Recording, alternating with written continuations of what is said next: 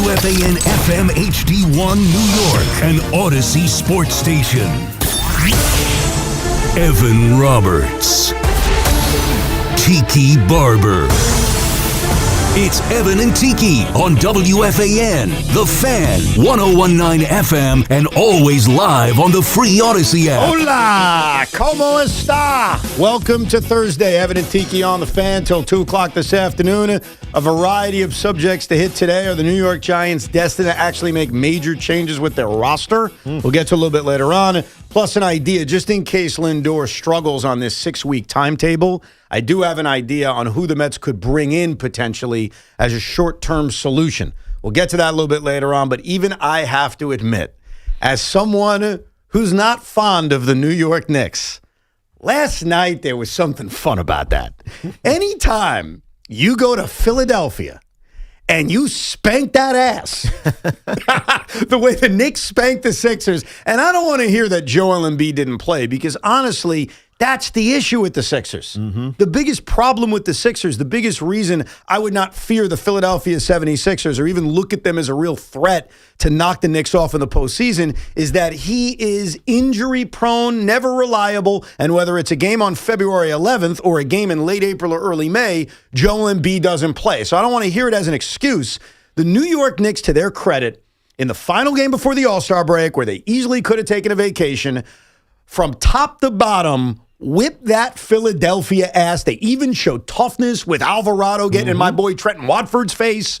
It was just all around. I got to hand it to you. It was all around a good night if you're a Knicks fan. Yeah, even Kat probably heard us talking about him last night. Went through contact, got to the rim, didn't bitch and moan about it, just played hard-nosed basketball, which is what you expect from this team. But again, you could have seen this coming from a mile away. This is what Mike Brown's teams feel like this year. At some point, you're going to get these confounding letdown games against opponents who they have no business losing to, like the Indiana Pacers, like the Sacramento Kings, whenever that was 2 or 3 weeks ago. And then they turn around and then they destroy the other inferior opponent, like the Brooklyn Nets, like the 76ers without Joel Embiid. This team is potentially great, but also so grossly inconsistent, it's frustrating for a fan. Yeah, and a lot of what you said, I do want to get into, and I want to ask for just one day only, a one-day-only favor. Because I do believe in sports, when we move on from people, whether it's athletes or coaches, we talk about it, and then we move on. Like I even made the declaration yesterday when it comes to the first baseman of the Orioles, I'm not going to talk about him anymore. PA-20. Well, I'm going to call him Baby Bird. That's the name I'm going to call him. Baby Bird? Yeah, he's a bird. He's a baby bird. What? I don't know. He's an Oriole? Whatever. Do you feed him with your mouth? My point is, I'm no longer harping on him, okay? And I know that that would be Pete Alonso for those who missed this show. You're allowed to say it. I'm not saying his name anymore. For one day only, and the reason I say today is the day to do it is because we are at the All-Star break. We're at the halfway point. I think today is a fair day to have a discourse around Tom Thibodeau versus Mike Brown. I do.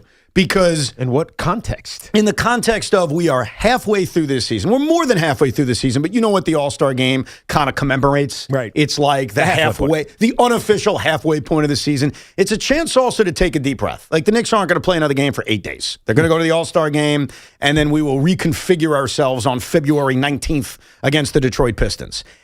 I was in favor of this move of getting rid of Tom Thibodeau. A lot of people listening were not. And I think that it is unhealthy to go through an entire season saying, Tom Thibodeau would have done this or Tom Thibodeau would have done that. But I do think for one day only, and that is today, because we are at that unofficial break of this season, I think it's fair to look at the differences between Tibbs and Mike Brown. And even though it will all be determined by postseason success, we know that. How do we feel about it? Like, are we as Knicks fans, especially those that were against the move, watching this team, okay, you've gotten a chance now to watch them play 55 games. 55 of 82, more than half. You've watched a lot of these games. You very quickly described some of the negatives, some of the positives. Do we feel, Knicks fans, in a better place with Mike Brown as the head coach? Do we feel like we're in the same place with Mike Brown as the head coach? Or do we feel worse? And I do think for one day only, because I don't think Tom Thibodeau's name should be mentioned much more after this. Yeah. But I think today is a fair day to do it, knowing we do have a break in the action, if you will. And then at the end of the season, absolutely based on the results. But how do we feel? And how do you feel? Like right now as we sit here, Do you feel better about this team, worse or the same? Well, I feel better only because I feel like there is depth on this squad now that I can believe in at some point.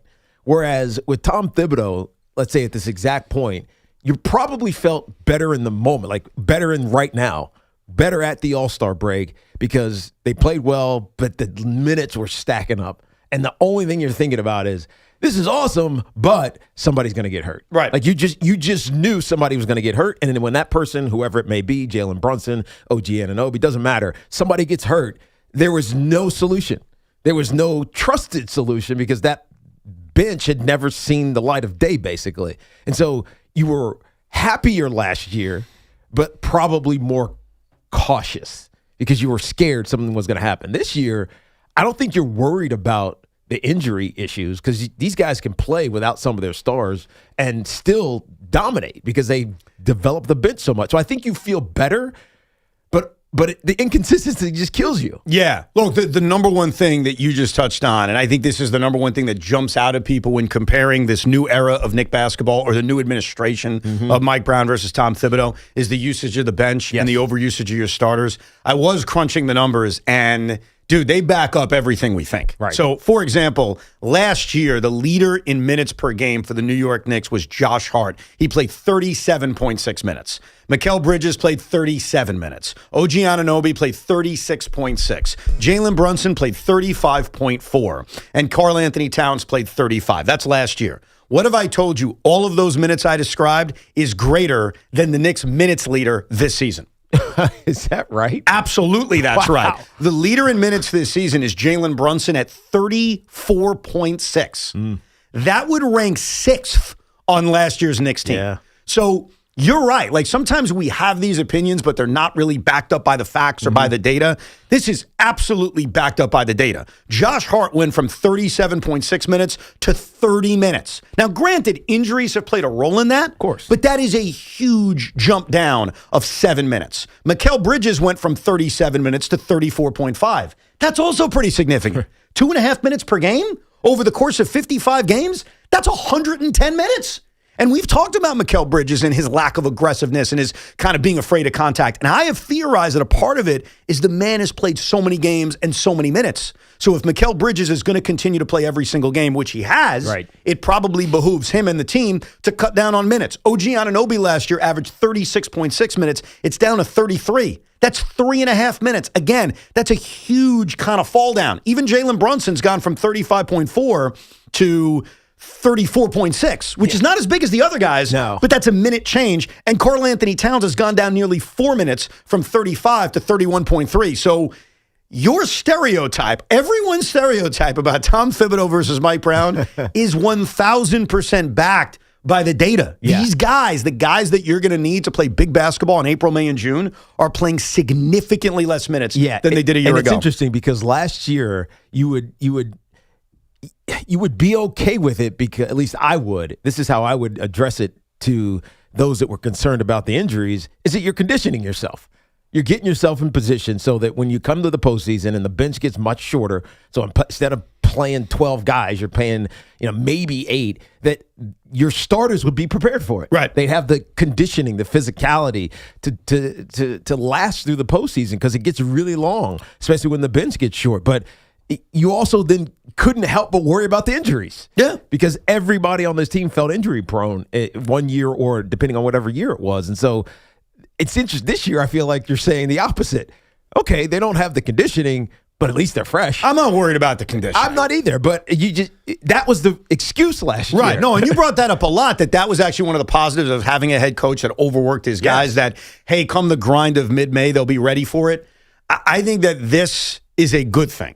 Now, it doesn't mean guys won't get hurt. Guys can get hurt. It's basketball. Right. It's sports. You look at OG. He's got, what is his toenails? Right. His toenails fall off. We haven't seen him in a week. Right. Like, it does happen. And the Knicks have dealt with injuries this season. I mean, we talked about Josh Hart, who's had various injuries, the OG Anunoby injury, Karl Anthony Towns has missed time here and there, Jalen Brunson missed a handful of games. So it's not as if you're going to eliminate injuries.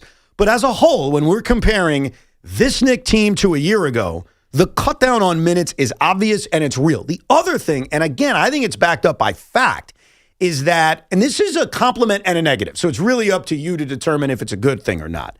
I believe this team this season has had more bad losses, more unexplainable, inexplicable losses than last year's team. And I think Indiana the other night is a great example of it. Yeah. And I went through last year's schedule just to back up my stereotype. And it's kind of true. Like, they didn't have a lot of bad losses last year. With that said, do you remember what the biggest critique of the New York Knicks last season was during the regular season? And if you don't, I'll remind you. No, tell us. They couldn't beat good teams. I was going to say, they couldn't put away big teams. The Oklahoma City Thunder can't beat them. The Boston Celtics can't beat them. That's not true this year. Now, the Pistons, sure, they have not played well against Detroit. No one's going to deny that. The Pistons have had their number. But what about what they've done against Boston? What about what they did against San Antonio? Like, they've played well against really good teams. Denver, they took them to overtime and won the game. Absolutely. So I think what we've seen from this Knicks team compared to last year through the first 55 games is that I think the ceiling is higher, but the basement is lower. Like, when the Knicks have played bad, like the other night, it's worse than what we saw with Tibbs, but I also think the best of the New York Knicks has been better than what we saw with Tibbs. Do you think that that's just a random Wednesday motivation factor?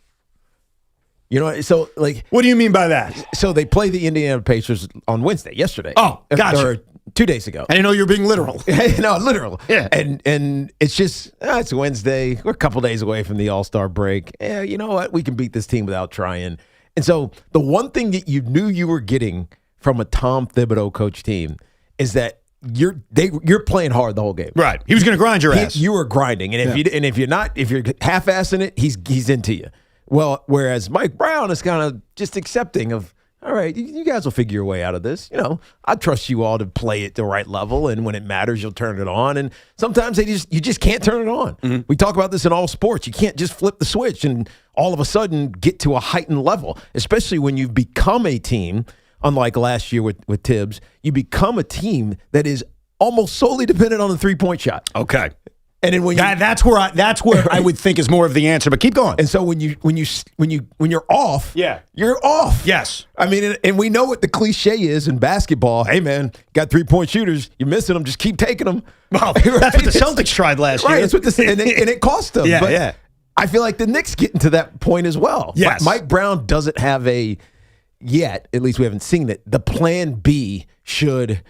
We start shooting 28 to 32% from three-point range. There's no plan B. But do you agree that over the course of these 55 games, and I know, Knick fans, that the ultimate judgment is going to be the postseason. We all know that. Right. They have to go further than they went last year. That's going to be the ultimate judgment on Mike Brown versus Tom Thibodeau. All you can do in the middle of February is look at what we've seen so far. Would you agree with my assessment that the bottom of the Knicks so far this season has looked uglier than the past? Yes. But the top of it has also looked better? Yeah. Like last night. Because they scored 140 points last night. No, I know. The best of them has been better. And I think, like you mentioned, Tom Thibodeau grinding the guys out on why there weren't as many bad nights. I think that plays a role in it. Of course it does. I don't want to dismiss that. I think that's part of the value of Tom Thibodeau. Like, I'll make this very clear as we do these comps. I think Tom did a great job here. Just because I thought the Knicks were wise to move on from him doesn't mean he didn't do a great job here and get the most out of these guys for a time. But I think that what the ultimate goal is to go beyond that. So I will give Tom Thibodeau credit that maybe they don't have as many losses like the other night against Indiana with him because of his style and because of the minutes he's asking his players to play, or maybe the grind that he puts them on. But I also don't think we've seen the best of it. And I do think a part of it is the three-point shooting. Like, the Knicks have played 31 games this season in which they have shot at a higher percentage than their opponent from three, and they're 28-3. And when they get outshot by their opponents from three, they're 7-16. Yeah. Like, there's a clear line of demarcation. And when you're taking more shots, which they are this season as compared to last, you put yourself at the mercy of, if these go down, like last night in Philadelphia when Jose Alvarado is making 153, you look better. Versus those nights when you go 7 for 40 and you look like crap. I do think that plays a role in it. Yeah, it does. But ultimately, that's philosophy. Yeah, and it's a different one. Yes. But ultimately, like, when I squint my eyes, and I'm going to include the defense in this, I think the best of the Knicks this season has looked better than the best of the Knicks last season. Defensively and offensively. Yeah, no, I think you're right about that. Yeah, you're right, because the commitment to ball movement and finding the open shot, save when Jalen Brunson gets into his ISO mode. But for the most part, you saw this early in the season, the ball movement is exceptional. And it's always the right pass and the right shot. And then defensively, there's a hustle effect that I think you get from new additions like Alvarado, but with Mitch being healthy, like there's a different level of defensive accountability, I think, but it wanes. And that's the issue. Yes, it does wane. Like, you have to look at, okay, what does it average out at? And here are just the numbers, to be fair. At the All-Star break last year, the New York Knicks were 36-18. At the All-Star break this year, they're 35-20. So they are a game and a half behind the pace of last year's team, just based on wins and losses. But what if I told you their defensive rating is better this year than it was last year at this very time? That's right. And you feel that because there's certain games where they do it right. And that's the part of me that looks at this move. And again, it's going to be determined by postseason success. We all know that. But as we sit here today, I can't tell you what's going to happen in April, May, and June. Nobody can. But what I can tell you is I feel like the ceiling of this basketball team is higher right now in the Mike Brown administration than it was with Tom Thibodeau. And I know we love Tom. We all appreciate Tom. But tell me if I'm wrong, Knick fans. Like, do you agree with that? Disagree with that? Or does it not even make a difference to you? I mean, I'm sure there's some Knick fans who are like, I kind of feel the same way. 888-808-1019. The other statistical difference is the attempting threes that we talked about. Last year under Tibbs, they attempted 34.1, which was in the bottom half of the league. This year, it's a shade under 40 at 39.8. They are attempting nearly 6 threes more per game this season than last season. And they're shooting at a clip that's also a little bit better. Like last year, they shot 37%. This year, they're right at 40%. Right. So, which is great. It's amazing. Like, you're taking more and you're making more. So I get the record and I get the badness of the losses. But I actually feel a lot better about this team than last year. And a part of it's the competition. I admit that. Like, the Boston Celtics last year felt like the boogeyman. The Cleveland Cavaliers, at least in the regular season, put a lot of doubt in your mind. This year, Boston has a lot of questions about Jason Tatum's health as well as they've played. Detroit is the new boogeyman. Nobody believes in Cleveland. I mean, there's not a Knicks fan alive. Even though they've won 5 in a row. Doesn't matter. It really doesn't. I think it's a combination of two things. It's A, their postseason failures, but B, no one believes in James Harden. Yeah. So fair or not. In the postseason. He's going to be a great regular season player always. Yeah. It's always what he does in the postseason. I think the only team that really Knicks fans fear, and I think they're overrating it, is the Detroit Pistons. And I get why. Because they've whipped your ass in the regular season. But as we learned last year with Boston, we learned it last year, and I hope people remember the lessons of it. Just because you get beaten in the regular season and just because you whip a team in the regular season doesn't mean that's going to translate to the postseason. All right. So as of right now, Tiki Barber, as an IBO, 35-20 versus 36-18 as we sit here at the All-Star break. Do you feel better about the New York Knicks heading on that freight train towards the playoffs this year versus last year? Better, because there's more people I can count on. I'm not depending on Jalen Brunson being the clutchest player in the NBA. That's what it felt like last year. Yeah, but do you also feel better about Karl Anthony Towns this year versus last year? Well, statistically, because that's where the variation statistically he's having a worse year. He is. And I feel like Mike Brown doesn't like him. Yeah, no kidding. And so I worry about it, but I can't let it bother me. It's that kind of situation. It's ultimately going to be on Cat. Does Cat want to be what Mike Brown wants him to be? And if he buys into it, he'll be fine, and the Knicks will be great. If not, and he bitches and moans like he does to the officials in the middle of games, then it's going to get ugly. The other thing that I really think benefits the New York Knicks, and this has nothing to do with Brown versus Tibbs because it would have been the same thing anyway, is I love the experience that you gain by losing. I really think that helps, not only in sports, but in the NBA. And that's been one of my critiques of Detroit, that this is new for them. They're having a great regular season. I can't take anything away from them. They had their one defeat a year ago to the New York Knicks. They don't have the battle scars of the postseason. This team does. Right. This team knows what it's like to lose an absolutely brutal game one at Indiana, be chasing the rest of the series, and lose a series to the Indiana Pacers. They know it. And for a lot of these guys, they know about a year earlier in losing to attrition in the Indiana Pacers. And some of these guys know about a year earlier in losing to the Miami Heat. I think there is something to be said about the experience of losing. And the Knicks have that. Right. The Celtics have that. Detroit does not have that. Not yet. We'll get to your calls coming up, 888-808-1019. And how crazy was that road crowd last night in Philadelphia? If you missed it, we'll show you some examples of how Knicks fans and New Yorkers completely took over the city of Philadelphia. 888-808-1019. We're live from the Town Fair Tire studios, powered by Town Fair Tire. Nobody beats Town Fair Tire. Nobody. Listen up, guys and gals as well. It's time for a healthier you. My good buddy John Gallucci Jr., CEO of JAG Physical Therapy, always tells me how important it is to focus on your biomechanical chain to reduce injuries. Now is the time for you and your loved ones to turn to JAG to get stronger and function at a higher level. Their dedicated team of physical therapists at JAG Physical Therapy will develop a plan specifically for you to help prevent injuries. And if you have an existing injury, their expertise and commitment will help get you back to the life you love. Schedule your appointment today at jagpt.com. That's JAGPT.com. And this portion of the program is sponsored by Ray Catena Mercedes-Benz of Edison. Mercedes-Benz of Edison is more than a dealership. They're a luxury destination where exceptional vehicles meet exceptional people. It's why Cars.com named Mercedes-Benz of Edison the top Mercedes-Benz dealer in the U.S. for 2025. Discover yours at RayCatinaEdison.com. This week on The Fan.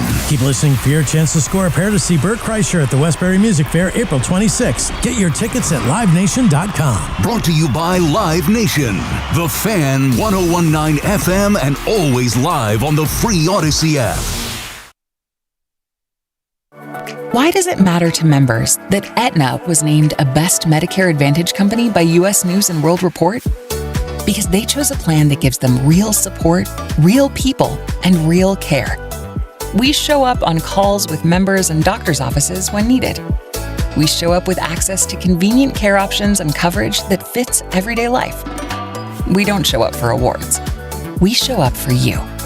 And showing up for you is how healthier happens together. Diving for that grounder got you grounded? Oof. We've got specialists for that. Layup? Take you down? We've got specialists for that. With 45 Castle Connolly top doctors, Orland & Cohen specialists are considered among the best in the nation by their peers, which can mean a better outcome for you. From Staten Island to Southampton, our network is open 7 days a week, so you can feel better, faster. Visit OrlandCohen.com. Hey, it's Tiki. Even at 50 years old, I still train hard, and recovery matters. That's why I use GAT Sports' new creatine chews. No powder, no mess, no shaker cups. Just great flavors like grape cotton candy, lemon lime, and my favorite, fruit punch on the go. 5 grams of creatine per serving. Save 30% off your first bottle at GATsport.com with code TIKI30. That's GAT Sport.com with code TIKI30. GAT Creatine Chews. Fuel up, compete harder. Let's go. Big news! Boiling Bay, the seafood sauce and seasoning brand, has officially signed with Range Me to get our sauce into supermarkets nationwide. But to make it happen, we need your help. From February 10th through February 28th, we're hosting Sauce Month, a community fundraiser to fund mass production. Our goal? Sell 3,000 bottles to secure this deal. You can support by purchasing our 1-pound seafood boil sauce today. Every bottle helps. If you believe in small businesses, hard work, and community support, visit BoilingBay.com. That's BoilingBay.com. When equipment breaks down and operations come to a halt, every single second counts. So why is your maintenance team spending 60% of their time doing anything but turning wrenches? MaintainX is the AI-powered maintenance and asset management system that helps your team get back to actually fixing breakdowns. No more searching for manuals. No more hunting down parts. No more drowning in paperwork. With MaintainX, your team can access manuals from anywhere, create new procedures in minutes, and turn voice notes into clear and complete work order feedback. What used to take hours now only takes minutes. Keep your operations moving, not your paperwork. Join over 11,000 maintenance teams that are already fixing more and filing less. Try MaintainX for free today. Go to maintainx.com/AI. That's maintain and the letter X.com/AI. At Target, we're unlocking all the feels this Valentine's Day. It's the perfect time to spread extra love and spoil everyone on your list with unforgettable gifts. First, give a cuddle-worthy surprise with the cutest plush toys, or get party ready and treat yourself to stylish women's dresses you'll heart. Both 20% off. Then dive into the ultimate cozy celebration with your faves with 30% off select women's pajamas. There's something sweet for all your special someones, even you. Find Valentine's Day gifts for everyone at Target. Every morning, we rise and shine, make breakfast, and brush away the night's rest. These routines help us start the day off right. Nature-Made vitamins are a simple step in that daily care regimen.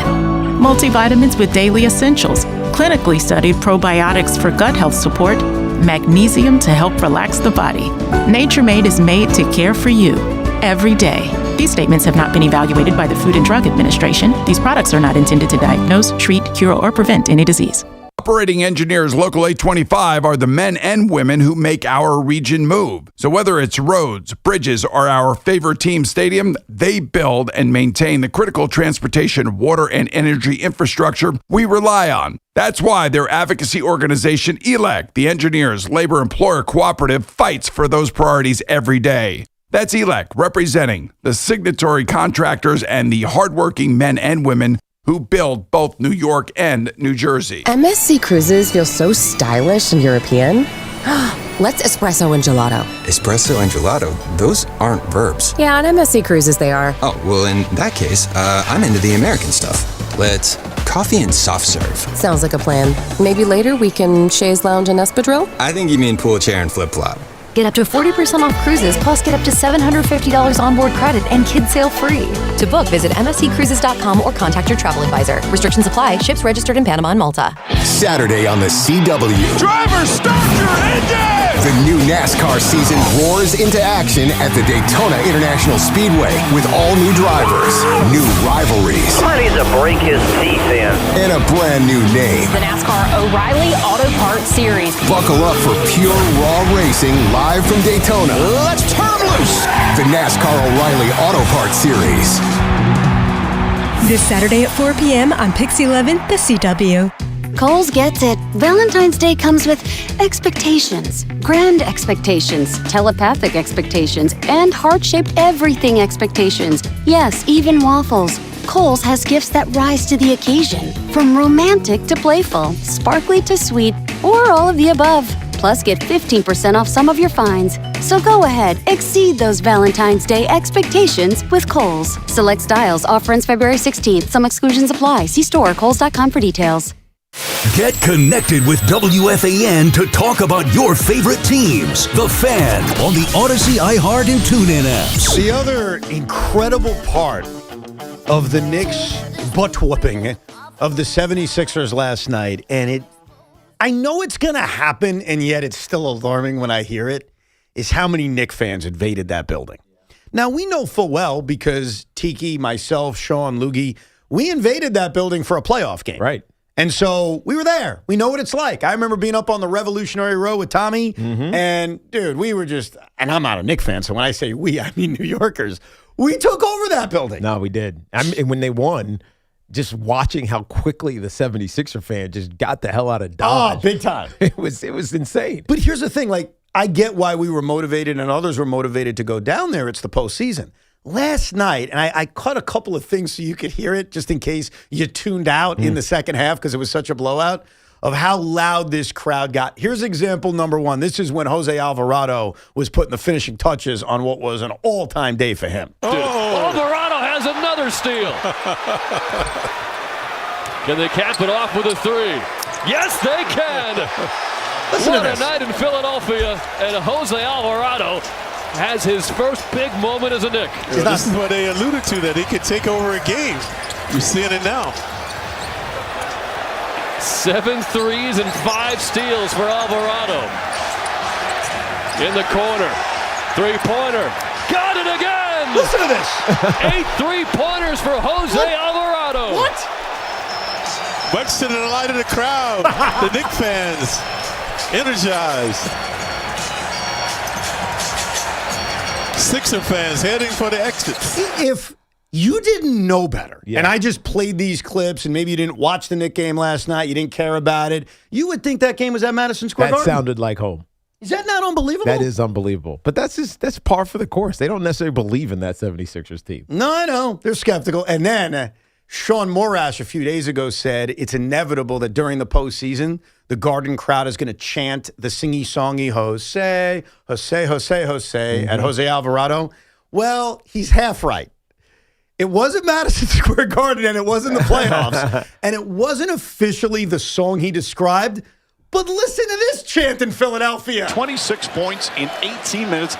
He's got 4 assists. He has 3 rebounds. He has 3 steals. Chance of Jose, Jose here in Philadelphia for the backup point guard of the New York Knicks. I'm honest. It's very rare that I'm genuinely happy for a player. This right here, he should just pull up and just shoot it. That's Richard Jefferson. Right. So it wasn't the singy-songy Jose, but in the city of Philadelphia, not only did you Knicks fans, take over their building, you were chanting at the top of your lungs, Jose, Jose. Jose, because the sing-songy that's soccer. That's what soccer crowds It's also do. Jose Reyes is a Met. I know, but it's also what soccer. Ole, ole, ole, ole. Yes, it is a takeoff on that. It's a soccer thing. Yes. Basketball fans aren't going to do that. I do think, though, that, Sean, I give you half a victory on this. No, you do get half a victory. And my only point you was... may get 3/4 of a victory. My point was New York fans have done it. That was all. Well, they took over Philadelphia in day 2 of Jose Alvarado and started chanting his name. And let's not forget, New Yorkers took over Boston on Super Bowl Sunday, too. So this is twice in a week. No, I know. It really is impressive. And it got me thinking as I was watching the end of this game and the Nets game. Thank God they blew their game that they played. Satisfyingly going on the road and watching victories. Like, I went to Philadelphia for Mets Phillies in the playoffs. We lost, so I didn't get that satisfaction. I've been in Philadelphia for regular season games. Not the same satisfaction. I've been in Philadelphia for a Nets playoff game. We lost both times. Right. No satisfaction. Far and away to me, like the most satisfied I've ever been in another person's building was going to Foxborough for Jets Patriots in the playoffs. Like, that was the epitome of it. But there is something very cool for those that have not done it, even in the regular season, in going to someone else's building, not only taking over their building, but that walkout. Like, when you walk out of that place as a victor, especially with what the Knicks did last night, they beat them by 50. It was embarrassing. Like, walking out of a building, it's one of the great feelings one can have in sports. So I know Knicks fans, you've been doing a lot of it. If you're a Giant fan this season, take a look at road trips. Jet fan, don't bother. We suck. Now, do not even try it this year. But Yankee fans, Met fans, dude. Right. That is my advice to anyone out there. At least try to do it once. I'm going to try to take some road trips for the Giants this year. Are you, though? Yeah, I am. Because I think they're going to be good. Where do they go on the road this year besides the division stuff? We know about Philadelphia. You won't do that. Seattle, L.A. Seattle, L.A. Yeah. You don't get any satisfaction out of L.A., but the problem with L.A. is it's a pain in the butt to get back. Yeah. I don't want to stay out there and do our radio show. So I won't go to L.A. It's too far. L.A. is out. Seattle is out. It's got to be a place where there's satisfaction upon beating them. The answer is Philadelphia, but you don't have the balls. Yeah, I do. Yeah. I mean, I'll be in the suite. I'll be in the box in the media suite. That's not the same. Well, I'm not going there to watch the game. I'm going there to do the job. I know, then it's not the same. I've walked out of Dallas after a loss, this year after Washington after. I've seen too many of these. What are the other road games besides Philly, Washington, and Dallas? You got Seattle, you got LA. What else? The Lions. Okay. Oh, Detroit. Yeah, that's the one. Detroit. Okay. That Schmelk and I were talking about going to. Oh, really? Texans and Colts. Because it's Dan Campbell. Yeah, no, I get you. Texans and who? Colts. Daniel Jones. Honestly, it's got to be Philadelphia. It's got to be Philadelphia or Detroit. Well, speaking of Detroit, I understand that Tommy isn't on our show anymore as the crazy Knick fan. But remember, I am the guy. I don't just talk it, I do it. We go to big games. Yes. So I fully expect we will be in Detroit at some point this spring. So just be ready for that. Okay. Are you coming too, Sean? I'm in. You're in? Does Tommy still believe that this team is full of dudes, dogs? Yeah. Do damage? Oh, absolutely. Yeah. And if he doesn't, we'll never know. Yeah. I will invite Tommy to join us on these trips. Like, when we do, I'm not even going to say if. When we go to Detroit for Knicks Pistons, I do think we should invite him. Like, I enjoy going with him and seeing his disgust if the Knicks lose, and even his excitement if they win, Because otherwise, it's us three going to Detroit for Knicks Pistons, and you're a pseudo fan, and Sean and I hate them. Right. Well, at least we won't feel guilty like the Sixers or Celtics. But that's going down, so just be ready for that. Tell your wife ahead of time. I'm sure I'm home more now. She's happy to get rid of me. The only question I have that you guys have to decide is, I'm a big let's drive to Detroit kind of guy. No, thank you. Okay, so that's already been ruled out? Yeah, no, not a chance. Okay. 0%. And you know what's crazy about Detroit? And we'll get to your calls in a second. There won't be a lot of Knicks fans there. And it's not because you guys won't travel. It's not because you're afraid.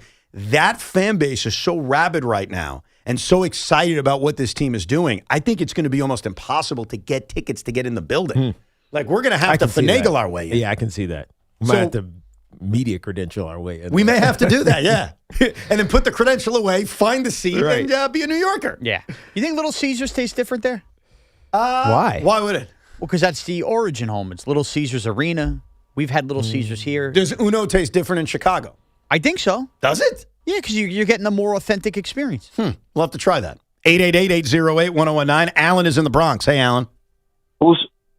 Hey, what's going on, guys? Good morning. What's up? I just wanted to talk about the minutes played. Yes. I just think it's so super overrated. Why? Because if a guy plays 40 minutes a night, half the time he's not even playing hard. Yeah, but I don't think that applies to the guys we're talking about. I understand your overall assessment maybe of the NBA, but Josh Hart, you don't think he plays hard? Mikal Bridges? Yeah. You don't think he plays hard? OG Anunoby, and those are the guys who played the 3 most minutes on the New York Knicks last year. Are you honestly saying those 3 players I just mentioned don't play hard? That's not true. So if you want to nitpick other players and other rosters and other teams and say it doesn't matter, that's fine. If you watch the Knicks every day, a credit to those guys, they play. Right. Even Brunson plays hard. Now, he doesn't always give great defensive efforts, but he's always playing hard. Absolutely. Let's go to Keith in Queens. What's up, Keith? Hello, Keith. Hey, Keith. Hey, what's up, guys? Sorry about that. Evan, I will tell you, I am like one of the 10 Net fans in New York right now, probably, along with you. Yeah. And I want to talk to you because I think right now there's a really good stretch coming from Nolan Traore, one of the rookies. Yes. Want to get your opinion on who you are excited to watch more, because I know Joman obviously had a really big start to the year. Traore is kind of growing now, and you got to let it impact your thought on any of the guards in the draft now that we have a bunch of guards that we drafted last year. Right. First of all, The Nets still in the league. Sorry, I just needed to do that. I'm most excited about watching Nolan Traore right now because I feel good that Joman's a player. Yeah. I do. And I want to see him as he continues to grow, especially next year with what I'm hoping is a better roster. Traore was non-existent to begin this season. He was in the G League. He didn't play. He didn't get minutes. And over this last 10 to 12 game stretch, he has been very, very impressive. His vision is awesome. Like, he can really run an offense. So if you're asking me who I'm most excited to watch right now, it's Traore. And the kids that they have right now has zero bearing on what I'm drafting next year. Assuming the Nets are fortunate enough to pick in the top 4, it is a clear best available player. If you think Darren Peterson's going to be the best player in this draft and you're lucky enough to have the balls go your way and you're picking one, I don't care what games he's sitting out in college, you take him. Quickly do your draft simulator where the New York or the Brooklyn Nets be drafting this year. Oh, geez. Because there's a lot of teams that are in the mix here. Yes. Indiana Pacers obviously are up there. So right now, the Wizards. Right now, the Nets are 5th at 15-38. Last night was a monstrous loss to the Pacers. Nice. They still are kind of even with them right now because the Nets are 15-38. So Indiana's 15-40. I'm going to. Okay. I'm just setting it up. Setting it up? Go ahead. Yes. So right now, the Nets are 5th. And before I hit the simulate button, I want you to know that a top 4 pick is basically winning. When you look at DeBonsta and you look at Peterson and you look at these other... These are the kids coming out. Caleb Wilson. Yeah, you look at the top 4 guys. Cam Boozer. All freshmen. That's right.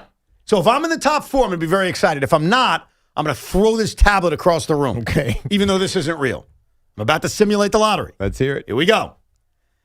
The Brooklyn Nets are picking 4th. Nice. All right. Who won? I don't want to tell you. If I told you who picked number 1, you're going to get pissed off. Go ahead. The Dallas Mavericks. No, how that? What? Come on. What did they do this year? They didn't get rid of anybody conveniently to L.A. so they'd be relevant. And Cooper Flagg looks like the guy. I know. And they got Kyrie coming back next year. Yeah. So Dallas jumps from, I think, 7-1 on my lottery sim. Let's go to Mario in Long Beach. Hey, Mario. Hey, Mario. Hey, what's going on, guys? How you doing? All's well. What's up? Yeah, so I was looking at the minutes while I was talking about minutes played. Last year, you know who led the league in minutes played? Kevin Durant, who's an old guy. Yeah. So I think it's really blown out of proportion. If you're talking about minutes, you take 3 minutes off, and you're right in the middle of everywhere. Now, I've listened to many times, those guys talk on their podcast. Hold on one second. How did Kevin Durant's team do last year? Like, how deep was their playoff run since he played all those minutes? But I'm saying how many minutes he played. He's an older guy. I mean, if that was an issue, he would have sat a little bit more. No. There's a reason I brought that counter up. And what I'm trying to tell you is that the Phoenix Suns didn't make the playoffs last year. Yep. They finished 10 games under 500. That was the point I was making. He didn't want to answer it. The reason they didn't care is because they needed every freaking minute of Kevin Durant to try to make the playoffs. Right. Comparing that or in any kind of correlation to the Knicks is a completely unfair comp because the Knicks are a playoff team. Right. They were comfortably in the playoffs, and they still grind the minutes into these guys. And by the way, you know why Phoenix probably did that last year? Because they knew they were going to trade his old ass. Mm-hmm. Like, why do you care?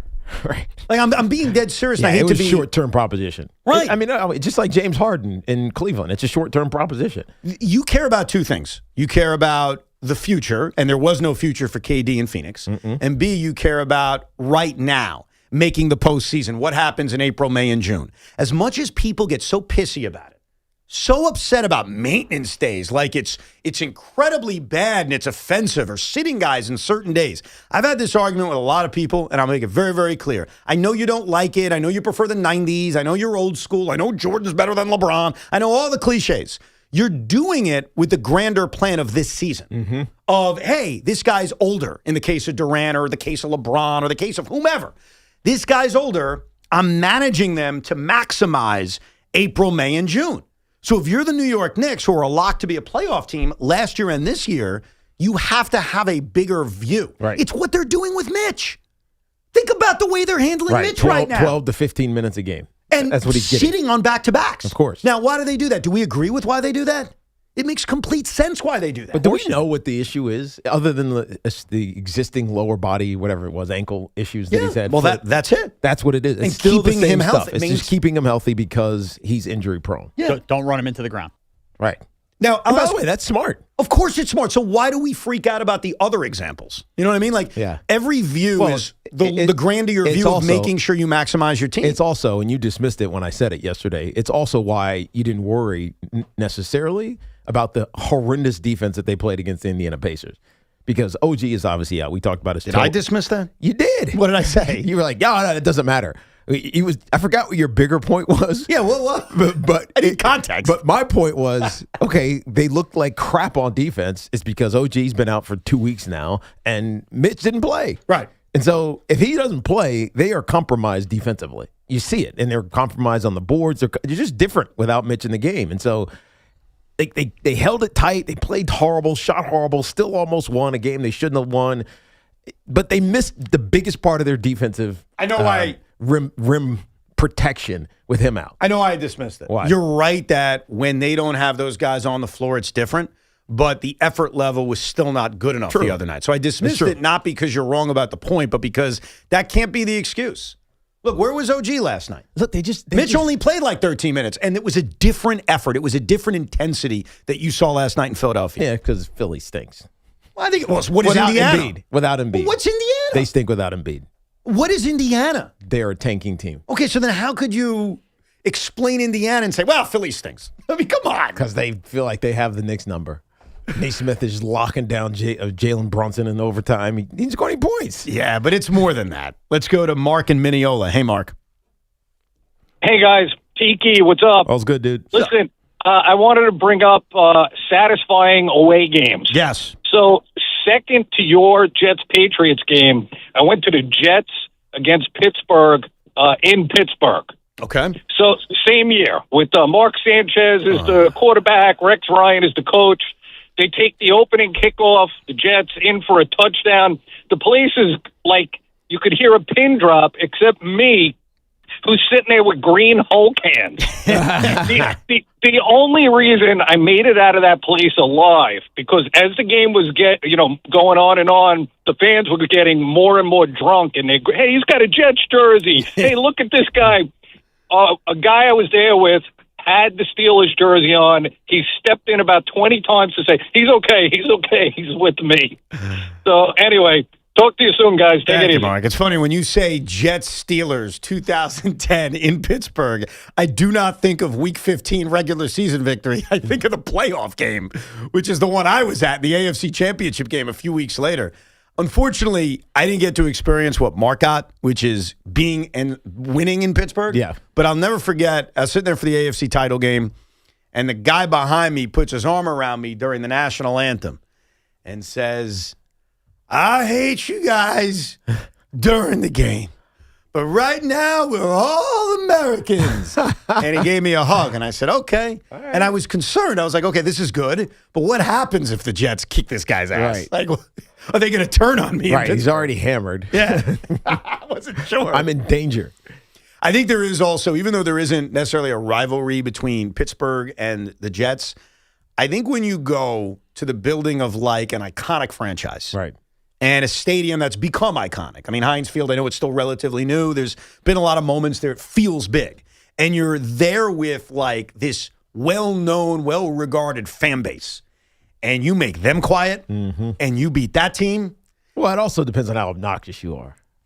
Do you think I'm obnoxious on the road? No, of course not. I'm quiet. No, you definitely are. I'm like a church mouse. Some Jet fans could be obnoxious. I don't know any of those.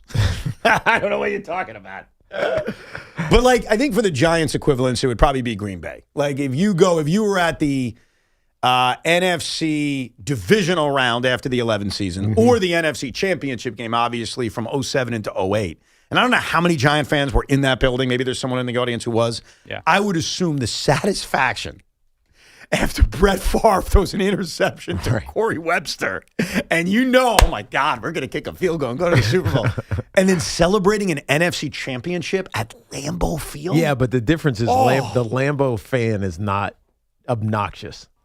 Like, they're not brutal. A lot of Giant fans say the Niner NFC championship because those fans are obnoxious. Oh, they are really? Okay. Right. The Green Bay fan is not obnoxious. That's like the famous, like the Giant fans leaving after 2011. It was like it felt great for them that they like got tormented all game More long. so than Green Bay because their fans are Midwest. Because what Tiki said, they're just so welcoming. It was like, oh shucks, good luck in the Super Bowl. I told you the story when I went there. I played there one time. I rushed for 180 yards. You're like, man, you played great today.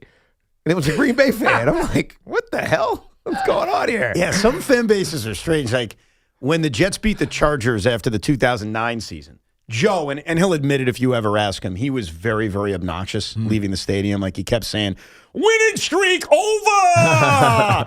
Overrated bums this team. Like he was really just destroying them. And I didn't really understand it. What a goddamn disgrace. Because I'm like, Joe, we don't even hate this thing. Right. And even as he was doing that, people came over to me and him and said, hey, best of luck next week. hey, good luck.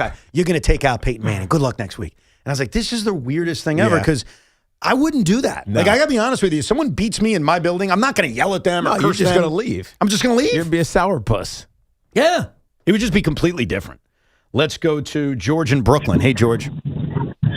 Hey, Camden Yards, Yankees win the pennant in, was it 98, Jeffrey Meyer? 96. 1996. 96. Yes. That wasn't trivia. That was just a lapse in memory. But it was great. It's all right. 2/3 Yankees fans. Rest stop on the way up. Bathrooms were just jumping. Yankees fans cheering. Happiest time. Top 5 of my life. That's a big. You know what? On so many levels, because I think we forget how good the Orioles were, how the Yankees weren't used to winning. I mean, this is 1996. They were ending their World Series drought of 15 years. Their last World Series appearance before that was 1981, which is like a generation ago. And to do it in this hard-fought, 5-game series, but hard-fought series, the classic Game 1, Bernie Williams, Jeffrey Mayer, Derek Jeter, and to do it in Baltimore, which, Teak, as you know, is like a hop, skip, and a jump. Yeah. That's easy. It's a train ride. It's simple. Oh, walking out of that building winning an American League pennant for the first time in 15 years. Sean, you were too young. How old were you in 96? 10. You remember it, but loved it. Yeah. You weren't experiencing being in Baltimore. Not in Baltimore. I wasn't several regular season season games. I was still at UVA, so it didn't mean anything to me. Yeah. No, I told you 96 was special. I was at the no-hitter. I was at opening day in the snow, but no playoff. And you know what? He hit on something. He totally hit on something because I can relate to this one. So leaving Pittsburgh after the Jets lost the AFC title game the next day, whenever Joe and I stopped at rest stops, you'd run into Jet fans. And it was like this, hey, yeah, I know. Can you imagine on the opposite end?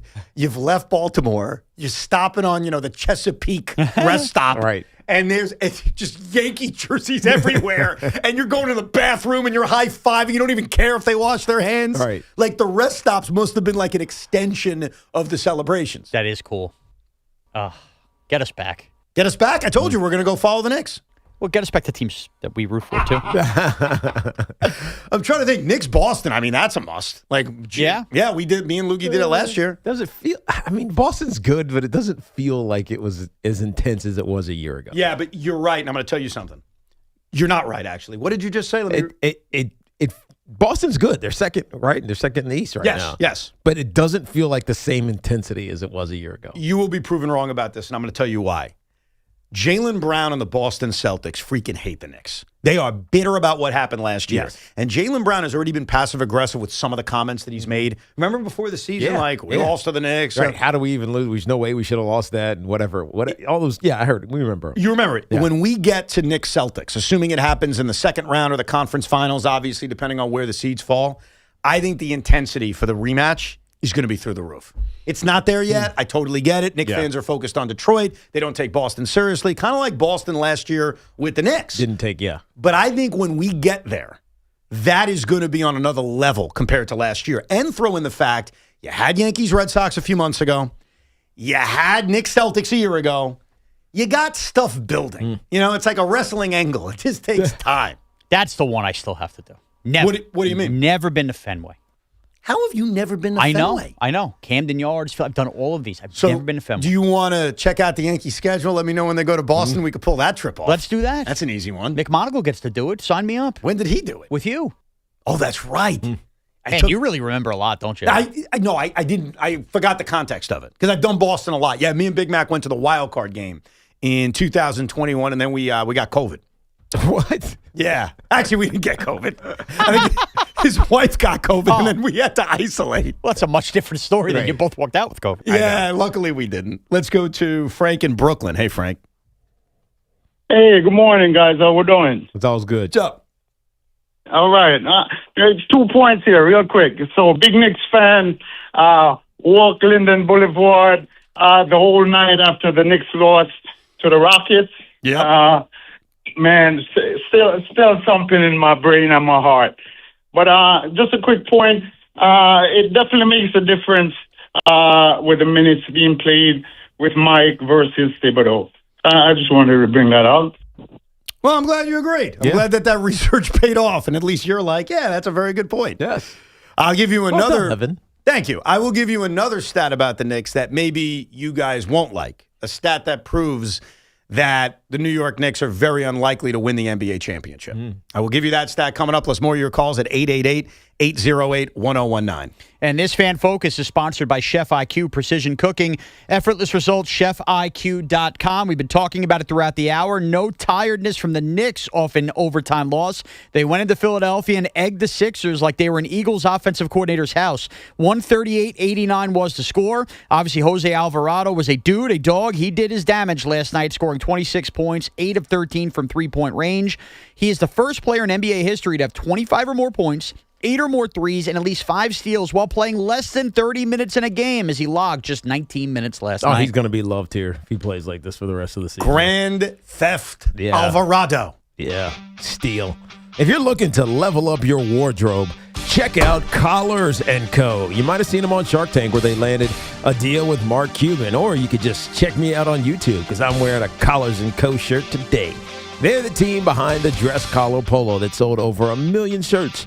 Now they've launched the Maverick Performance Blazer, and this thing is legit, sharp, lightweight, and completely wrinkle-resistant, making it perfect for travel. Just pack it up, and it comes out looking fresh. Plus, get smart features like security zip pockets, a sunglasses loop, or an optional pocket square. So hit up collarsandco.com. Use code TIKI for 20% off at collarsandco.com. This is an Odyssey Sports Minute It's not earth-shattering news to Steelers fans that a great number of Ben Roethlisberger's old teammates didn't like him, especially in his younger drink-like-a-champion days when he was rude to just about everybody. And this is what happens when you treat people poorly. It gets remembered, it gets called out, sometimes decades later. There's no statute of limitations on being a jerk, and Joey Porter just reminded us of that. I'm Chris Mack.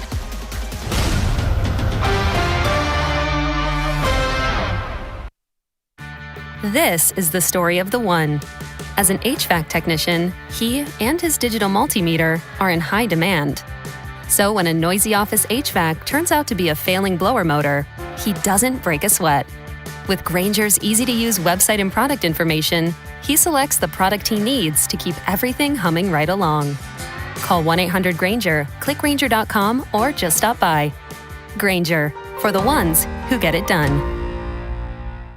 Tired of hearing scary radio ads about the IRS? Tax Relief Advocates is different. TRA is here to tell you that if you owe money to the IRS, whether it's $5,000 or $500,000, we have a solution. TRA can eliminate or reduce what you owe to the IRS with zero risk to you. If we can't reduce your tax debt, then you pay nothing. We have over 1,000 5-star reviews on Google and an A+ with a BBB. End your tax nightmare today by visiting TRA.com or call 800-575-6879. 800-575-6879. Oh, how's that flu, babe? Did you take Dayquil Intense Flu yet? Nah, I got this. Ugh, okay, I don't got this. You stay on the couch, and I'll grab the Dayquil. Undo your flu symptoms with Dayquil Intense Flu. Dayquil Intense Flu provides powerful relief of your flu symptoms. I'm ready for that to-do list. Wow, you do got this. Dayquil Intense Flu, the daytime coughing, aching, fever, under your flu medicine. Use as directed, keep out of reach of children. This is the story of the one. As an HVAC technician, he and his digital multimeter are in high demand. So when a noisy office HVAC turns out to be a failing blower motor, he doesn't break a sweat. With Grainger's easy-to-use website and product information, he selects the product he needs to keep everything humming right along. Call 1-800-GRAINGER, click Grainger.com, or just stop by. Grainger, for the ones who get it done.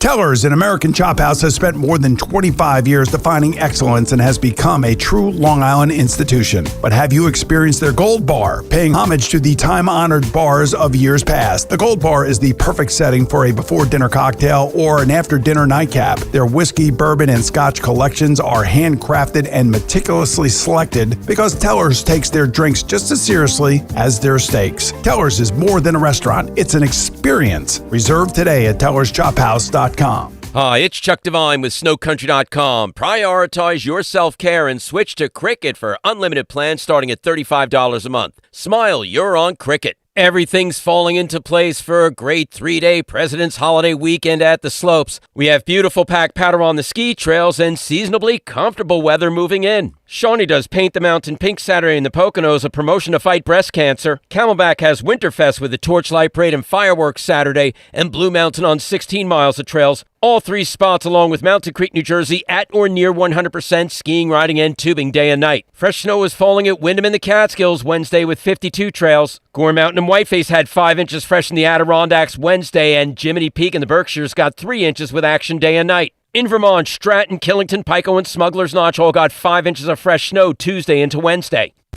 You don't just ski or ride, you dominate. At Killington, we fuel your adventure. Be the beast. Ski and ride Killington. This President's Month at Nielsen Dodge, fun is in the driver's seat.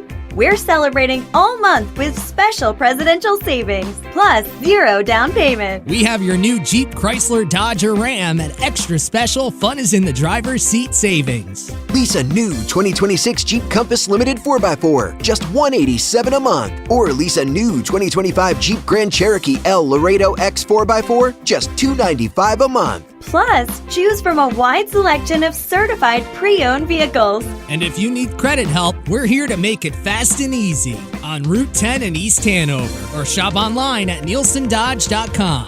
Proud member of the Nielsen Auto Group. At Nielsen, fun is in the driver's seat. President's Day sales event. Term 27 months to assign Compass 5782, Cherokee 5890 at tax tag 489 dock and DMV fees. Hey, did you know Verizon Home Internet covers more homes with faster speeds across the country than any other provider? Now you can get award-winning Fios Internet for just $20 a month for 3 years. Switch today and enjoy savings you can count on. Verizon Home Internet consists of Fios and 5G Home. Availability varies. Comparison based on FCC BDS data of home internet providers with download speeds over 50 megabytes per second, June 2025. Limited time offer for eligible new customers. Fios $20 per month plan with auto pay, mobile phone plan, mobile plus home, and bonus discount. Enrollment required. 3-year price guarantee applies only to the then current base monthly rate for Fios. Additional terms may apply. Hi, it's Sal Licata here for CertaPro Painters. You know, my home is a very happy place, especially when my wife is satisfied. And while that's not an easy thing for me to achieve, my friends at CertaPro Painters had no such problems. Big jobs, small jobs, the good folks at CertaPro Painters are at your service. If you've been putting off a painting project, give them a call at 1-800-GO-CERTA. That's CERTA with a C, and you'll see exactly what I mean. When choosing a painting professional, the choice is simple. Choose happy. Choose CertaPro Painters. Each CertaPro Painters business is independently owned and operated right here in our community. Schedule your free estimate online at CertaPro.com. I'm Bob Burke, founder and chairman of Burke America Parts Group, a family of brands that includes RepairClinic.com, an appliance and HVAC parts solution company that's grown into an international brand. Before AmericanEagle.com, we partially launched a new technology platform developed by another firm. American Eagle helped take our technology to a whole new level with digital marketing, software development, and business insights into our key markets, appliances, HVAC, and outdoor power equipment, and did so both on time and on budget. AmericanEagle.com has the resources, experience, and talent needed to produce solutions. Our new technology platform, developed by AmericanEagle.com, has produced tremendous results with higher traffic, conversion, engagement, and online revenue. If you have any home repairs you need to take care of, check us out at RepairClinic.com. If you need a world-class website or technology project, then I would highly recommend AmericanEagle.com. Call AmericanEagle.com at 773-NETWORK. That's AmericanEagle.com, 773-NETWORK. The home of New York Giants football, The Fan. Runs out of the tackle, down the right sideline, cuts inside at the 5, in for the touchdown!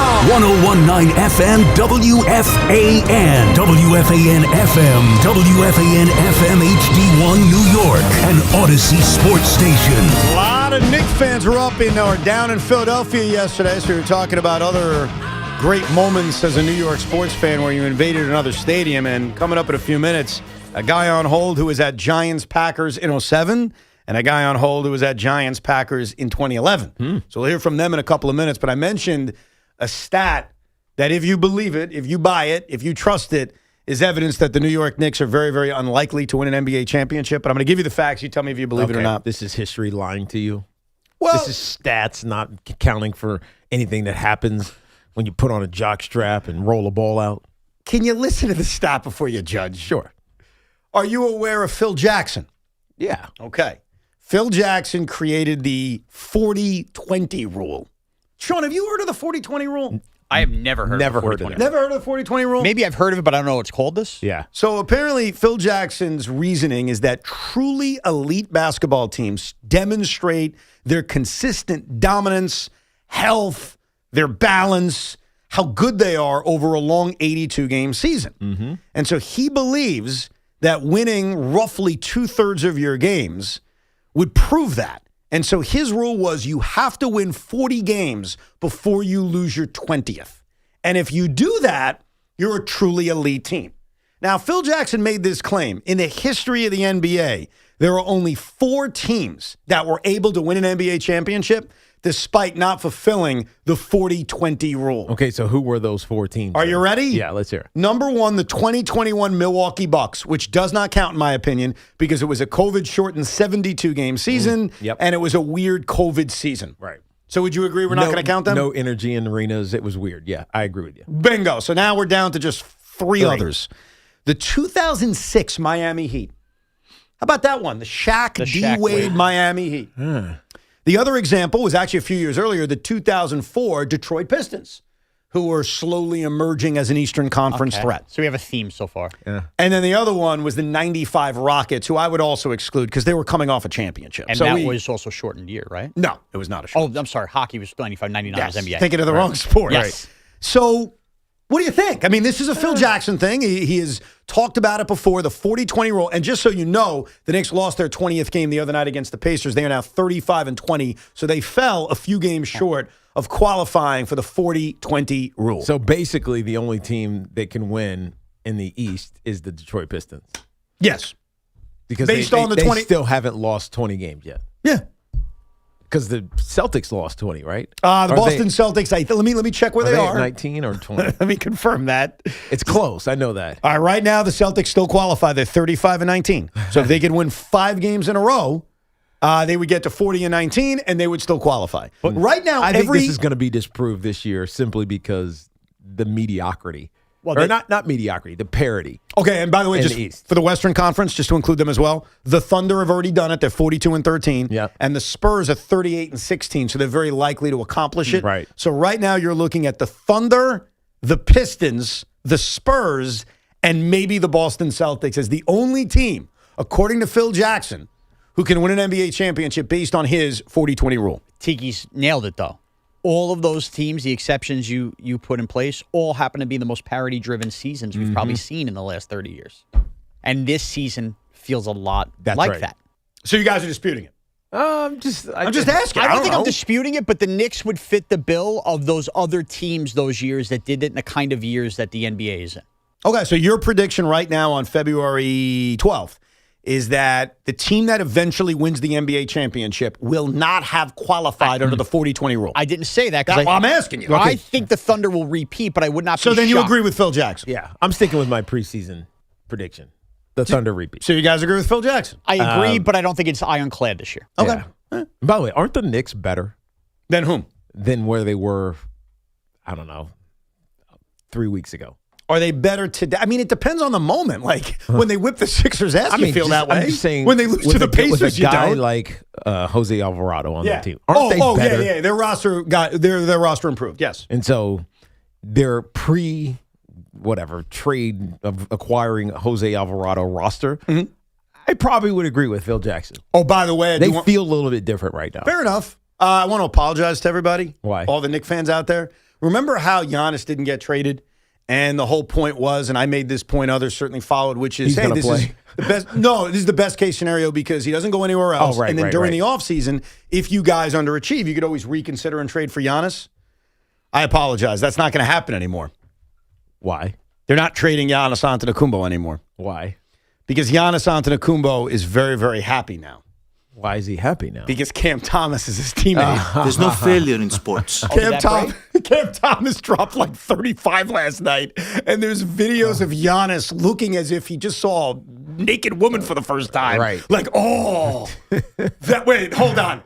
That's my teammate? There's no failure in sports. So Giannis is going to stay with the Milwaukee Bucks, and the reason is because the Nets waived Cam Thomas, and he picked the Milwaukee Bucks. So my bad. Good for Cam Thomas. Good for Cam. Nah, because he could have went somewhere and tried to win right now. Yeah. Instead, he went somewhere where he can win maybe next year and future years. No, he went somewhere where he could chuck up as many shots as possible. No, that's not why. Come on. Tiki. I like Cam Thomas. I really don't have any ill will towards him, but come on. He went there to win next year. No way he went there and said, there's nobody else going to shoot. I get to take all the shots. Why did he go there? Because what does that do for him? He's a free agent at the end of the year. Enhances his value. Does it? Yes. You see the Doc Rivers quote on him? What? I've had Jamal Crawford, I had Lou Williams, and now I have Cam Thomas. I'm telling you, Giannis is staying because of Cam Thomas. What does that mean? Means he's a great scorer. Yeah, great six-man scorer. Dude, that's how I envisioned Cam for a while. Like at first, yes, I thought, I got Melo. He's a superstar. But then I was like, man, in the right situation, he's Jamal Crawford, who had a wonderful NBA career. It sucks it didn't work out for my team, but it's one of those things where you know it's not working, so you got to break up. It's like a girlfriend or boyfriend where you're like, I don't hate this person. I don't dislike this person, but man, we got to break up. She or he would be so much better off with somebody else. A lot of girls said that to me back in the day. Let's go to JR in Somerville. Hey, JR. You thought Cam Thomas was as good as Melo? Oh my goodness. Anyway, how you guys doing? Oh, good. Yeah. The 40-20 thing may not matter because tanking has started earlier than any season I've ever seen this year. Great point, JR. And great point. And it's crazy. And also bad. load management. It's bad and disconcerting. Exactly. But why I called is, got to admit, Mike Brown is better than Tibbs right now. Better schematically. He handles the minutes better.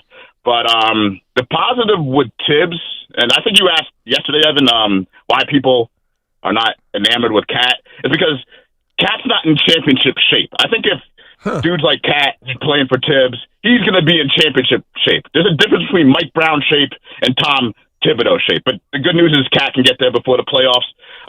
Also, I called in and before I was talking about how Brunson's a small guard like Iverson. And I think that this front office has given Brown the talent like Iverson had, okay? So I'm a little bit optimistic about who they're putting around him. I think Mitch could be like Mutombo was during that run. I think Alvarado is now, we got a heady guard like Eric Snow. And this guy Diawara was found cheap. He's like Roger Bell. I think you could put players like that around Brunson. And I think this team has a chance to do something. All right, so here's what we learned from JR. That's what JR is basically saying what I was saying just 5 minutes ago. This team is better than it was. Oh, no doubt. And he's also agreeing that Mike Brown has him in a better place than Tom Thibodeau. So I've learned that I'm an idiot for ever thinking Cam Thomas would be Carmelo Anthony. Mm-hmm. I've also learned that Karl Anthony Towns is out of shape. I saw a belly. I learned that. I mean, maybe that could be it. Yeah, no, I mean, I don't know. I'm not paying attention to Cat's body. And basically, this Knicks team is the 0-1 Philadelphia 76ers. I will disagree with them on this regard, and it's a good disagreement. It's a disagreement that Knicks fans will like. This roster, after Jalen Brunson, compared to the roster after Allen Iverson, is far better with the New York Knicks. I mean, OG Anunoby and Karl Anthony Towns and Mikal Bridges. Playoff Bridges. I would put those guys well over the supporting cast that AI had all those years ago. Let's go to Trevor in Brick. How are you, Trevor? I'm good. How are you? All's well. What's up? Yeah, I happen to have a Nick point, too. Tiki, Justin and Kerry were at the Nick game last night. Yeah, that's right. They were sitting in the front row. Yeah, right behind the bench, and people were complaining that Kerry was way too loud. Well, hold on a second. Kerry is on hold. Can we do 2 calls at the same time, or does it not work that way? We can have a group conversation about this. You're right. Sean's going to figure this out. Yeah, I was chatting with Kerry before. Oh, here we go, She Kerry. said if Embiid was playing, Embiid would have had her kicked out. What's up, Kerry? How are you? Doing I don't have much of a voice, so I apologize if you can't hear me. We got you. So how was your experience first row last night at that game? I'm just, like I said, I'm happy Embiid wasn't playing because I wouldn't have lasted a quarter. Especially, they were so strict at those seats, like you couldn't say a word. The guy next to me was holding his ears shut. I didn't have many friends around me, that was for sure, that were Sixer fans, but it was great. It was great. It's not like going to Boston. Sixer fans don't really care, but it's always still awesome. To be that close, you can't get those seats at the Garden. That's for sure. Right. I mean, not on my page. Hey, Trevor, were you there too, Trevor? No, Terry and Justin are my niece and nephew. Oh, look at this! Oh, it's a family affair. It's a family affair. Well, happy birthday to your nephew. Because that was a birthday present for Justin. My daughter was at the game, though. She was up in the upper deck, and she said she could hear Kerry. Now, were you screaming all the way until the very end? Like, as the game was so out of reach, were you going full bore until the very end? Oh, yeah, I was chanting defense. I was trying to get the defense chant going. I love Mo. Mo's my guy, so I was rooting for him to the very end. We were all chanting for Tyler Kolek to come in. I was there to the very end screaming. And I was there the day before at the Garden screaming negatively for that game. Obviously. Look at that. It's been a nice 2 days. Yeah. I want to let you guys know, your famous Tommy was pimping himself on the way home. We were listening, and he's now pimping himself out to people that want to bring in the game since you don't want to, Evan. So I just want to make sure you hear that. Nice. Here's the way I look. The way I look at Tommy, and thank you very much, Kerry and Trevor. We'll let you make your point as well, because I know you had something to say about the Giants. The way I would say this about Tommy is, I'm not taking him to the Garden. He can continue to pimp himself out. But if this show makes a trip during the postseason, which is my plan, and I've backed that up for many years, whether it's the Yankees, the Knicks, teams I don't root for, I believe we are part of that big game. We'll be there. We'll be in the building. Tommy will get the road trip invite. So for those road trips that we do, he's in. Okay. But for the home games, nah. He could ask Kerry. Kerry said, forget Tommy, take me. Now, Trevor, you were at the Giants-Packers game in 2007? No, it was actually a Kerry and Justin story. They were at the game. Wow. And they said that the Packer fans couldn't be nicer. And Justin covered head to toe in Giant gear clothing, and Kerry's in her Packer uniform pretty much. Oh, right. For those that don't know, Kerry is a Packer fan. Oh, wow. So that probably balances it out. See, here's the thing about being on the road, and I'm not denying that Packer fans are really classy and all that. Right. I'm sure they are. By the way, she warned me for you about Aaron Rodgers before Aaron Rodgers. Oh, did she? She warned me. Yeah. A lot of Packer fans tried to do that with me, and I did not listen. I said, I'll learn on my own. Same old Jets. If you go into an opposing building, even if you're dressed head to toe, and you're just quiet about it, like you're just classy about it, you're not going to have any trouble, even in the worst of places. And Justin is the complete opposite of Kerry. Kerry screams, but she's a Packer fan. Right. And Justin is more conservative, and he was the Giant fan. Right. Yeah, so it worked, even though the Packer fan wasn't going to do anything anyways. Yeah, they're Midwest. Right. Well, what are they going to do? Let's go to Andrew in Hartford, Connecticut. What's up, Andrew? Hey, what's up, fellas? How are you today? All's good. Good. What's up?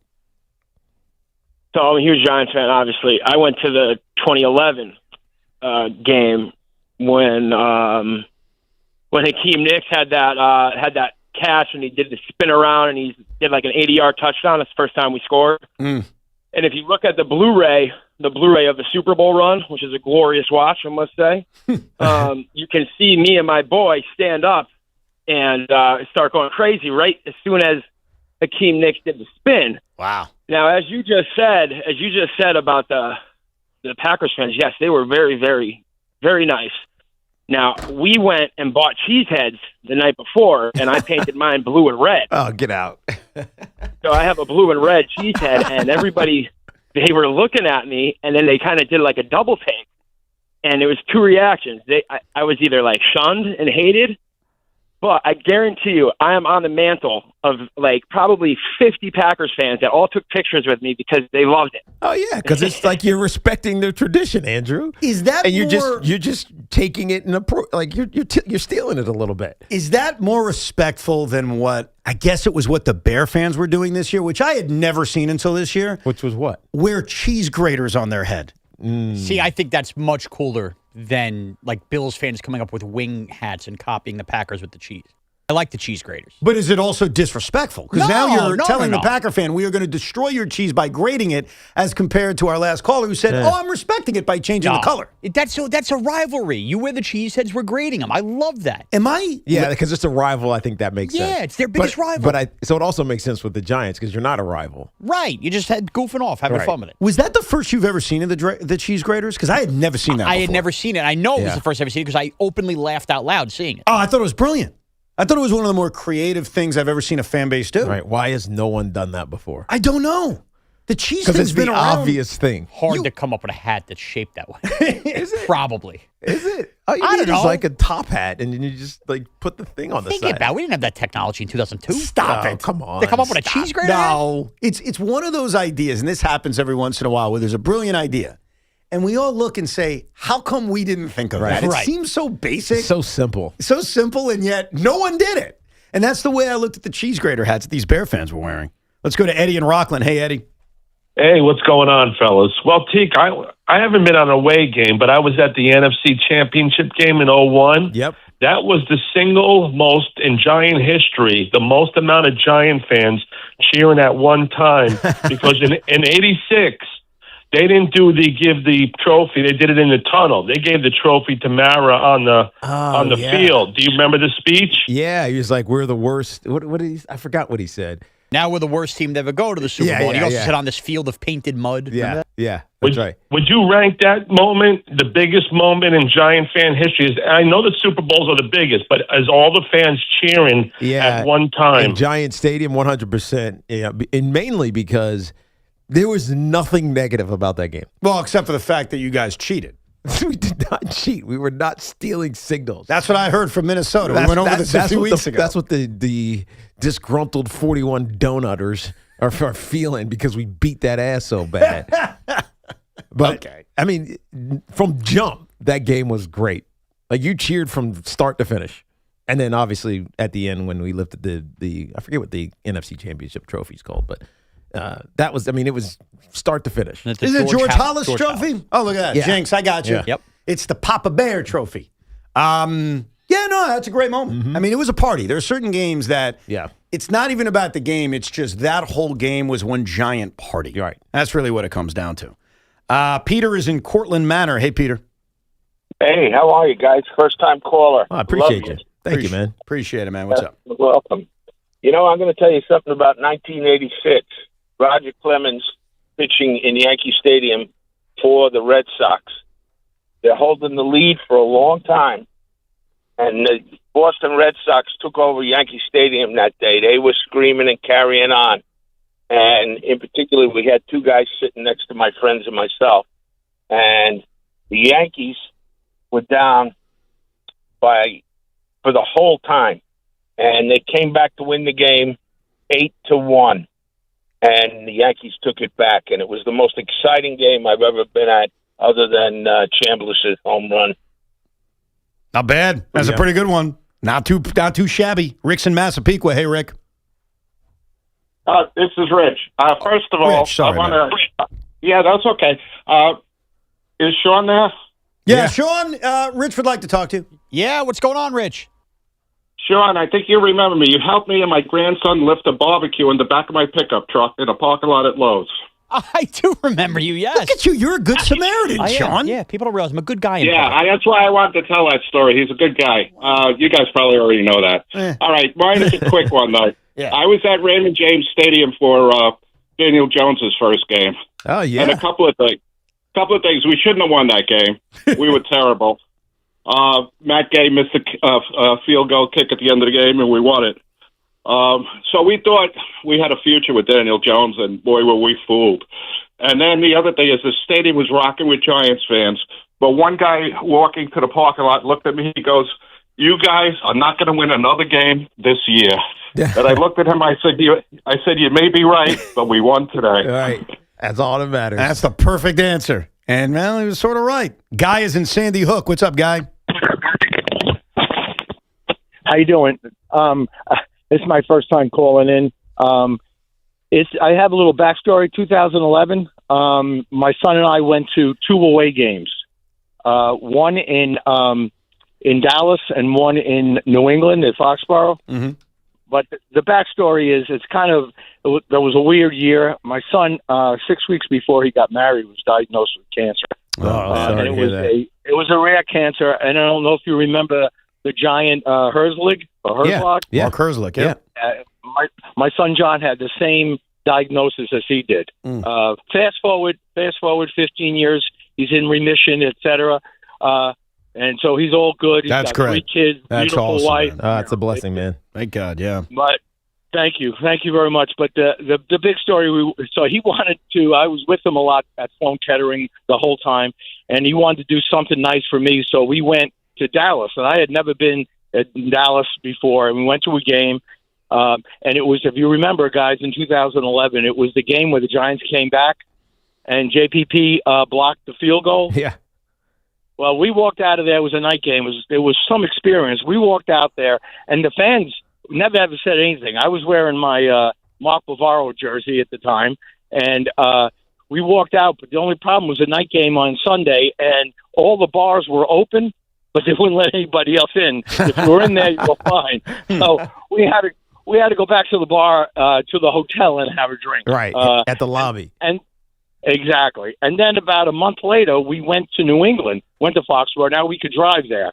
So we drove there, and we parked, a mile away. I had my Bavaro jersey again. I had more compliments from New England Patriots fans. And if you remember, we came back in that game, and on that drive where Jake Ballard made a great catch and then had the go-ahead touchdown to beat the Patriots.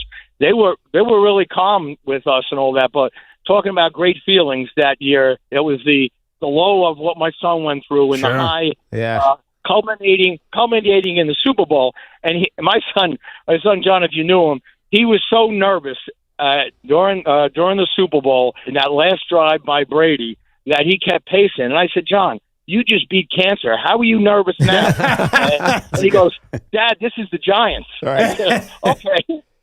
That's a great line. That's a great story, and I'm glad you had that experience. It's so odd because Sean has told me about how rough those Dallas fans are. Brutal. He had a better experience. I tell you how rough those Patriot fans are. He had a better experience. Yeah, but it's not a rivalry with the Giants. I mean, it is probably now, but after beating them twice, but not really. You know why I would tend to disagree with this? Because I've had this experience with Bostonites. When I would go to Jet Patriot games, they'd hate me for the Jets, which makes sense, but they would also tell me that the Yankees suck, to which I would say, I'm not a Yankee fan. I agree. So I think even in a Patriot-Giant aspect where there's no rivalry outside of the Super Bowl, I figure they would do the same thing. Right, it's just a New York thing. You're a Yankee fan. Right, or just a New Yorker. Right. And so I would still think they would treat you like garbage. And Sean has always said, like, your experiences in Dallas were brutal. Well, yeah. Also, though, he had a different experience. The Giants won. My experience was the Giants are winning all game, and we waved goodbye to all the Cowboy fans who left early, and Jason Witten caught a touchdown over Waniunga with 16 seconds left to beat them. All the Cowboy fans didn't leave the parking lot, and beer bottles started to get fired against a Walmart as we all walked out to our cars. Right. It was a bad scene. I think how a game plays out matters how those home fans react to the road traveling. I think that is a very fair point. When the Mets played the Phillies in Game 2 of the postseason a few years ago, as you guys may recall, Vientos hit a game-tying home run in the ninth, and then the Phillies walked it off. As that game was going on, my thought was, if the Mets win, I'm going to have a tough time getting out of here. Like, it is going to be rough. We're going to be up 2-0. We just came back. Like, I don't know what I'm going to do. Because the Mets lost in a weird way, it felt like it was easier to get out of the ballpark. Soften the blow. Interesting. Yeah. Like, what are they mad at? Yeah. They just beat me. Yeah, they're happy. They're content. Right. They'll be more dismissive of you than angry at you. Indeed. More of your calls coming up at 888-808-1019. And I've heard a common opinion here at WFAN that I'm having a tough time understanding. And that's the idea that you want to play the Pistons in the Eastern Conference Finals and not earlier. We'll discuss it coming up. It is Evan and Tiki on a busy Thursday as we take you right up until the Carton Show at 2 o'clock.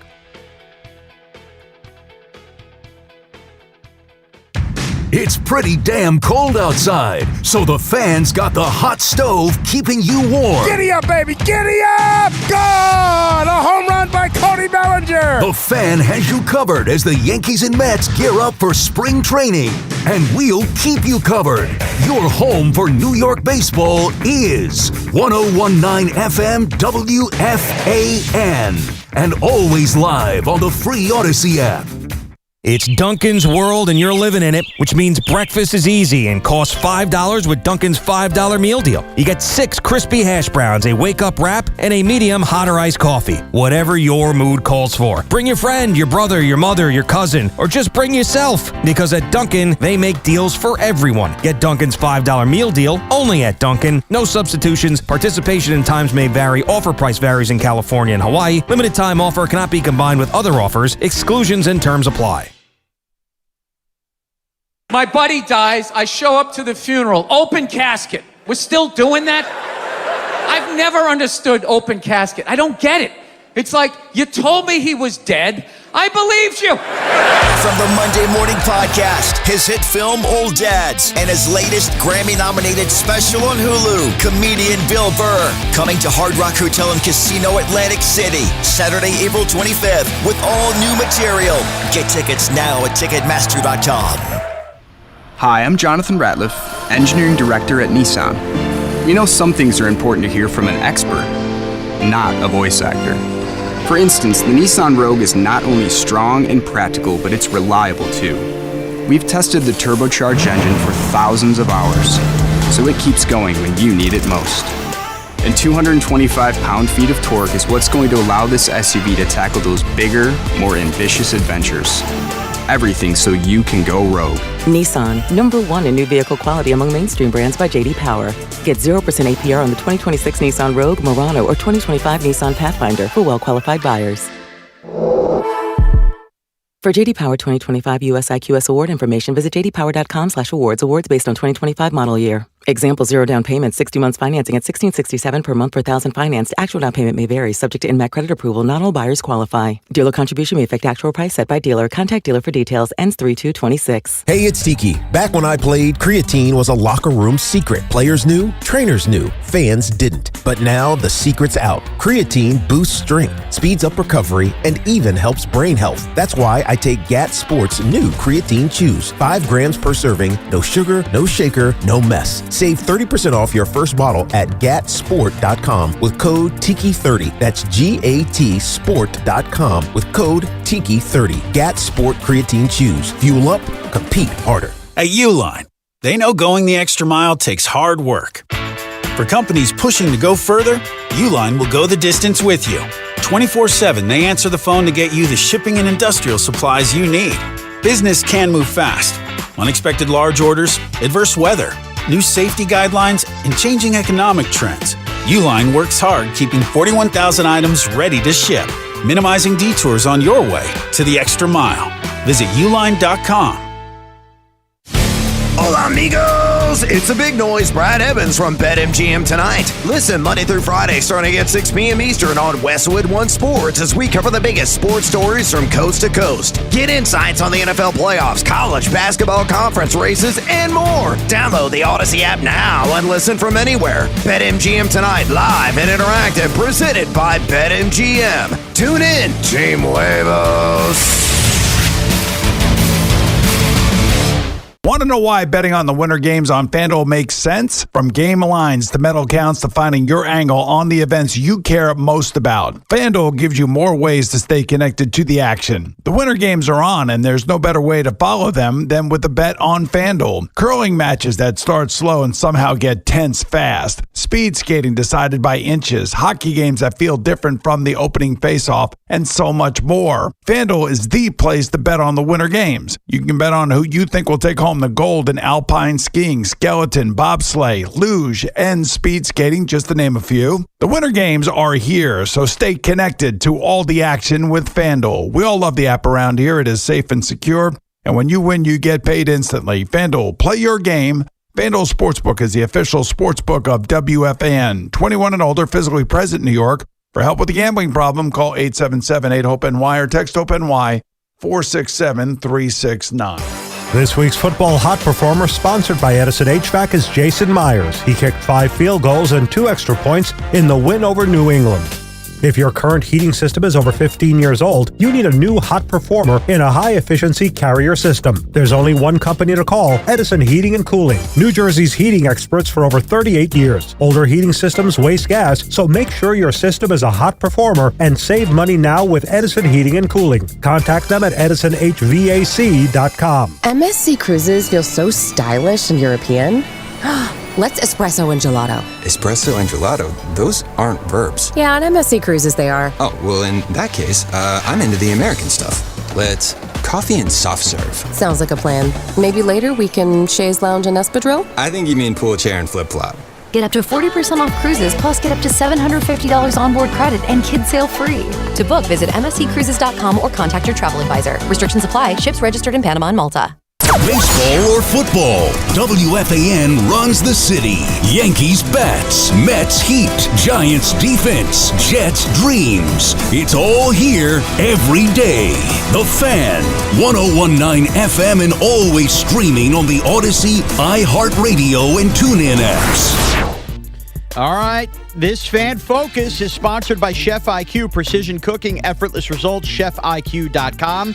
As we look ahead to NFL free agency, pending Giants free agent Cordell Flott is switching agencies to reputable athletes first, obviously in search of a payday. And how about this news out of the NBA? Remember that trade deadline deal for the Utah Jazz getting Jaren Jackson Jr.? Well, he's likely to miss the remainder of the season to undergo surgery on his left knee to ensure his long-term health is okay after a localized PVNS growth was discovered post-trade. Look, I can't say they're stupid. They're actually really smart. smart. Stupid? Are you a stupid person? Because what the Jazz are doing is they're tanking. Yes. What the Wizards are doing is they're tanking. They traded for good players that will help them next year, but why play them this year when you're trying to get better lottery odds? We can't keep sitting you guys for no reason. How about we just put a little pen in there and just pretend like we're taking away a bone spur. Yes. And this Fan Focus was sponsored by Town Fair Tire. Nobody beats Town Fair Tire. Nobody. This was making the rounds yesterday. It was very funny. The GM of the Chicago White Sox multiple times incorrectly claimed Luis Angel Acuna was a switch hitter. Yeah, what was up with this? We know better than that. We're Met fans or baseball fans. We watched the kid play as a right-hand hitter. Did he think he was getting Lindor? I'm serious. I don't know. All I know is that if David Stearns or Brian Cashman kept making the same mistake about a player he acquired, we'd lose our mind. I mean, there were guys on the radio station saying Brian Cashman doesn't dress well enough yesterday. But Chris Getz, the GM of the White Sox. Did you see David Stearns today? Yeah, he looked very casual. He looked comfortable. Comfortable. Yes. What was he wearing? I don't even know how to describe a quarter it. zip. Yeah. Oh, okay. So reputable. I mean, not really. And we're day 3. We're not day 1. That's the thing. It's not day 1 anymore. The GM of the White Sox released a statement saying, I probably have been getting away with describing his versatility. He can play every position on the field. Why does it have to stop there? I called Luis Angel and told him that even though he's just right-handed, we still love him. Now, you can make all the jokes you want. You look like a schmuck. Yeah. I mean, if Brian Cashman was walking around talking about, whatever, name the player, and misidentified. Did they acquire a switch hitter? No, they acquired Luis. No.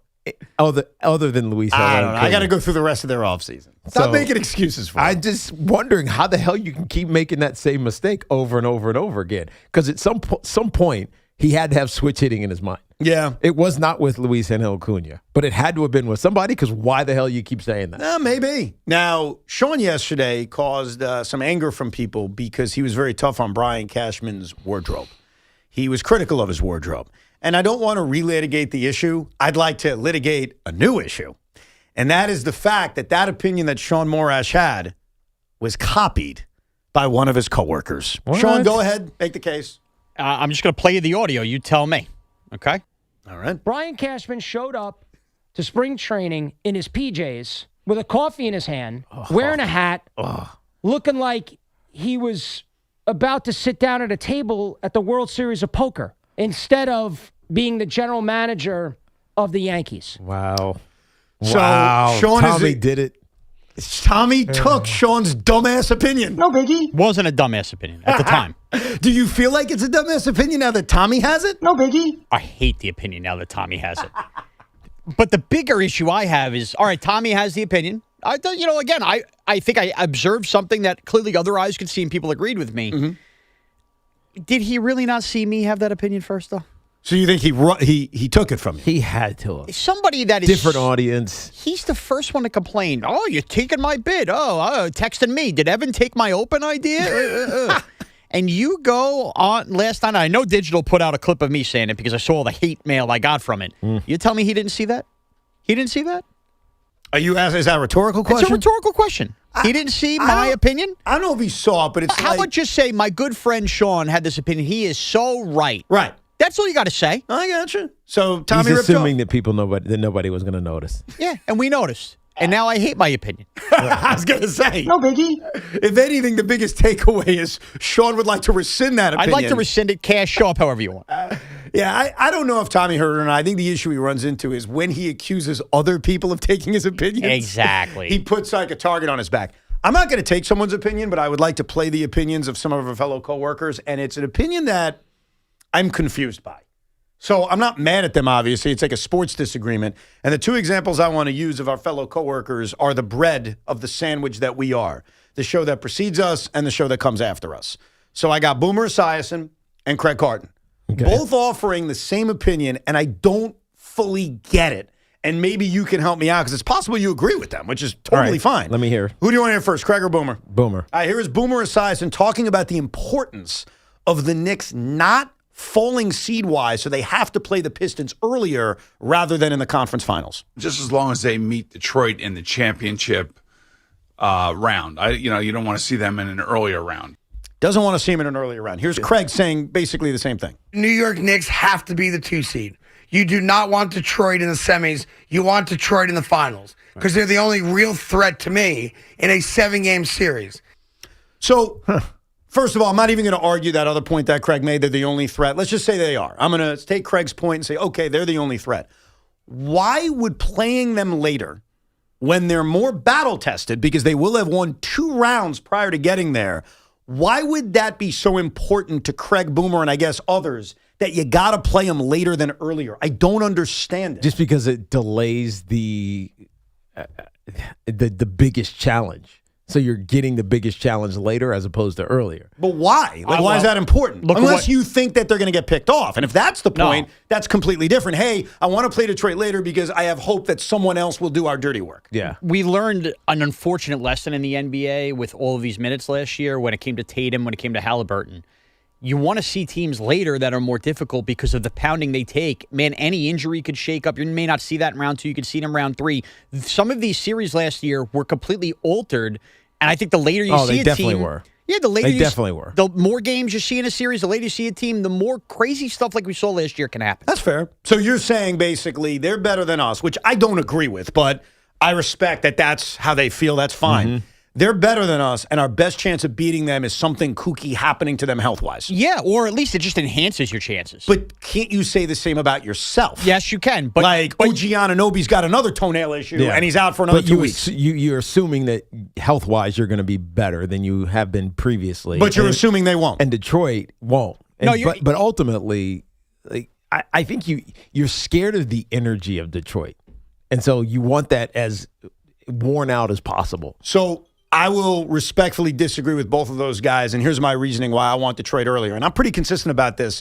I know it's a little bit different in baseball, but I've said before that the Dodgers are the best team in the National League, and as a Met fan, I'd rather play them earlier because I feel like there's a better chance to knock them off in an earlier round. That's obviously different because it's a best of 3 or a best of 5. But the reason I, as a Knicks fan, would want to play the Pistons earlier, if we agree with Craig's assessment and Boomer's assessment that they are the biggest threat to them in the Eastern Conference, which certainly by the regular season you would believe that, is that they are not battle-tested yet. And I can't hold that against them in that they haven't had the chance. They've only been in the postseason once. That was last year. They lost the series to the New York Knicks. But I do believe in the NBA you need those battle scars.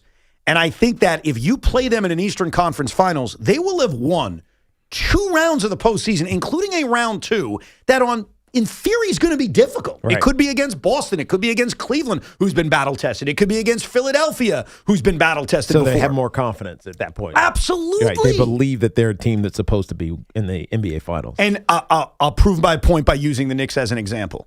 So when the Knicks beat the Pistons last year, a lot of us had the view, I know I did, of, you know what? This is going to benefit them. They got tested early by the Pistons. This will help them in the second round. And guess what? Maybe it did because they beat the Celtics. Yeah. And so this isn't one of those like dumb opinions. Like I totally get where Boomer and Craig are coming from. I'm not calling them idiots or anything, or it's a crazy click-based opinion like Sean and Tommy. I just disagree with it. And they say it as if it's like fact, like, yeah, definitely. I do not agree with that. And that's my reasoning. So I don't know if I'm going to change their opinions on it. They're both Knicks fans. Maybe they'll look at it differently. But I think a team like Detroit, you are better off facing early before they've got the battle scars of postseason action. With that said, have I convinced you, Tiki, and you, Sean, that that's when you'd rather face Detroit? To me, it feels the East, especially, such a toss-up that I don't think it matters. For where you face, you're gonna have to play your best series every single one of these steps. So I don't think it matters because they're all kind of can beat you, can lose to you. I think all of the East is going to be that way in the postseason. Yeah, and keep in mind, like, especially at the beginning of Craig's clip, he said we got to be the 2 seed. I respect home court advantage. Now, that's not going to matter in a series against Detroit, whether it's in the second round or the third round, because they're going to have home court. So I get, hey, I want home court against Boston. But I've also heard him say Boston can't beat the Knicks, so why the hell would it matter? You know what I mean? It's true. I mean, I think it's making a point just to make a sound, solid, heavy point. You have to be the 2 seed, otherwise your shot at going to the NBA Finals is ruined. I don't believe that either. I completely disagree with it. I think 100% I do. I would prefer to have home court advantage. That's obvious. So yes, the 2 seed, the 3 seed, even the 4 seed in the first round of the postseason. Yeah. Yes, you ensure that. If you're the 5 seed, now you're going to be on the road the entire time. Now the Knicks proved last year that home court advantage means absolutely nothing. Look at the Detroit series. By the way, look at the Boston series. Right. They went to Boston and won the first 2 games. So I don't even think it is that big of a deal, but fine, you'd prefer it. But I think when it comes to the Pistons, who everybody views as the biggest threat to the New York Knicks, I will stand on this until something changes my mind, and I appreciate your effort to do it. I would rather face them in the Eastern Conference semifinals than the Eastern Conference finals. That's just me. Let's also say optically, I think a lot of Knicks fans are protecting. They want to just have as many picks. If we were in the Eastern Conference finals that year. You think that's what it's about? Like losing in the second round would be such a disaster, and I get why it would appear that way. I know that sounds weird, and it's not. I'm not suggesting a Knick fan like Craig would be satisfied. But in the end, when you look back and go, hey, we were in the Eastern Conference, the same way you do with the Jets in the AFC title games, right? Like, don't they look better shining-wise? Like, if you said, hey, I'd rather play the Colts in the second round, but you lose in the second round, would you look back at that year as fondly as you do because they made the AFC title game? No, I totally get that. I think when years go by, you absolutely view it that way. And I'm trying to use the Mets as a good example on this because I do remember I started having this opinion by July when I never thought the Mets were going to win the division, or at least I started to fear that they weren't going to win the division, which was, hey, if we're not going to win the division, I'd rather play the Dodgers immediately because I just feel like we got a better chance of knocking them off. Right. Now, that also means if you get knocked out in the wild card round, it doesn't feel like you were in the real playoffs. Yeah, you're done. Versus losing in the league championship series. But in the moment when I'm trying to win a championship, I don't care about the way it looks. Yeah. I don't care about the optics of it. I care about what gives me the best chance to win. I believe the Knicks' best chance of knocking off Detroit would come in the semis versus the conference finals for the reasons I laid out. And I think they're sound reasons. No, they are. I think there's the difference, though. It's what you feel in the moment as opposed to what will look better in hindsight. All right. Thank you for that. Good fun convo there, Evan. It's a fun convo. I mean, look, it's the NBA. What are the Knicks battling for? Right. 2 seed, 3 seed, 4 seed, 5 seed. Doesn't matter. It doesn't matter. Now let's talk. How do we fix the dunk contest, huh? Oh, jeez. I'm just kidding. I'll tell you something crazy Who about the hell is even in it? Well, I didn't intend for it to go this way. I saw a clip the other day. I didn't pull it. I apologize. Of Vince Carter telling a story that the NBA offered him, Kobe, LeBron, and Tracy McGrady $1 million to compete in the slam dunk contest. What? And as Vince tells the story, they all said no except for Vince Carter. Why? Because they don't want to get embarrassed. Honestly, that's what it comes down to. And so it was after they were like had done it and they didn't want to do it anymore? Well, LeBron I don't think has ever done it. T-Mac I think did. Kobe I think did it at a young age, and obviously Vince Carter did. I honestly don't even remember. But if all of a sudden the NBA announced, hey, we got breaking news, All-Star Saturday Night's going to feature, name the 5 stars you want. Whoever. Victor Wembanyama as a 7 to 8 monster is in the slam dunk contest. Kevin Durant, as old as he is, slam dunk contest. I still don't think people would care. No. I think it's so done that even if you gave us the star power, I don't think people would watch it. Well, you also can't. There's nothing new you can do. That's my point. Like, what can you do that's different? I completely agree. Which is why, especially if you have these tall, like this. If Kevin Durant was in it, he's 7 foot. Okay, SGA. It doesn't matter. Like, my point is, I don't think we'd care. I was making a joke about talking about this. I know you were, but it is this weekend. And it had me thinking after I saw that clip because I was like, oh, wow, we would have loved that. Vince, Kobe, LeBron. Oh, man, that would have been amazing. I also don't know who's in it. I forgot. I saw the list. The NBA. I saw the list. No. I didn't care. But everyone makes a big deal about who's in it. And my point is, even if they got stars, would you care? My belief is the answer is no. The only reason I cared, was it last year? Who was Mac the G McClung? League? Mac, was that who it was? Yeah. The G League kid. I didn't even remember his name, but there was a G League kid. Wasn't he back-to-back years? Yeah, I think he won 2 years in a row, yeah. Right. That's the only reason it was interesting, because he actually really cared. Good for you thinking that was interesting.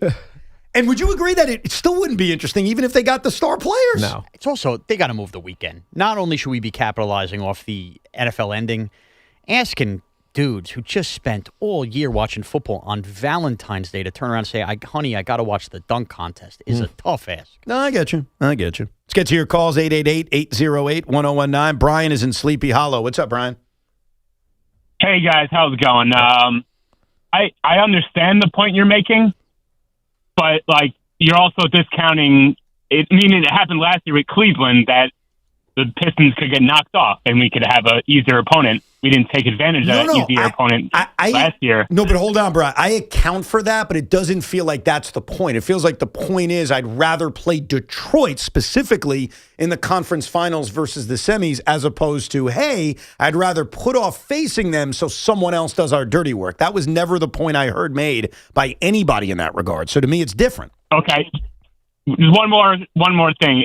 Is this the darkest time of the year for sports? Because in my opinion, it is. But the All-Star break is pretty bad too, because absolutely nothing's going on. But at least it's summer. Well, it's pretty dreary around now. It is. All-Star Saturday night doesn't get my juices flowing. Doesn't get your juices flowing. Yeah, but the U.S. versus the world thing. I mean, we'll see. Yeah, I don't know if I'm going to care. It depends on how you define darkest. Like, I enjoy this time of year. It's actually starting to get lighter. It's true. That's a good thing. That's true. 5:30 yesterday. I know. The problem is he wasn't referring to the actual light. He wasn't referring to sunset? No. I get it because there's so much less going on, but there's a part of me that feels rejuvenated by it as a diehard sports fan, because I spent every Sunday, like a lot of people did, doing nothing but watching football. I watch a lot of the NBA. I'm excited for baseball season. I like the break that we get. I like the fact that, if I watch All-Star Saturday night, no biggie. Right. And if I don't, I'm not missing much. That's right. It's there if we want it. Exactly. Yeah. So you could view it as dark because there isn't much going on. I view it as an opportunity to rest up for the NCAA tournament, for the baseball season, for the NFL I draft, can see that. for the NBA playoffs, for the NBA lottery. Like, it's a respite. It's a short respite. Stanley Cup playoffs. What? The Stanley Cup playoffs. That too. They yes, exist. Yeah. Absolutely. I agree with you. Let's go to Anthony up in Toronto. Hey, Anthony. Hey, Tiki and Ev, big Giants fan here in Toronto. I love me some Cam Scatterboo. And this question is for Tiki. What's up? Tiki, what timeline do you think we're looking at to see Cam Scatterboo fully healthy again on that field? I think he'll be healthy by training camp. I'm not even worried about him because I think he's walking around now. He's out of his boot. So at some point he's going to start jogging, and so maybe it's going to be stiff and uncomfortable, but it feels like he's the kind of kid it doesn't matter. I'd be more worried about Malik Neighbors. 100% with the meniscus tear in addition to the ACL. We obviously know about the ACL, but Malik worries me a little bit because he's still not fully doing anything. Yeah, there's a difference. Yeah. Like, I think Cam, I agree with you, should be ready. Malik Neighbors, I don't know. Phil's in Allentown. Hey, Phil. Hey, what's going on, guys? All's well. Good. Hey, real quick, Tiki. 20 years ago, I feel like, it might have been 06. I think it was your last year. Yep. We drove up to New York to see you guys at training camp. Oh, in Albany. Yeah, dude, it was like 6 hours. But I just wanted to thank you because you hung around when every other dude ran to, practice was over. You were there for hours. Well, that's because they wanted to go take naps. They wanted to go take naps and stuff. I know. I hated sleeping. Saw Strahan run so fast. I hated sleeping in the middle of the day. I didn't want to take a nap. So I was like, what the hell else am I doing? You got 3 hours. What am I going to do? So I hung out. Yeah, no, it was awesome. I just want to say thanks. But my story is we were talking about sharing fan things on the road. Right. So I want to say I think it was the first year you were done. We went to Philly. I think it was week 3. We're getting hammered. It's 24-7, end of the third quarter, beginning of the fourth. And we're just, Philly's everybody's losing their minds. You guys suck, this, that. So we end up coming back. Eli throws a touchdown. Donovan McNabb fumbles. We recover in the red zone, score another one. And I think Feely was the kicker at the time. Yep. Kicks a field goal to tie us at 24 as time expires. And then we get the ball on the coin toss in OT, and Eli throws this rainbow because they put Sheldon Brown on Plaxico Burress, which would be like me trying to stop Giannis in the paint, right? So he comes down with it, game over. It went from Philly just going nuts to crickets, and then getting out of there was absolutely terrifying. Oh, it's hell. It was because they are. By the way, when they win, it's hell getting out of there. Right. When they lose, it's worse. That's why I was saying with that Philly Met game, I was almost better off the Mets loss because it feels almost scary getting out there. But the silence off an amazing comeback on the road, there is something special. Yeah. I'll bring everything together because we're talking about the Knicks traveling and even Cam Thomas basically making Giannis not want to leave Milwaukee. I think you remember this, Sean. Nets were down by 28, came back at Madison Square Garden. Yeah. Buoyed by Cam Thomas. Walking out of the Garden that night because I was in my season tickets and it was me and 12 other Net fans. Oh, my God. I mean, that is the comeback makes it sweet. I think the comeback adds to that beauty of winning on the road because that silence is a little bit different. Right. It's not your normal, we lost silence. It's a shocked silence. The people watching is fantastic. Oh, yeah. No question. More of your calls coming up at 888-808-1019. And speaking of baseball, Francisco Lindor is going to be out for 6 weeks. Now, the Mets are hopefully he's going to be ready for the start of the season, but what if he's not? What if he's not the shortstop on opening day? I got an idea. We'll talk about it coming up. Evan and Tiki here on the Fan live from the Town Fair Tire Studios, powered by Town Fair Tire. Nobody beats Town Fair Tire. Nobody. Listen up, guys. It's time for a healthier you. My good buddy John Gallucci Jr., CEO of JAG Physical Therapy, always tells me how important it is to focus on your biomechanical chain to reduce injuries. Now is the time for you and your loved ones to turn to JAG to get stronger and function at a higher level. The dedicated team of physical therapists at JAG Physical Therapy will develop a plan specifically for you to help prevent injuries. If you have an existing injury, their expertise and commitment will help you get back to the life you love. Schedule your appointment today at jagpt.com. That's JAGPT.com. And this Odyssey Sports Minute is brought to you by Dr. Jay Shah at Samwell Institute for Pain Management. Visit SamwellPain.com. This is an Odyssey Sports Minute. The Raiders roster is a disaster outside of Brock Bowers, maybe Ashton Genty, and a guy who doesn't want to be there anymore, Max Crosby. So why aren't they listening to any and every deal that may be on the table for both Crosby and the first overall pick? There's no benefit to taking Fernando Mendoza and putting him behind a terrible offensive line. In fact, it's a disservice. The Raiders should build out everything but the quarterback with picks acquired and accumulated by trading Crosby and the first overall pick. I'm Chris Mack.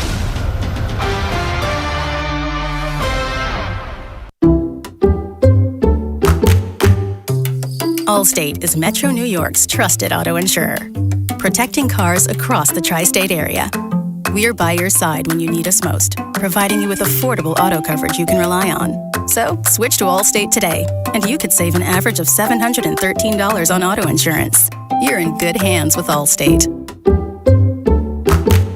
Based on the national average annual savings for new customers surveyed in 2024, savings vary, subject to terms and availability. I'm Boomer Esiason. My mom died from cancer. She was only 37 years old. She didn't have life insurance, and that was devastating for my family. That's why having life insurance is so important to me. Ethos makes it fast and easy. Get a quote in seconds, apply in minutes, and get same-day coverage. You can get up to $3 million in coverage with no medical exam. Get your free quote at ethos.com/play. That's ethos.com/play. Paid spokesperson. Time spent on application may vary. Online health questions required. Boomer here. If you care about cooking your meat to perfection as much as I do, the IQ Sense Smart Meat Thermometer from Chef IQ wirelessly monitors your food's internal temperature in real time and pairs with the Chef IQ app to tell you when it's time to flip, rest, and serve. So there's no guesswork. There's no overcooking. Just perfect USDA safe temps every single time. It even connects to the new Chef IQ mini oven for hands-off precision cooking. So why not grab yours today at chefiq.com, code word BOOMER to save 30% at checkout. Let's go! You still got it, but your immune system weakens as you age, making it harder to fight flu, pneumococcal pneumonia, RSV, and COVID-19. Ask your doctor or pharmacist which vaccines you need. Sponsored by Pfizer.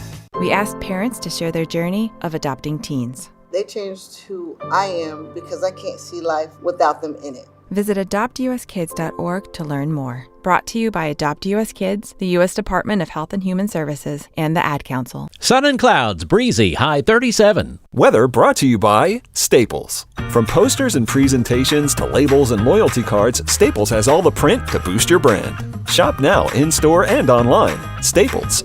That was easy. Hi, it's Sal Licata here for CertaPro Painters. You know, my home is a very happy place, especially when my wife is satisfied. And while that's not an easy thing for me to achieve, my friends at CertaPro Painters had no such problems. Big jobs, small jobs, the good folks at CertaPro Painters are at your service. If you've been putting off a painting project, give them a call at 1-800-GO-CERTA. That's CERTA with a C, and you'll see exactly what I mean. When choosing a painting professional, the choice is simple. Choose happy. Choose CertaPro Painters. Each CertaPro Painters business is independently owned and operated right here in our community. Schedule your free estimate online online at CertaPro.com. Hey, did you know Verizon Home Internet covers more homes with faster speeds across the country than any other provider? Now you can get award-winning Fios Internet for just $20 a month for 3 years. Switch today and enjoy savings you can count on. Verizon Home Internet consists of Fios and 5G Home. Availability varies. Comparison based on FCC BDS data of home internet providers with download speeds over 50 megabytes per second, June 2025. Limited time offer for eligible new customers. Fios $20 per month plan with auto pay, mobile phone plan, mobile plus home, and bonus discount. Enrollment required. 3-year price guarantee applies only to the then current base monthly rate for Fios. Additional terms may apply. We all hear the radio ads about the IRS. They tell you to be afraid, to be scared, and they try to frighten you into calling.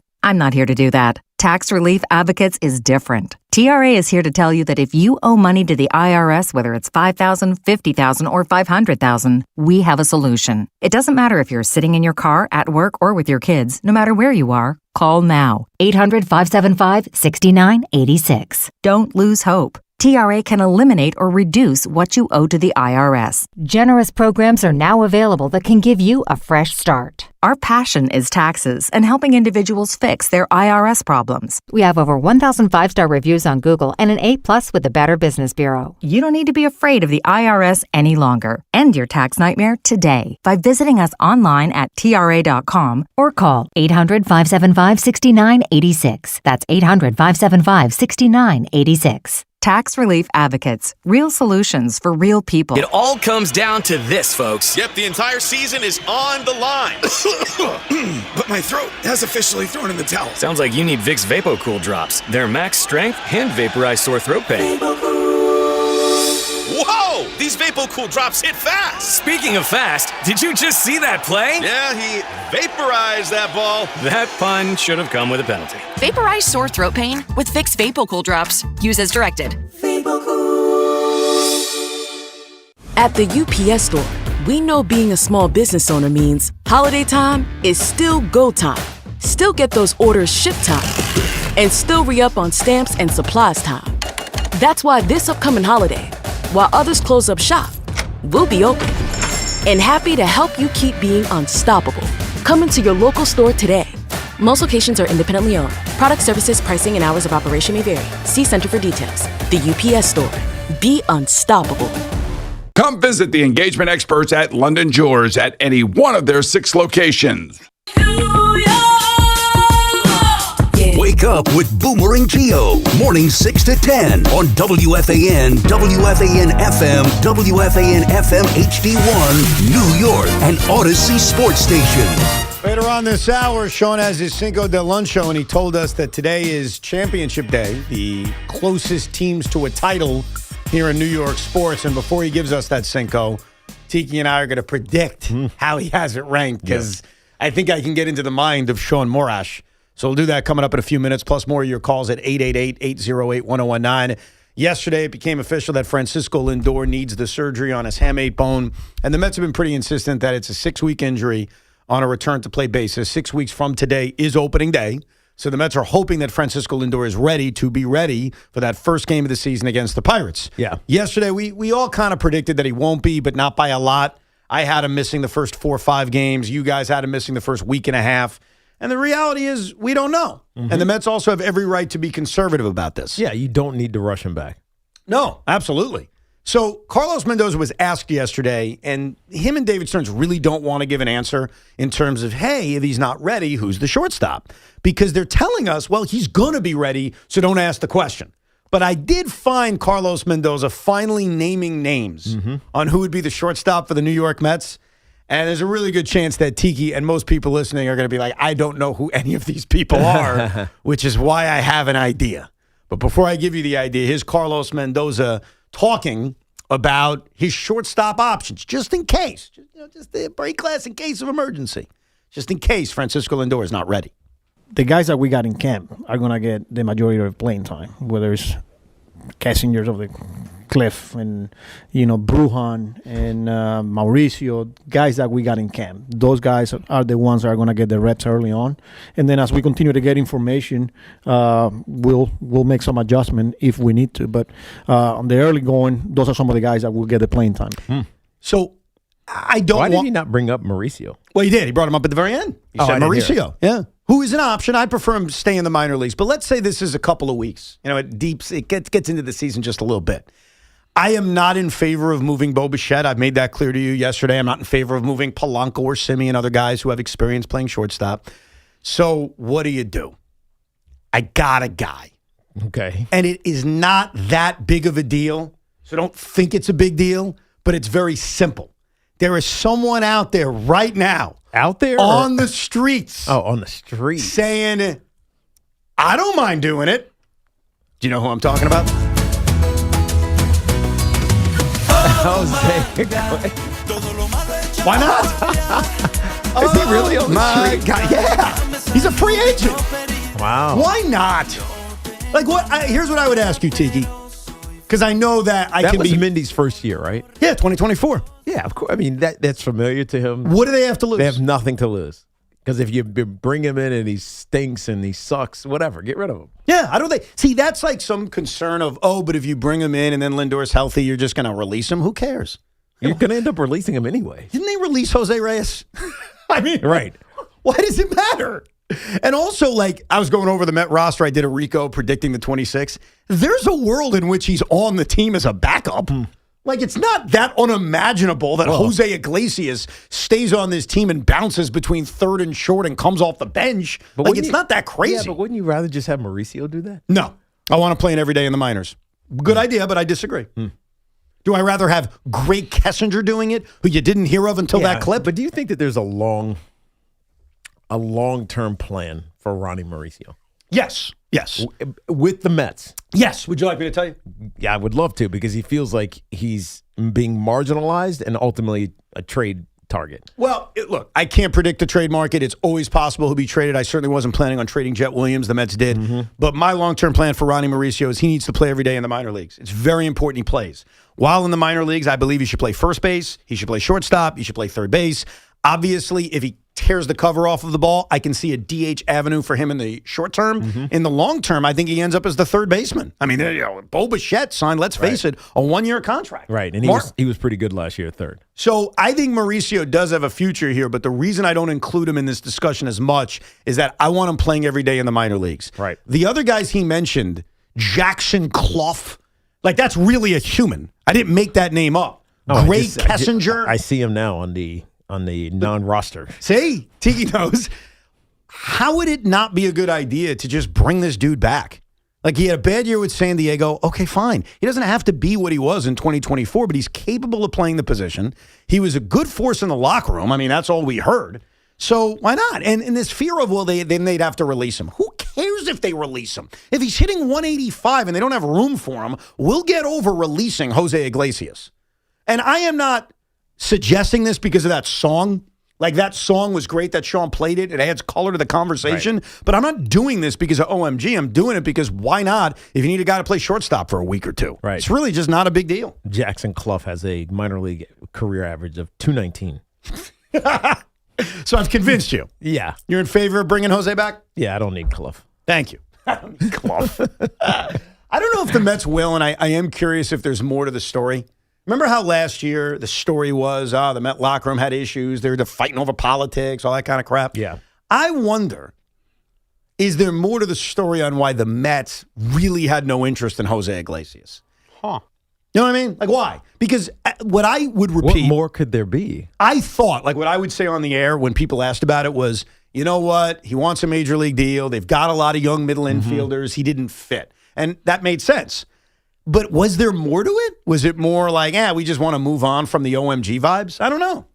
You'd want to move on from good vibes? Are you? I don't know. I'm just trying to. I have no suggestion. I'm asking a question because I really don't know. And I do think, like, you cannot argue with me that bringing him back on a minor league deal is a bad move. Like, why not? It's a minor league deal. You're talking about last year, though. He wanted guarantees he was going to be on a major league deal. Correct? No, I get last year because I thought that they also had pieces to replace him. They had middle infielders. Right, of course they did. But if they don't bring him back now, my question would be, is there more to them moving on from him? Does that make sense? Yeah, no, I hear what you're saying. So the reason that he's not a viable option, even though there's a need this year, is because there was something else going on that I don't know, that we're just not aware of. I'm just like right now. I think we would have heard that. Wouldn't we have heard that?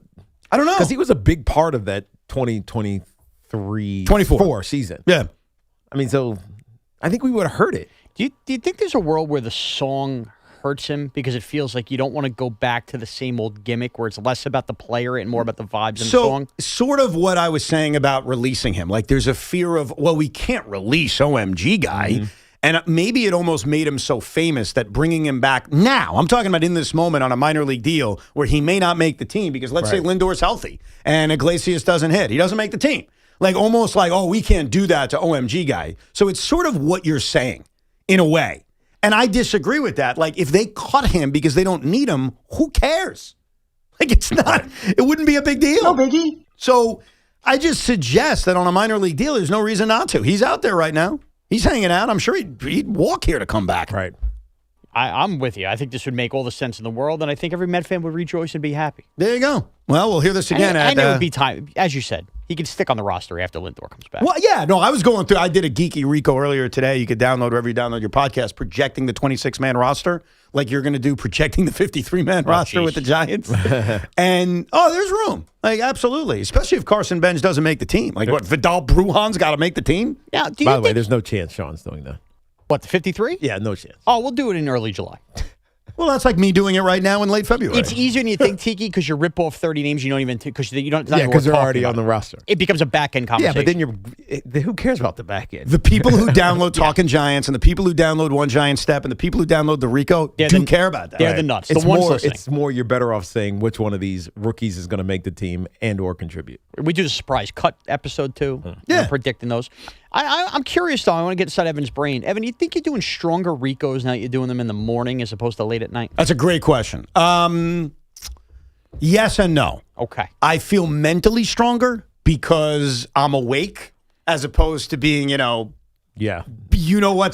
Sleeping at 12:15 and waking up and exactly. doing the Rico. But I feel more comfortable doing the Rico in my home versus here at the FAN studio. So from that perspective, it's like a mix of two. Okay. Why, do you have an opinion on this or something? I personally, how many weeks in? Oh, I guess we're like 6 weeks in. I think you're more rejuvenated. I could see the color in your face coming back as you're doing these Ricos when I walk in and I see you rattling them off in the morning. So you think they're better in the morning? I think you got more pep in your step. All right. Well, they're not going to get you talking before our show. That's true. Like it gets my muscles working. Yeah. It's not going to last forever because once the Mets start playing games and I do Ricos after games, I'm not doing it in the morning. I'm going to do it at night. Okay, how tired I am.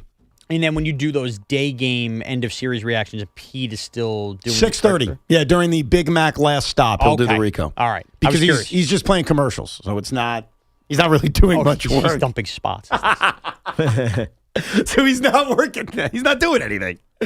Let's get back to your calls. A lot on the table. We've had many subjects over these first 2 hours. And by the way, there's new info on the Tisch situation with the Epstein connection we'll get to coming up in a little bit as I'm going through all the information that has now come out. And we'll do you a favor and summarize it for you and tell you what does it all mean. We'll get to that coming up. Plus, Sean's got his Cinco de Luncho. 888-808-1019. Let's go to Alan in Boca Raton. What's up, Alan? Hey, guys. First-time caller, long-time listener. I listen to you guys religiously, man. You guys are awesome. Appreciate it. So, Evan, this question's for you. I've been hearing a lot of talk about players kind of structuring their contracts away from 2027 because they don't think that there's going to be any baseball being played in 2027 because of the lockout. Right. And also, what do you think is the biggest issue heading into this lockout that will probably cost us a season? The biggest issue will be the owners and Rob Manfred insisting on a salary cap. The players have for many, many years. It's why we didn't have a World Series in '94, for those that don't remember it or were too young for it. That's why there was no World Series. Mm-hmm. And I'm not even arguing what I prefer between a cap or no cap. That's not the point. The point is, if they insist on a cap, they would have to break the union. And to break the union, they're going to have to sit out an entire season. So let's not get this twisted. If there's no baseball in 2027, it's because the owners and the commissioner insisted on pushing a salary cap on players who have said forever they won't do it. Now, what I say to Sean and others who say, hey, Evan, I want a salary cap, which is a respectful opinion to have. It is totally fair as a baseball fan to say, hey, I want a salary cap. I want a basement. I want a floor. I want the whole thing. My response to you is, I get it. I understand it. Are you willing to sit out an entire baseball season to get what you want? And if your answer is yes, I don't want to hear you bitch next May when there's no baseball. If your answer is no, then come back to my side because I am not willing and get upset when they insist on a salary cap. That's not fair, though. Why? You can insist on a salary cap and say, look, if this takes a year, it's for the betterment of the sport, but still in real time be frustrated that the two sides don't see that the sport needs a cap and figure absolutely it out. not. What do you mean absolutely not? No, you are not allowed to bitch about no That's baseball crazy. next July. Do you think that they need a cap? No. Why?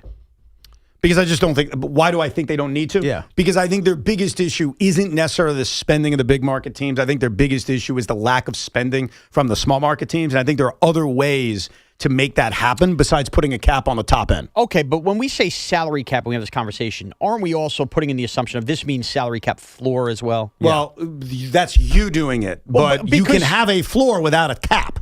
Okay, but you can say to teams, it's unacceptable for you to spend $75 million on your team. It is unacceptable, especially when you're getting rev share money. It's unacceptable. You can do that. They're not doing that because they want a top end. So if you ask me, and I'm just being honest about it, do they need a cap? Who's not doing that? The owners or the because that sounds like an owner thing, not a player thing. Well, I think the concern is if the owners offered the players a salary floor, the players are going to say no, not because they think it's bad, but because they think it leads to a salary cap.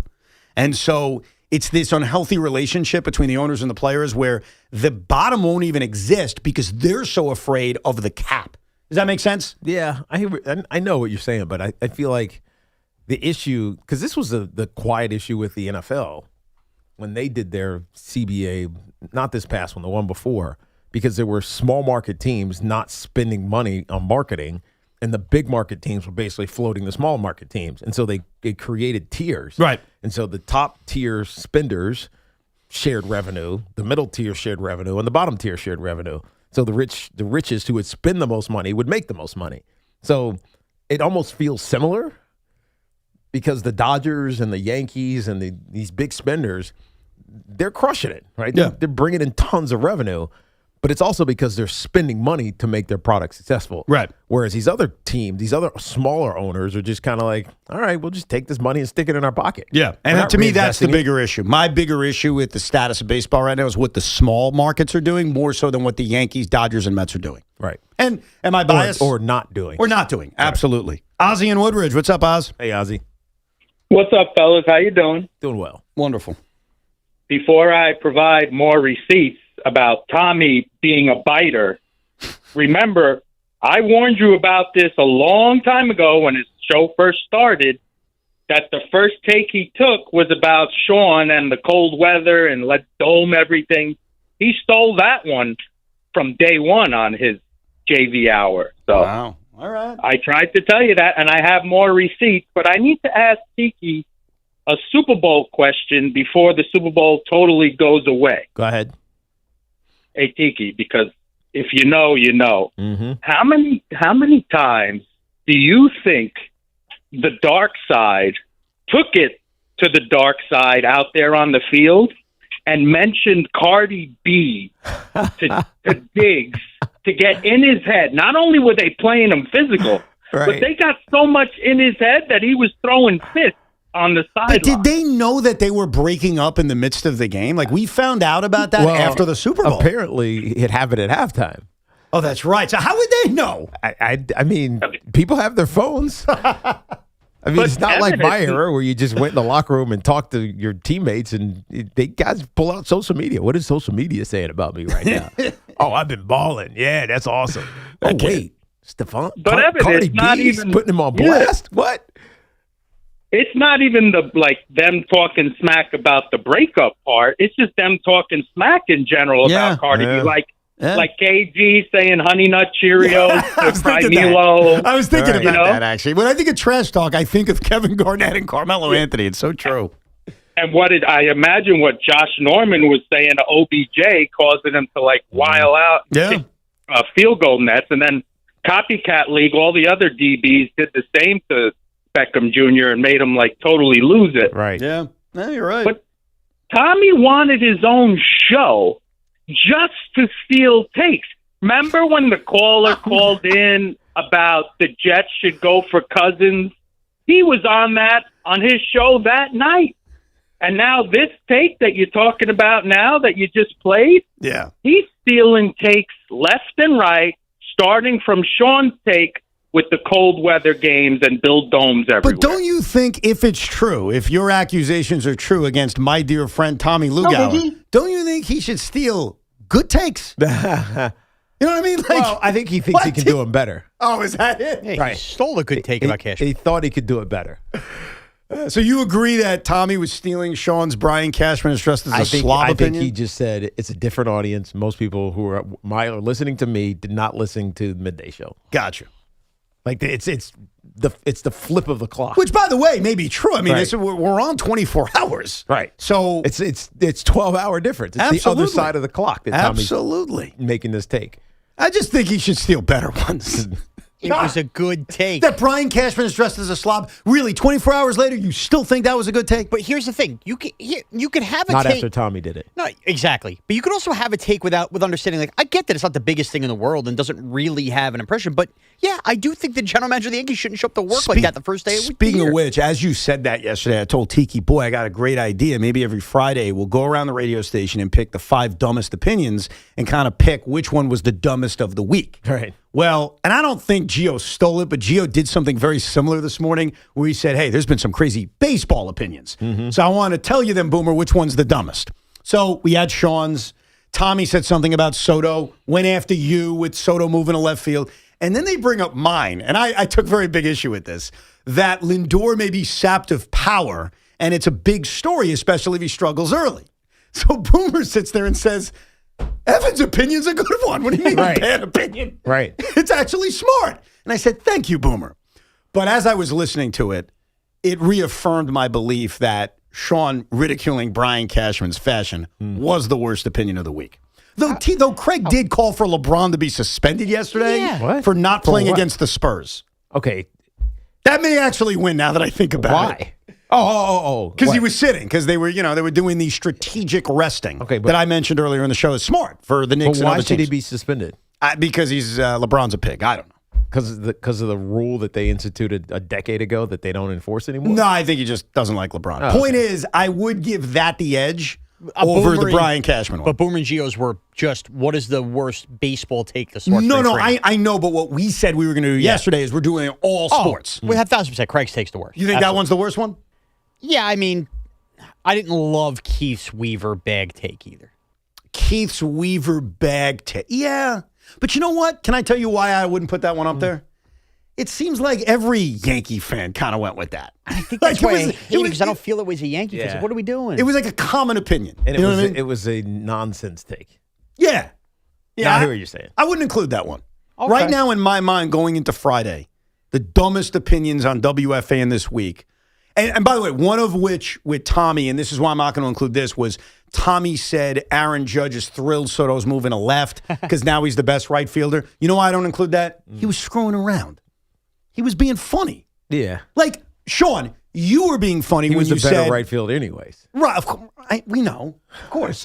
Like Sean said on the air yesterday, hey, I don't think this is real, but maybe Soto's moving to left because the Cadillac Club was, on him too hard. That was the take that should be. Yeah, but he was joking. But I was having fun with I that can't take. include that. Were you?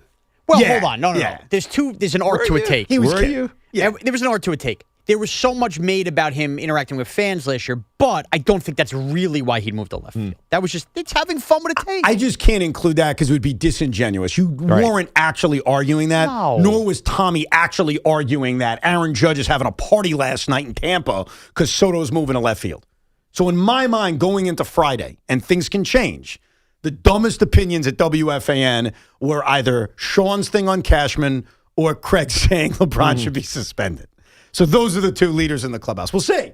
You never know, Tiki. You're a wild child. Right. I don't know what you're going to say in the next 36 hours. Let's go to Calvin in Washington Heights. Hey, Calvin. Hey, guys. How you doing? Evan, Tiki, and Sean. I have a great point. I'm very, very excited about the World Baseball Classic next month, and it's exciting for baseball. But one thing I'm going to say, how much is such an exciting thing for baseball, because in the major other sports, you don't have much competition. For example, let me get my point across. In the NBA, you have Luka, you have Jokic, you have Victor, Giannis. They all come from different countries, but they're one star for one country. They can't really load up 8, 9 All-Stars and compete against USA. USA will still be favorite, -18, -20, -12 against any other country. It will dominate, correct? Are you following me? Yeah. So now in the World Baseball Classic, it's it's different. This sport is not predominantly dominated by the USA. I'm going to give you an example. If you look at the Dominican team and you look at the USA team, USA has better pitching. But if you look at the lineup, by positions, even if you want to go by, the Dominican team actually has a stronger lineup by position 1 through 9. I agree with you. Players. I agree with you. And this sport, and this is the only, probably they're the only country that can probably go against USA and go, okay, the center thinks this guy doesn't play, we can replace another third base. Jose Ramirez doesn't play, I can play Manny Machado. So in the World Baseball Classic, the excitement is great for baseball. It's such an international thing. My dream, it will be that matchup in next month, game in Miami. All eyeballs watching this. Because I agree. I think that would be a lot of fun. Now, Japan is also very good. Yeah. I think the lack of appeal with the Japan matchup is that a lot of the players we're not familiar with because some of them aren't already here, like Shohei Ohtani. Some of them are players over in Japan that we haven't seen. But you also know that eventually, if they're really good, some of those guys are going to be here. Yeah, it's like your first glance at them. I agree with you, and I like the WBC. The issue I kind of have with it is it doesn't feel like the realest form of baseball because the pitchers aren't ready. And so what you're doing is your pitching is being deployed like spring training, and that's not real baseball. You know what I mean? So I get it. You're not trying to go 7 or 8 innings. Right. You're not going to see that. No. And the only way they could ever do that is by moving the tournament towards the summer, which I think would cause issues because I think fans would then say, hey, why are we stopping a baseball season for this tournament? Now, the other thing I slightly disagree with you on is about hockey. The Olympics are about to start. I think that, and you tell me, Sean, you know more about it, the rosters in an Olympic hockey format or even the Fab Four, whatever they call it. Four nations. Four nations. It's split. Like, it's not just the United States. Like, you've got 4 or 5 countries that could put together some really good rosters. Yes, it's completely different in that regard, especially in hockey. Yeah, no doubt about it. But, yeah, I'm excited for the WBC. And a part of why I'm excited, and this is why it needs to be in March as opposed to the middle of July or as opposed to November, part of why I'm excited is there isn't much else. If you put this up against football in November, can you imagine trying to get Tiki it wouldn't work. To watch DR USA on November 7th? Wouldn't work. And a very drunk championship game, too. St. Patrick's Day night. How about that? That's when it gets settled. There you go. But it makes more sense this time of year. So I'm excited about it. It closes the gap a little bit. And again, if you don't like it, who cares? It's not for you. It's for some. I jotted down. Tiki has done it as well. Who we think Sean is going to pick as the 5 closest teams to a championship in the New York area. We'll hear Sean's Cinco de Luncho in just a few minutes, plus more of your phone calls at 888-808-1019, live from the Town Fair Tire Studios, powered by Town Fair Tire. Nobody beats Town Fair Tire. Nobody. I'm always on the go, always juggling life. I value feeling safe and knowing my family is safe when I'm not with them, so I turned to our partners at Sloman's and recently had the Sloman Shield Link system installed into my home. It is a unbelievable smart home security system that combines safety, convenience, and peace of mind that I can manage right from my phone. The beauty of the Sloman Shield Link system is that their engineers can design it to exactly your needs, whether you need to control the music in your home from your phone or be able to open your garage doors, shut off the lighting, or turn on the lighting when your alarm system goes on. It is perfectly customized to you. Experience the future of home security and automation with the Sloman Shield Link system. Call 1-800-ALARM-ME. That's 1-800-ALARM-ME or visit slomans.com. This portion of the program was sponsored by IHateMyEnergyBill.com. Are you sick of insane utility bills? Go to IHateMyEnergyBill.com to find out if your home qualifies for solar with 0 out-of-pocket costs. See your bills dwindle with solar panels and get your free savings report today at IHateMyEnergyBill.com. We're talking Yankees and Mets as we get you ready for the 2026 season. From the Time Pitchers and Catchers Report through opening day. There's a high drive. That's leaving the yard. The hot stove is fired up on the Fan. 101.9 FM and always live on the free Odyssey app. This President's Month at Nielsen Dodge, fun is in the driver's seat. We're celebrating all month with special presidential savings, plus 0 down payment. We have your new Jeep, Chrysler, Dodge, or Ram at extra special fun is in the driver's seat savings. Lease a new 2026 Jeep Compass Limited 4x4, just $187 a month. Or lease a new 2025 Jeep Grand Cherokee L Laredo X 4x4, just $295 a month. Plus, choose from a wide selection of certified pre-owned vehicles. And if you need credit help, we're here to make it fast and easy on Route 10 in East Hanover, or shop online at nielsendodge.com. Proud member of the Nielsen Auto Group. At Nielsen, fun is in the driver's seat. President's Day Sales Event. Term 27 months to its signed Compass 5782, Cherokee 5890 at tax tag 489 dock and DMV fees. This February at Jake's 58 Casino Hotel, love is in the air with our $100,000 Roll into Romance drawing. Be here on Fridays in February from 3 to 7 p.m. when each hour one lucky guest is drawn to roll the dice for a shot at winning up to $5,000. Earn entry starting at 2 p.m. Club members can earn up to 5 times entry multipliers at Jake's 58 Casino Hotel.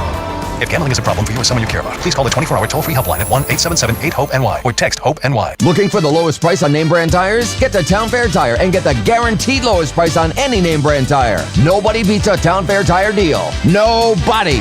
Name brands at discount prices. Town Fair Tire. Hi, I'm Kamiko, the founder of Miko's Hot Chicken. When we started our family restaurant, we were also raising a family. But let me tell you, it wasn't easy. Our Chase Ink card was there to reward us on all of our business needs. Now we have a thriving location, and we're hungry for more. With the Chase Ink Business Unlimited card, you can earn unlimited 1.5% cash back on every purchase, so your business can go from here to possible. Chase for business. Make more with yours. Real business owners compensated for their participation. Cards issued by JPMorgan Chase Bank and a member FDIC. Subject to credit approval. Terms apply. Spreadsheets, clunky software, 100 different logins just to run your business?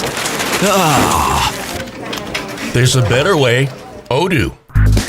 One simple, connected platform that handles sales, inventory, accounting, and more. So you can focus on growing, not juggling.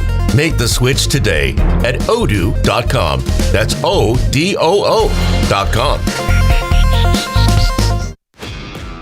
This is the story of the one. As the purchasing manager at a manufacturing plant, she knows the only thing more important than having the right safety gear is having it there when you need it. That's why she partners with Grainger for auto reordering, so her team members can count on her to have cut-resistant gloves on hand, and each shift can run safely and efficiently. Call 1-800-GRAINGER, click Grainger.com, or just stop by. Grainger, for the ones who get it done. Hi, I'm Jonathan Ratliff, Engineering Director at Nissan. We know some things are important to hear from an expert, not a voice actor. For instance, the Nissan Rogue is not only strong and practical, but it's reliable too. We've tested the turbocharged engine for thousands of hours, so it keeps going when you need it most. And 225 pound-feet of torque is what's going to allow this SUV to tackle those bigger, more ambitious adventures. Everything so you can go rogue. Nissan, #1 in new vehicle quality among mainstream brands by J.D. Power. Get 0% APR on the 2026 Nissan Rogue, Murano, or 2025 Nissan Pathfinder for well-qualified buyers. For J.D. Power 2025 US IQS award information, visit jdpower.com/awards. Awards based on 2025 model year. Example: 0 down payment, 60 months financing at $1,667 per month per thousand financed. Actual down payment may vary, subject to INMAC credit approval. Not all buyers qualify. Dealer contribution may affect actual price set by dealer. Contact dealer for details. Ends 3/2/26. The pros know nobody beats FW Web. With extensive inventory, personalized service, and a fleet of trucks across the Northeast, FW Web supports all customers, from one-van contractors to large facility operators. For planned projects, emergency jobs, or maintenance, FW Web has what you need, when and where you need it. For plumbing, heating, HVAC, refrigeration, propane gas, and PVF jobs. With over 100 locations, visit FWWeb.com to find one near you. Want to know why betting the winter games on FanDuel makes sense? From game lines to medal counts to finding your angle on the events you care about most, FanDuel gives you more ways to stay connected to the action. The winter games are on, and there's no better way to follow them than with a bet on FanDuel. Curling matches that start slow and somehow get tense fast. Speed skating decided by inches. hockey games that feel different from the opening faceoff, and so much more. FanDuel is the place to bet on the winter games. You can bet on who you think will take home the gold in alpine skiing, skeleton, bobsleigh, luge, and speed skating, just to name a few. The winter games are here. Stay connected to the action with FanDuel. We just love the app around here. It's safe and secure. When you win, you get paid instantly. FanDuel, play your game. FanDuel Sportsbook is the official sportsbook of WFAN. 21 and over and physically present in New York. For help with a gambling problem, call 877-8-HOPE-NY or text HOPE-NY 467-369. Talk New York sports here. The Fan. I'm very excited. I've actually been thinking about this for a long time. So yesterday on the program, Sean told us, he was point blank. He said, look, tomorrow when I do the Cinco de Luncho, it's that time of year. It's Thursday, February 12th. It's the depths of winter. It's the perfect time to update the Cinco de Luncho in terms of closest to a championship in the New York area. And that's always something we talk about, typical sports radio conversation this time of year. But with Sean, I wanted to guess, like, how is he going to rank it? Because I know how his brain works. And remember, no college teams? No, just the 9 professional sports teams. Yes, the male Big Four. Yeah, so the Rangers, the Jets, the Yankees, the Knicks, the Mets, the Islanders, the Giants, the Devils, Brooklyn, the whole thing. Like, those are the teams. And so I have put together my list of what I think Sean's going to do, which is different than my own, because I can tell you how I'd rank it. I think it's pretty straightforward. But I believe, and Sean cannot change it because he has already inputted his rankings to our digital team. I believe his rankings will sound like this. Are you ready, Tiki? Yep. Number 5 will be the New York Giants. Number 4 will actually be the Knicks. He's going to drop the Knicks to 4. 3 will be the New York Islanders. 2 will be the New York Mets. And the New York Yankees will be number 1. What garbage? That's my projected Sean list. Okay. All right. I did all 9. So You did all 9? The bottom 4 that don't matter. 9 Jets, 8 Nets, 7 Rangers, 6 Devils. Then, number 5 for Sean, New York Mets. He's going to troll you. Okay. Number 4, New York Islanders. Okay. Even though they probably should be higher, but he's going to troll them. Okay. Number 3, the New York Yankees. Okay. Number 2, the Knicks, because he's got to face reality. Right. And number 1, the New York Giants. He's going to put the Giants number 1. Interesting. It all sucks. All right, ladies and gentlemen, we are here. That's my guess. That's not what I would say. That's my guess for Sean. And we'll discuss what we would say coming up because it is far different. Ladies and gentlemen, the highly anticipated and probably controversial Cinco de Luncho. Sean Moraes in the booth. Somebody hide the castle. Optics flying, phones ringing, Evans yelling. No! Tiki's laughing, chaos cracking. Nobody's in control. It's Cinco de Luncho. Bam! Crunch! Let's go! Let's go for an often highly anticipated episode of Cinco de Luncho is brought to you by Helix Wireless, collecting everything everywhere. And if you know anything about me, I am the czar of fanship. I tell you how it is, and if you don't like it, I'm right, you're wrong. Here is the definitive list. 5, 4, 3, 2, 1, currently, of the New York teams closest to winning a championship. Again, winning a championship. Here we go. Here we go! Number 5. The New York Football Giants, after the offseason, they have 1 for 1. Will check in at number 5. I do not think the New York Football Giants are about to go win a Super Bowl in this upcoming season, though I did bet on it. Nonetheless, though, they are clearly taking steps forward back to that process. All right, I am correct so far. Here we go. Number 4. The New York Mets, who I do think are underrated going into this season. Could they win a World Series this year? I guess they could, but it still feels like something is off with the Mets. Here we go. Number 3. The New York Baseball Yankees. Wow. Pitching can be the difference this year for the Yankees.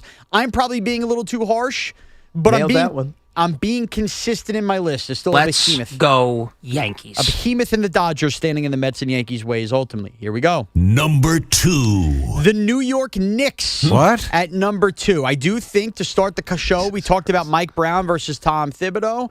And I think the Knicks are better equipped to get to the finals, but I have major doubts that Cat and Jalen Brunson on the floor, same time, crunch time, playing defense, they're going to ultimately beat a team like the Thunder in the finals or the Spurs. I have my doubts. And last but not least, Number 1. I hate that I'm saying this. I think the Islanders have as good a chance as anybody this year. I really do. Now, the Knicks are a better team in the NBA than the Islanders are in hockey. The Yankees, I do think, are a better team in Major League Baseball than the Islanders are in hockey. But it's about winning a championship, and this feels like a really wacky NHL postseason that's about to happen. And the Islanders have Ilya Sorokin who can get hot at any time and some ingredients. Right now, those are my 5 New York teams close to winning a championship. Wow, and the top 2 were teams I hate. He played it straight. Yeah, he didn't use his fandom because as much as I disagree with his list, like he doesn't Where do you like disagree? the Knicks are number 1. Like they just are. And as much as the Thunder may be better or as difficult of a matchup as Detroit may be, the New York Knicks, and I'll start it like this when it comes to the Knicks and the Islanders, in fairness. The New York Knicks are making the playoffs. Do you agree with that, Tiki? Yes. Sean, would you agree they're a mortal lock? Yes. Okay. The New York Islanders right now are kind of on the cusp of not making the playoffs. Yes, but I believe they are. But that matters. But that matters. Okay, and Forget it about matters what in my I list, yeah. think or you think. Like, yes, I think they'll make the playoffs. It is possible, I don't want to say likely, but it's certainly possible that they don't. Yeah, but I would put it at like 95-5. You can't say that, though. I can say that because that's how much I believe in. But do you Dude, think, you're making me sick. You think I want to buy the Islanders? You think I want to be saying these things about them? Look, I already acknowledged at the top of this that your fandom didn't play a role based on the teams you put at the top of the list. So I'm eliminating you being biased. I'm merely arguing it as a sports fan. First of all, I'm an Islander fan. I hate the Knicks. So do you think I want to be arguing the other side? Okay. I can play that same stupid game with you. All right. But if you go on like the FanDuel Sportsbook app right now and look at odds to make the playoffs, the Islanders are not 99%. I know. So there is a chance, even if it's not big in your mind, that they don't make the postseason. Okay, but even if they don't, I think they've really built something to the point of I don't think the Knicks are real. I got to see what they do this offseason. I don't think they're winning a championship this year. I really The don't. New York Islanders, just so we have the numbers, are minus 165 to make the playoffs, which means, yes, they're favored to, Yeah. but they're not overwhelming favorites the way the Knicks are. So I think that you're running into the brick wall of, this is where you are biased. I take it back. You don't want to just say that, as odd as it does to say that the New York Knicks are closest to a championship in this city. It is an obvious statement. You should just say it, but you don't want to say it, and you don't want to say the Yankees because you're oddly upset with Brian Cashman for the way he dresses. I'm not. And so your default answer is, I'll just say the Islanders and hide behind the sport. They're not closer to a championship. I wish they were, but they're not. It is really the Knicks. Because the Knicks can score with anybody in this league. They're the 3rd highest offensive rating in basketball right now. And, yes, maybe their defense is compromised, but in basketball in 7 games, you can outscore your opponent 4 times. I've been consistent with this list. I think this is where I'm frustrated with Evan. How can you be frustrated with me? For the first time, I'm frustrated with Tiki, too. Why? Because when I've done the list in the past, I've over-elevated the Rangers and Devils on this list. I have. Now they're both down. Even, talk about them. No, but this plays into what I'm talking about with the Islanders. Whether we like it or not, the sport in winning a championship is different in that sport than the NBA. And I don't buy that the Knicks are ultimately going to beat this Western Conference team, whereas I could buy the Islanders getting hot. Why is it different? Why is it different in hockey? In hockey, so many things change. These best of 7, you see the best teams get knocked out in the first round all the time. Yeah, but we also see the best teams win, like the Tampa You're Rays. Right. And Florida, not the Rays, absolutely. Lightning. The Lightning. But the Islanders, I think, have more ingredients to win the actual Stanley Cup on their roster than the Knicks do to win the NBA Finals on theirs. Weren't the Panthers the best team?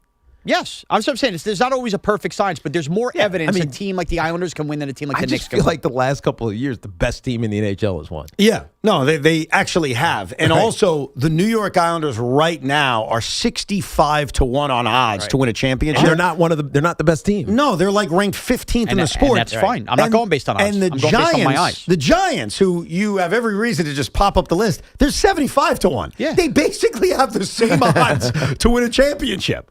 That's fine. And given the way that the NFL flips the crappy teams to the top almost every year, The Giants might have a better chance. Than You the could Islanders. actually, you know what? You could actually argue that. Now, I would put the Islanders ahead of the Giants, but you could So argue would that. I, but I'm just saying, the NFL, anybody, I mean, literally anybody can win. Right, and the odds are telling the you. Seahawks won the Super Bowl this year, right? You're trying to get me to be more of a homer? No, with the no, Giants we're here? trying Like, what to do you tell want from you me? that the Islander thing, which I appreciate, is wrongheaded. That's all it is. It's just, it's not true. And I think what you're declaring here is that you just hate the Knicks more than you hate the Islanders. I'm not. This has nothing to do with hate. It just has to do with my honest assessment of being a 38-year-old sports fan in this town that understands how and why championships are won in each individual sport. It feels like an overcorrection back to the Islanders. It's not. It's not. But it Also, does, because you've been hating on them all year. Oh, no, hold on. I'm just being honest. Also, I will tell you this. If you had to ask me, do I think any of the 5 teams listed are going to have a parade this year in this town? My answer would still be no. But it's in order of who I think is most likely. All right, I'll tell you how I would most rank likely it. one is the Knicks. The most likely one is the New York Knicks. The second most likely one is the New Yankees. York Yankees. Yes. The third most likely one is,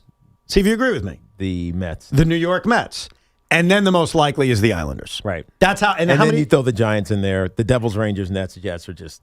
Yeah, I think those 4 I would safely put in that zone, right? I think maybe we disagree a little bit on 2 through 4, but to me it's Knicks, Yankees, Mets, Islanders. The 5th one is tough. Right. No, it's not. I think I'm going to go with the Giants. I get it because of the Who new. else would it be? That's.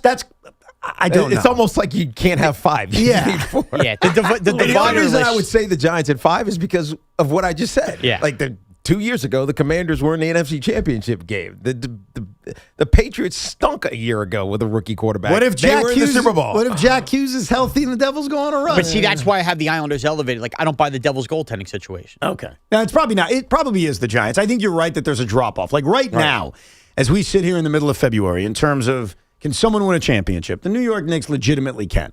It's different if you don't think they are. Like, they're not the favorites to win it, but they absolutely can win a championship. Okay. The New York Yankees absolutely can win a championship. The Mets, despite our issues with the offseason and missing certain players, the sport, the roster, they absolutely can win a championship. Well, why are you also interpreting the I'm numbers not done. 2, 3, and 4 as bad things, too? And then the Islanders, if they can make the postseason, which they're right now on the cusp of making, but we still have 2 more months to play. If they get into the postseason, can they go on a deep run and win a championship? Yeah, they won't be favorites, but they got a shot. After that, to quote Vince McMahon, there's no chance in hell. That's basically what the message is. There's a huge gulf between the 4 teams we talked about and everybody else. Yep. For those wondering, the order 9 through 4 or 9 through 5 would have been Jets, Nets, Rangers, Devils. Okay. That's fine. I mean, who cares? They all suck. Well, who cares? Tiki numbered them all. I was just No, kidding. I know, but it's The like Jets are a sewer. I mean, the bottom of this You can had the move. Jets bottom. I do. It's hard to find any. No, score. I actually agree with that. And I remember I got mad at Sean a year ago because he put the Nets ahead of the Jets, and I got upset as a fan of both teams. I said, come on, the Nets are further away. But your bottom 4 were how I predicted. Yeah, but I That's think why I said it. Because Thank of the just horrendous ownership that the Jets have, it would be naive for me to just sit here and say, yeah, I'll put them ahead of another team. Like, they're all hopeless. Like, I think all those teams you listed at the bottom, that's why who cares about 9 through 5? Right. Like, they all suck. Like, wake me up when they're closer and we can have a conversation. They're all so far away that, I can't really buy it. But, yeah, I'd put the Jets last. They've earned it. I hate to say it as a fan, they've earned it. All right, fun list. Appreciate it. You'll get a lot of hate for that. Thanks, Sean. You'll get a lot of hate for that. The Knicks stuff. Yeah. And it's ridiculous. They're a legitimate championship contender.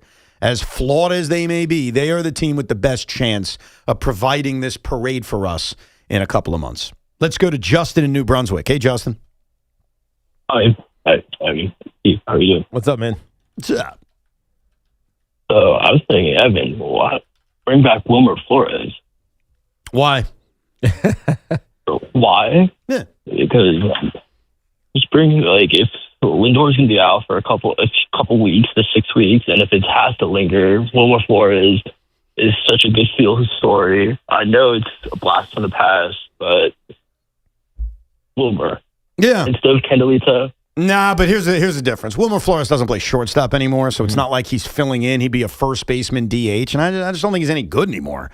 I mean, you could bring him in as like a last piece off the bench, but it doesn't do anything for me. Like, I enjoyed Wilmer's time here. It's been a long time since he's been here, believe it or not. 2018 was 8 years ago.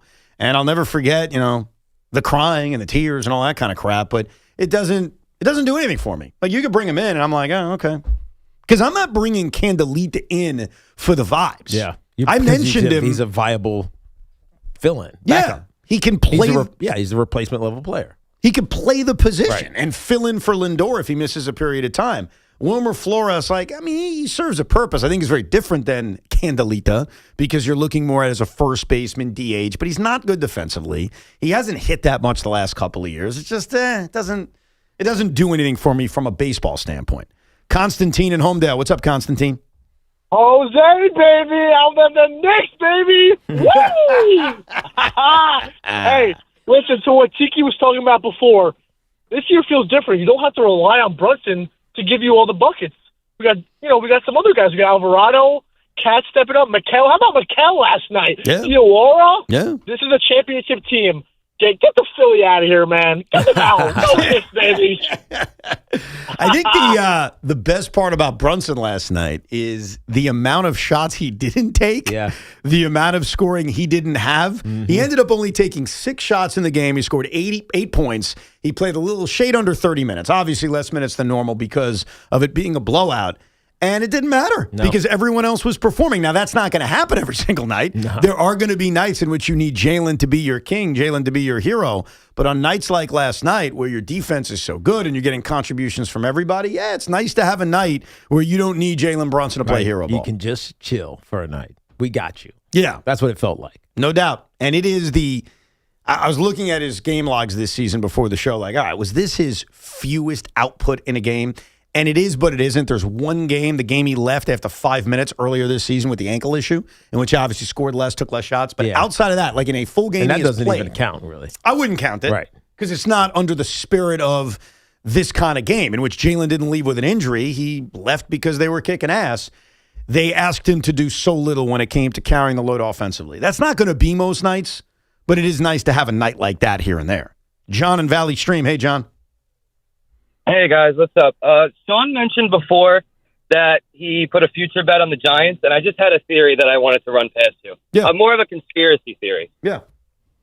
I think that most of the money comes in on New York sports future bets, and sports books would get killed if the Knicks or the Mets or the Jets or any of those teams won a championship, and I think that's why we never win. That's why we never win. It has nothing to do with inept management or bad rosters. So who's controlling that? Who's controlling what? Like, who would be controlling that across all sports? How are you forcing New York teams not to win because it would crush the books? That part's not true. I mean, you really want to entertain that one? No, I'm debunking his There goes Tiki. his conspiracy. There goes Tiki. Because, I mean, it makes sense. There's like a lot of, money that gets put on New York teams for no damn reason. Yeah. And if the Brooklyn Nets all of a sudden are in the NBA championship. No one's putting money on them. Okay, but let's say somebody did. Yeah. And then all of a sudden, when the Brooklyn Nets have KD and James Harden and Kyrie, people put money on the Brooklyn Nets to win the championship, I'm sure. So if they get close, who's affecting it? Yeah. The answer to this is that the lines, and this is actually an argument to help Sean right now, the lines are indicative of the amount of New Yorkers that put money on their team. And so they bet down the lines so they don't pay out as much. So, for example, right now, the Yankees are favorites in the American League. There are Yankee fans who could argue, we're not that good. Right. Now, I disagree with that. I think they're that good. But you could argue their betting line is down because so many people are naturally going to bet on the New York Yankees. Same with the Giants. They just got John Harbaugh, Jackson Dart. It's a New York team. Right now, they're 75-1 to win the Super Bowl. One could argue that it would naturally be 100-1, but their number is lower because so many dumb New Yorkers, like Sean, no offense, are going out of their way. Me too, because I bet on them. You did too. Like Sean. I did it too.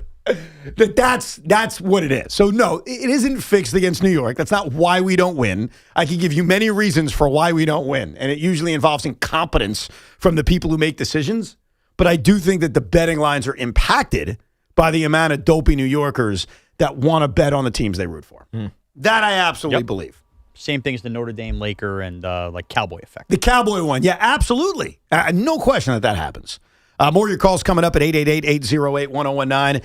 And are the New York Giants about to make major roster changes? We'll talk about it coming up in just a few minutes. And this Fan Focus is sponsored by Chef IQ, precision cooking, effortless results, chefiq.com. There is a new rule in place now for Major League Baseball this season that has just been voted on by the owners. What? Base coaches on the first and third base line. I told you this last year, by the way. Will have to remain in their respective coaches' boxes until a pitch is thrown after the owners voted this morning to enforce this rule at their annual meetings. The goal, this according to Jesse Rogers, is to curb coaches' ability and assertion what pitch is coming via pitch tipping.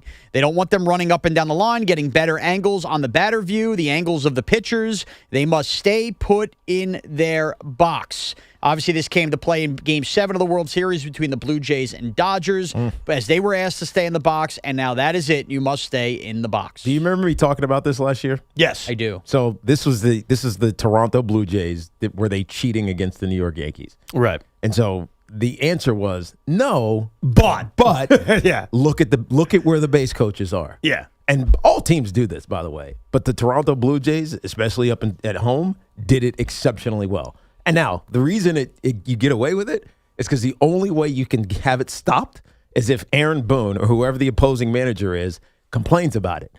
But as soon as he complains about it, now his guys can't do it. And so this has been an issue in baseball for a while. They finally just addressed it. I vaguely remember, and I don't know if it was a different issue. If it was, correct me, Boone and the Yankees and the Blue Jays having a yelling match. And I thought it was over that. And it wasn't last season. I think it was 2 years ago. I think that was the famous moment where a Yankee coach called John Schneider a fat bleep or something like that. I think it was 3 years ago. Oh, was it 3 years ago? Because I saw a belly. It was when the fat pitcher was pitching, too. Alec Manoah? Right. Yes. Manoah. Yeah. No, you're right. But you remember, there was what was the Judge home run that he hit? And right before it, you see him like looking. Oh, and his eyes darted? He's looking at the first base coach, and then he comes back and he just smashes it. That was a couple of years ago, yeah. too. Yeah. So, I mean, That's this fine. has been an issue. That's fine. Look, baseball has tried to do a good job of cleaning up the sign stealing. Obviously, the fact that we've got PitchCom has certainly helped out. So, whatever. Good job by Major League Baseball. I'm sure the players will cry about it because that's what happens. When rule changes are made unilaterally. Just be good at your job. They'll bitch about it, like the pitch clock. Oh, my God, this is the worst thing ever. So, there you go. Great. The Blue Jays can't cheat anymore. Now beat them. Even at 50, I still train very hard. And recovery matters. That's why I use GAT Sports' new creatine chews. No powder, no mess, no sugar cups. Just great flavors like grape, cotton candy, lemon lime, and fruit punch on the go. 5 grams of creatine per serving. You can save 30% off your first bottle at gatsport.com with code TIKI30. That's GAT Sport.com with code TIKI30. GAT Creatine Chews. Fuel up. Compete harder. Let's go. This is an Odyssey Sports Minute. The Canadians are stacked offensively and added some spice to their roster with Tom Wilson. Meanwhile, the Americans have decided to leave the league's third leading goal scorer, Jason Robertson, at home. The Mike Sullivan strategy of let's bore him to death may not work against a team that's more talented and also now has the ability to get just as nasty as the Kachuk brothers may want to make it. I'm Chris Mack.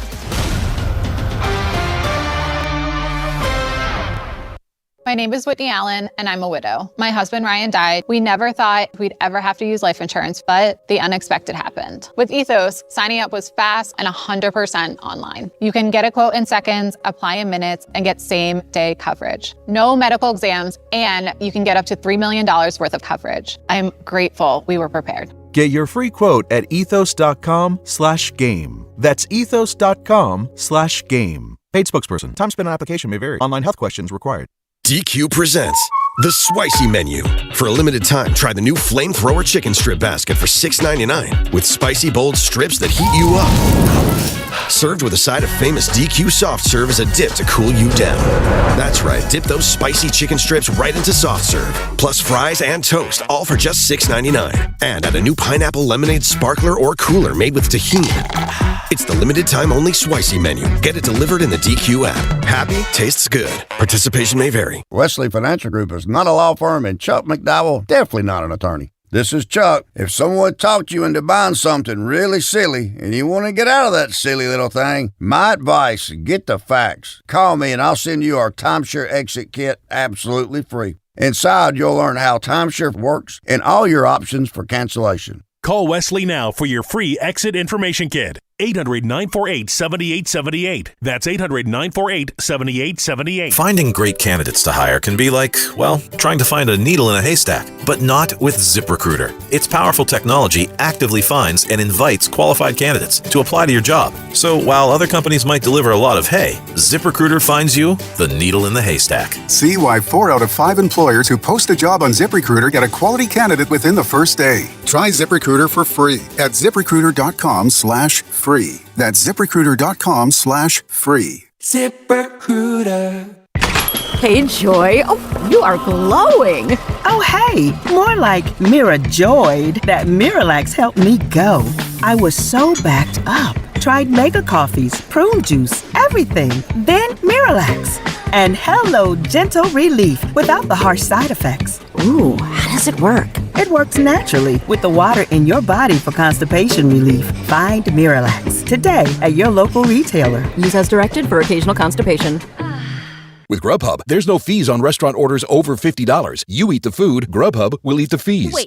Grubhub is going to eat the fees? Wait, like the receipts? It's a metaphor for how Grubhub is doing away with fees. No delivery fees, no service fees, no rainy day fees. But what if it rains? Can I still order delivery? Please! You can still get any type of food delivered without getting off the couch. In that case, what about the no pants fee? Well, I've never heard of that one, but I guess we'll eat that too. No fees on restaurant orders over $50. Only on Grubhub. Grubhub will eat the fees! Details at grubhub.com.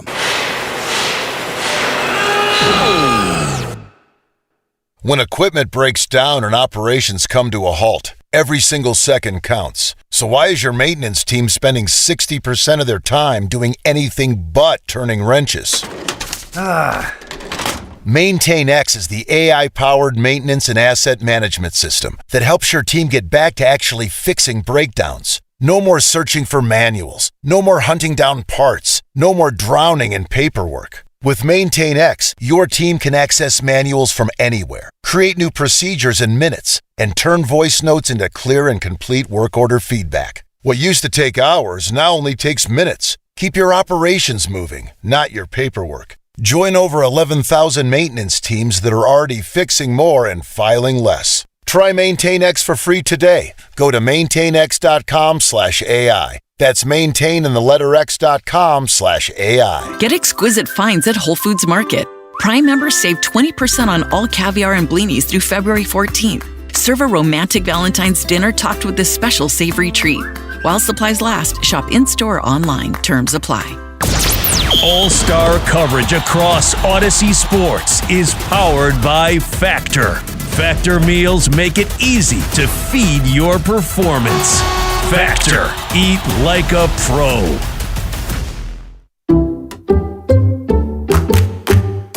Hey, Metro New York. Ready for real savings? Switch to Allstate today. Because drivers who switched saved an average of $713 on their auto insurance. So, what are you waiting for? Check Allstate first for an auto insurance quote today.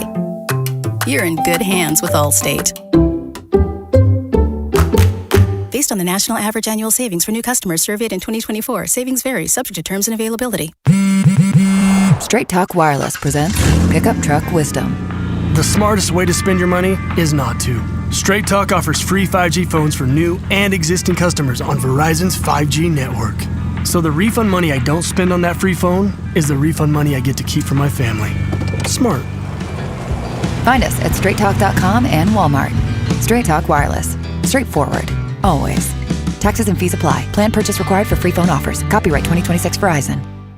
Our friends at Town Fair Tire remind you that at Town Fair Tire, you always get the guaranteed lowest price on name brand tires from Connecticut to Maine. Nobody beats Town Fair Tire. Nobody. The home of New York Giants football. The Fan. Runs out of the tackle, down the right sideline, cuts inside at the 5, in for the touchdown! 1019 FM WFAN. WFAN FM. WFAN FM HD1 New York. An Odyssey sports station. Oh, man. You know, we talk about dumb opinions here. I do have to do the opposite now, which is give a lot of people credit. So yesterday, Pete Hoffman did a great job of booking the real Todd Hundley after Craig pranked Hoff about a fake Todd Hundley calling in. And I thought it was awesome. Like, I thought Hoff did a great job. I thought Big Mac and Craig did a great job. Todd had a wonderful sense of humor. And then all of a sudden, in the middle of it, maybe because he didn't realize, Craig accused Todd Hundley of doing steroids. What? Which I think he did. Like, I think Todd Hundley was on the Mitchell Report. I think. I'm trying to remember. I have, forgotten all of the steroid accusations. And it's like you got to the point now where you don't even really care anymore. So I don't, especially now, and we're not talking about a Hall of Fame, we're talking about a fun Met. But yeah, in the middle of the interview, Craig's like, so how about that juicing you did? What'd you think of that, Big Mac? Did you like that part? You can take it back. Juicing you did. I mean, it was, how about the steroid He brought era? up that he played in the steroid era and asked him about what it was like playing in the steroid era. About sticking the needles in. That's your assertion. Boy, but I could be wrong about this, and I really actually don't want to be, so let me look this up before I look at it. The Epstein stuff, the Epstein emails. I think George Mitchell was on the Epstein emails. And does that negate the Mitchell Report? Are you serious? Wait, which part am I serious about? Was George Mitchell Todd mentioned? Hundley, I think, was in the Okay, Mitchell we're back to report. Hundley. Good. Go ahead. Mitchell allegations. Yeah, so Todd Hundley is in the Mitchell Report. What were the allegations against him? Radomski claimed he sold decadurodobalin and testosterone to Hundley on 3 or 4 occasions, and the player's contact information was found in his address book. Chris Donnells confirmed that Hundley... Chris Donnells? He was like a third baseman back in the day. Confirmed that Hundley discussed his use of performance-enhancing drugs with him. Hundley declined interview. Right, until Craig and Big Mac asked him about the steroid usage. Did he confirm steroid usage, or did he just kind of move on from the subject? Yeah, he just kind of moved on from the subject. All right, now let's get to George Mitchell. So it is true. Senator George Mitchell denied contact with an alleged Jeffrey Epstein victim, but his name has been linked to the Epstein emails. So, yes, because George Mitchell was a former senator when Bud Selig asked him to do an investigation on steroids in baseball. So does the Mitchell Report get thrown out now because we think George Mitchell's a bad guy because he was connected to Jeffrey Epstein? I mean, or do we still look at it? He still did the work. Yes, he did. Now, speaking of the Epstein files, there was an article today in The Athletic, and I went through it before. Looking at it right now, more about Tisch and his relationship with Jeffrey Epstein. It was published earlier this morning by Nathan Fenno, Carson Kessler, and Katie Strang, entitled New One for You, Inside Steve Tisch's Transactional Friendship with Jeffrey Epstein. Obviously, when the Epstein files were dumped a few weeks ago, we all noticed that Tisch's name was connected through a couple of emails. And we talked about it a lot a couple of weeks ago and how the commissioner was going to be asked about it. He did. He said there'll be a further investigation. And I even said to you, Teak, I think the story, unfortunately, just goes away unless there's new information. I read the article. I know you did too. I don't really think the article provides much more new information other than he talked to Jeffrey a lot about dating women. Yeah, which is what we kind of speculated about anyways. Well, we saw from the original whatever exposure of Steve Tisch. Right. So I don't think it's anything new. It's just more, I guess, detail. It's more detailed about him asking about dates, women asking about meeting famous or rich people, and Jeffrey saying, how about Tisch? Yeah. And things like that. There's no new alleged wrongdoing in it. Here's the negative I would take out of this if I'm Tisch and if I'm the NFL. And it really furthers the point I made to you 2 weeks ago. Clearly, there's a relationship between Jeffrey Epstein and Tisch. Yeah.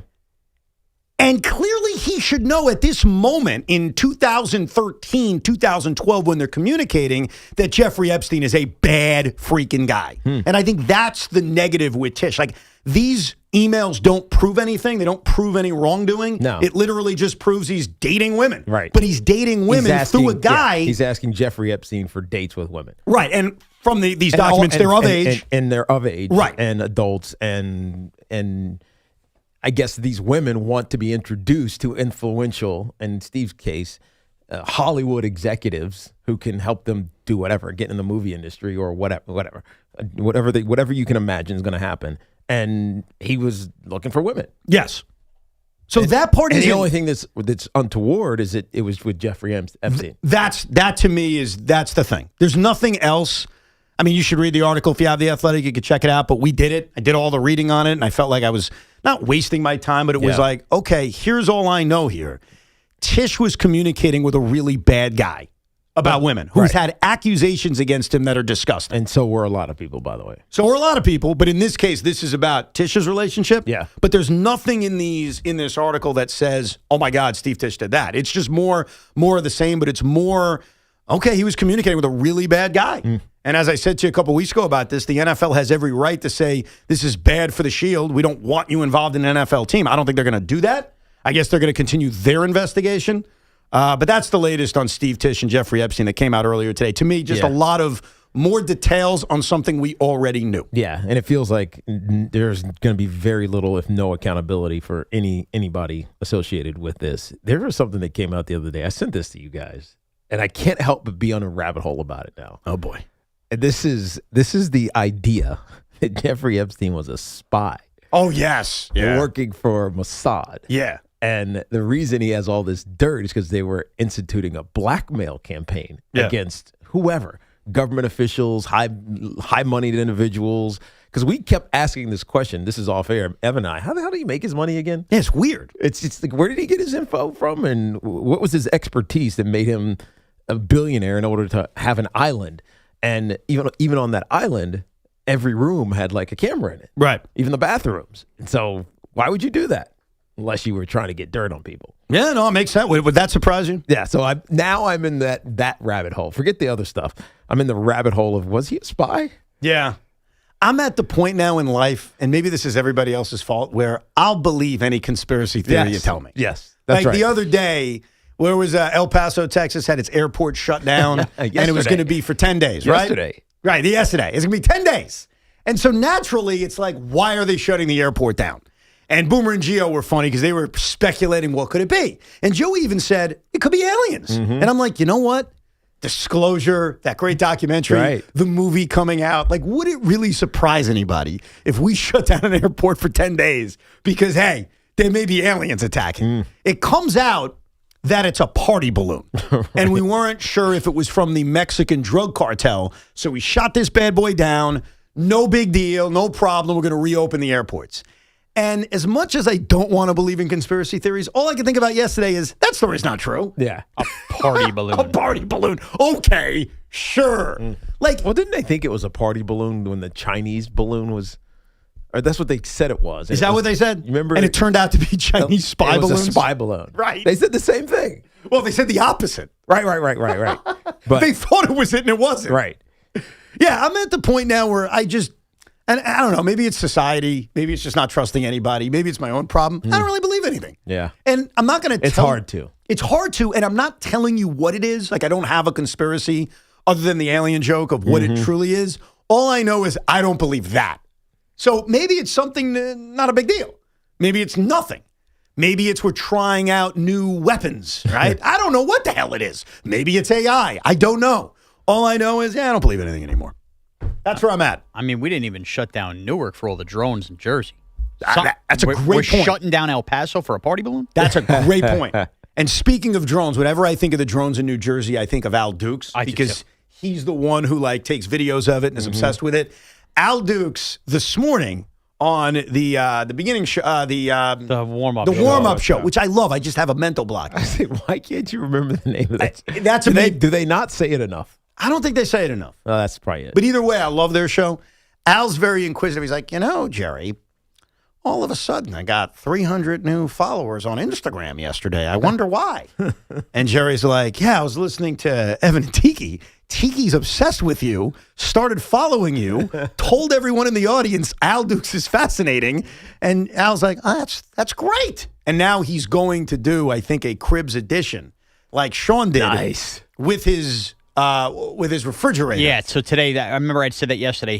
Look out for this at Al's Boring Life on Instagram. He is going to show us the inside of his fridge today. Nice. That's exciting. That is exciting. Look what we made happen, Sean. Look what we made happen. But now that I think about branching off, everybody talks about, I want to show everybody my home. Maybe everybody's fridge is a play.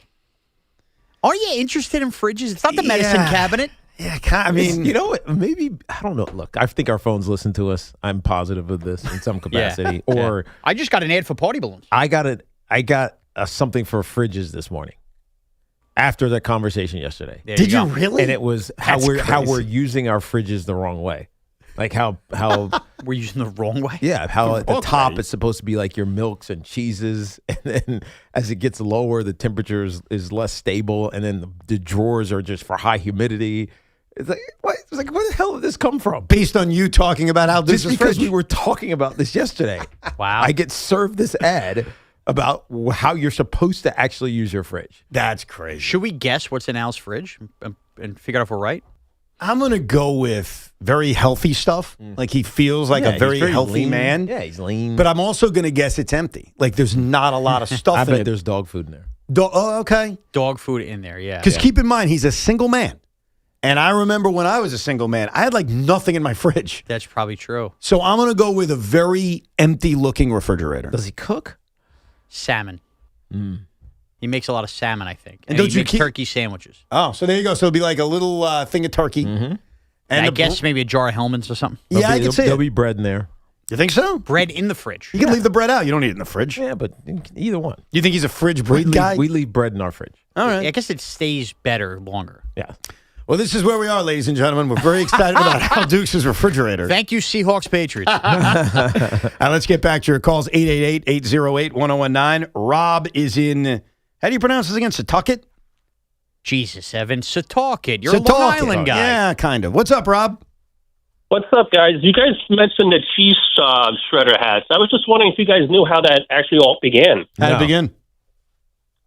So they were actually making cheesehead hats for the Packers, and they received a cease and desist letter from them. They were no longer allowed to make them, so they pivoted to making the shredder hats. Oh, wow. So it was a company that was like bitter that they weren't allowed to make the cheeseheads, and they said, screw you, we'll do the opposite. They had a patent? Right. They had a patent on the cheesehead? Yeah, I guess so. Wow. So that bitterness by the Green Bay Packers turned into the greatest counter to the cheese hat you'll ever have, because I do think that's a great counter. Like, there are teams that have these traditions. They're sort of annoying because they're not ours. Maybe we're jealous. Right. It's really cool when you're able to come up with something that, like, counters their really cool tradition. Tim is in Point Pleasant. Hey, Tim. Hey, how's it going? All's good, Tim. I am a longtime listener, and you guys are great, but I'm also a lifetime Giants season ticket holder, and I have two questions for Tiki. What up? One's a two-part question, but the first one, Tiki, I don't know if you remember Bob Shepard, who was the announcer. Of course. You know, he did Yankee Stadium, but the way he would say your name was so funny. Oh, yeah. Tiki, Baba on the carrier. Yeah, and my dad would always laugh. So my question is, I mean, did you hear it when you were on the field? Of course. Did that make you laugh? Of course. He was legendary, man. Oh, my God. He's the voice of God. Yeah, he is. Honestly. He is, totally, at Yankees games, too. And I'm going to ask my second question. I'm going to get off so you guys can talk about it. But second thing me and my dad loved about Tiki is he would run downhill and often would knock over defenders, like more than one. And you always popped up first with a smile on your face, and then it seemed like you picked up, you reached and helped the biggest defender off the ground. And my dad would be like, Tiki just broke his spirit, you know? And was that, did you do it on purpose? And I would do it. When you were in It's college? a good What was question. that all about? I would do it, Tim, because I knew if I did it first, that when the game got longer, they would do it to me. It would be reciprocal. And it would happen. Yeah. Guys would pick me up off the ground. Defenders would pick me up off the ground. That's really smart. I didn't make it adverserial. That's very I mean, it's smart. a violent sport, Yeah. and you get hit. And the only person it didn't work with was, why am I forgetting his name? The Commanders. He passed away. Oh, Sean Taylor. Sean Taylor. Yep. Because as soon as I would say, hey, Sean, good hit, he'd just MF me.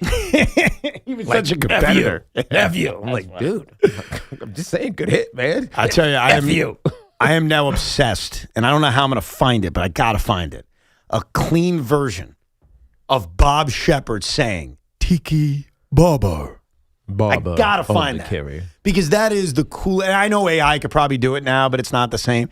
Like a genuine Bob Shepard saying your name, because I sort of forget. Yeah, The Bob Giants Shepard. have to have that. Do they? They have to. Can you ask them? I will. All right. They're not going to listen to me.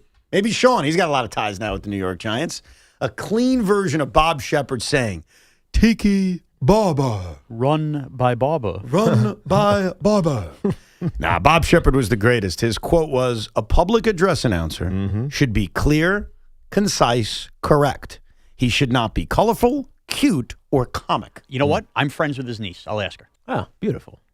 What? How are you friends with his niece? Went to high school with her, remained friends. She now lives in my town. We're friends. Oh, that's cool. Bob Shepard's niece. Correct. Matter of fact, her husband, huge Yankee fan, got to sit at Thanksgiving dinner with Bob when they first met. Wow. And he said, he's like, this guy's like past the turkey. Do you think that's why he married her? Oh, I think he was all in. She didn't tell him that, from what I understand, until they sat down at the, come to Thanksgiving, and Bob Shepard was there. So they were dating ahead of time. Yes. It wasn't one of those, you know what, I should go out with her. It's Bob Shepard's And niece. he was doing the elbow. He goes, Bob Shepard's at the table right now. Could you imagine that? That'd be cool. That would be amazing, especially if he's talk like that in real. No, apparently he did. That was his real voice. And then saying the most mundane things. Yes. Pass the turkey. It's amazing. I remember the stories when he passed away. Is that it was just a handshake deal at Wellington Mara. His whole career. Oh, wow. No contract. No contract, just a handshake deal. Do you remember the biggest story around Bob Shepard's funeral? No. Sports talk radio porn. Which was? Derek Jeter didn't go. That was like a big deal. I forgot about that. You're right. That was invited? Of course he was. He didn't go. And I think I remember I forget what year it was. What year did Bob pass away? I wasn't invited. 10. Say one more time. I wasn't invited. Well, oh, boy. I opened up a...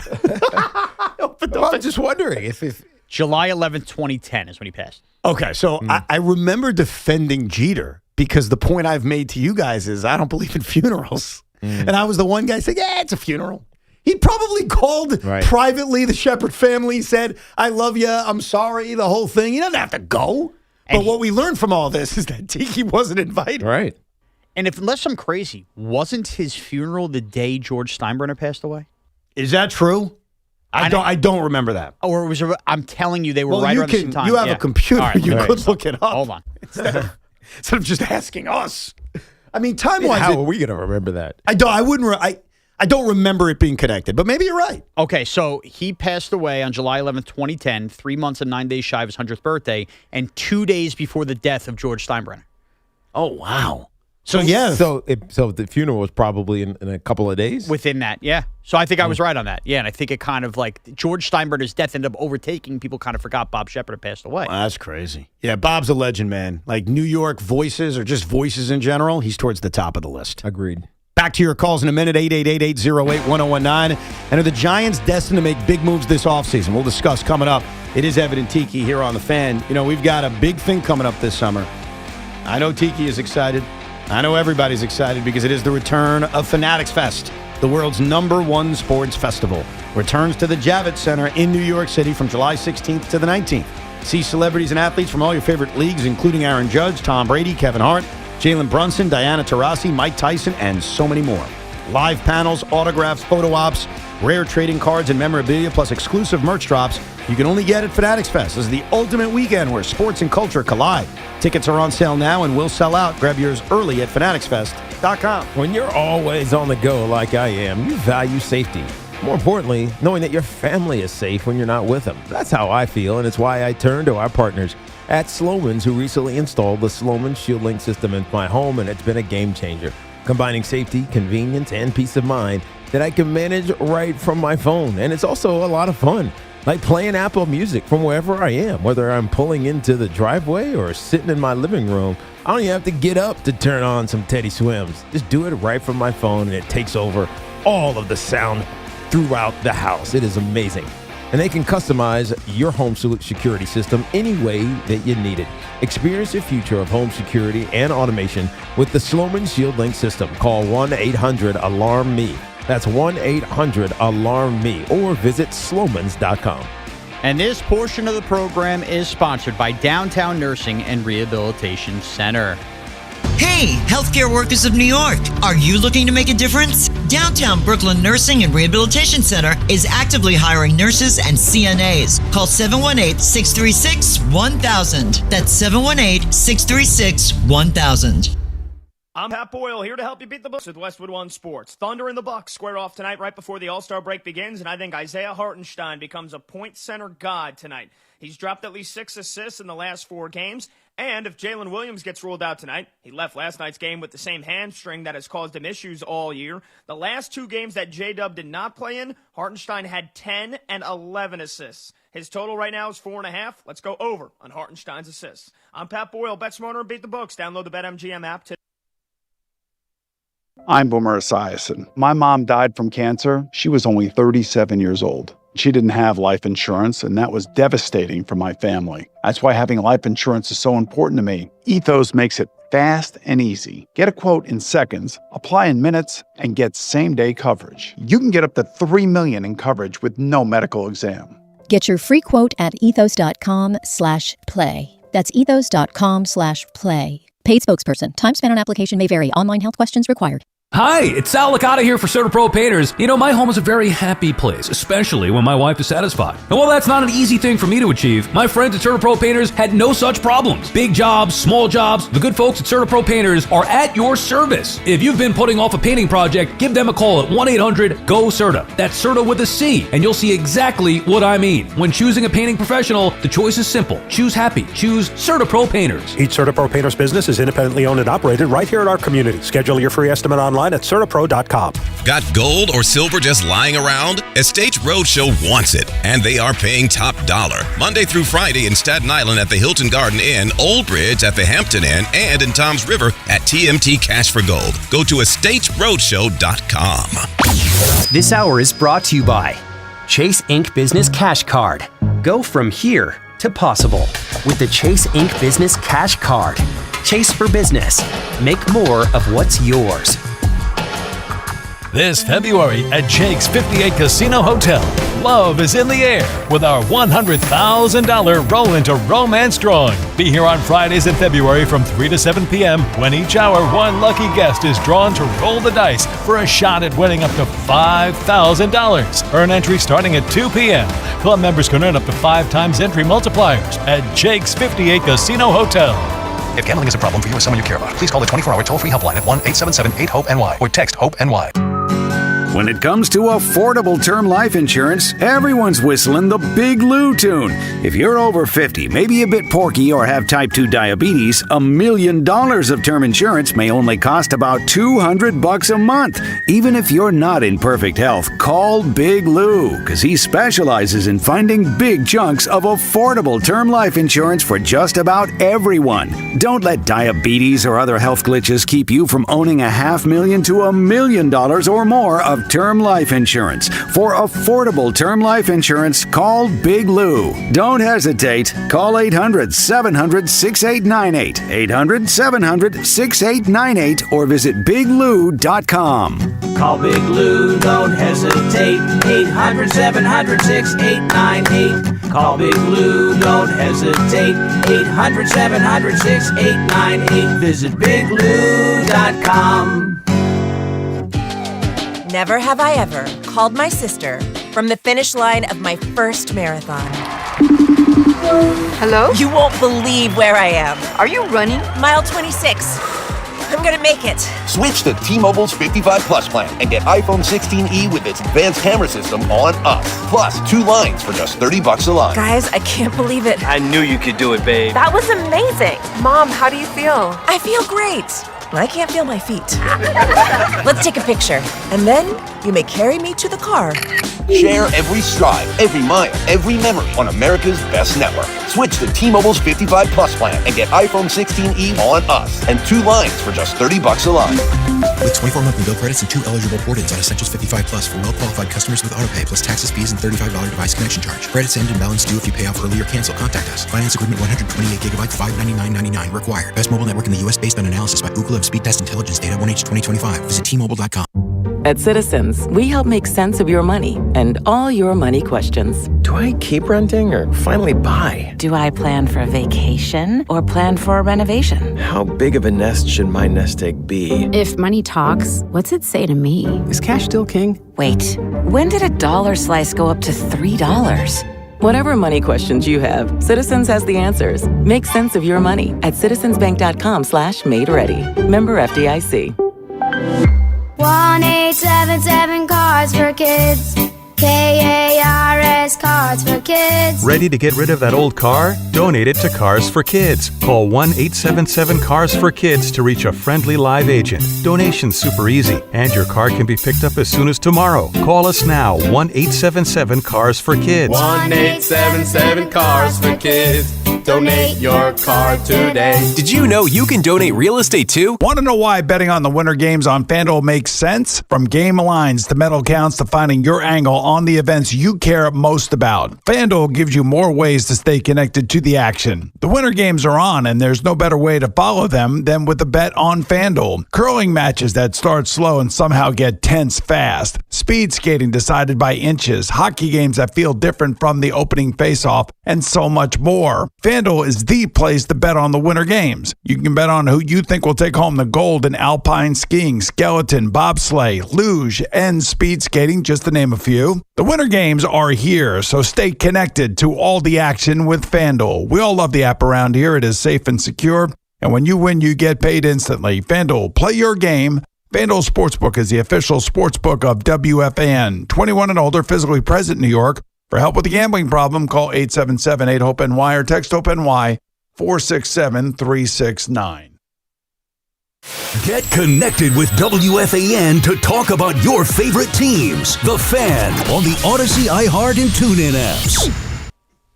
All right, this Fan Focus is sponsored by Chef IQ, precision cooking, effortless results, chefiq.com. The fate of Trinidad Chambliss' hands might actually be in Joe Judge's hands. Joe Judge has met with a court over this NCAA proceeding today. Okay. And he has backed up that Trinidad Chambliss would be best served with a 6th year in college. Here's the problem.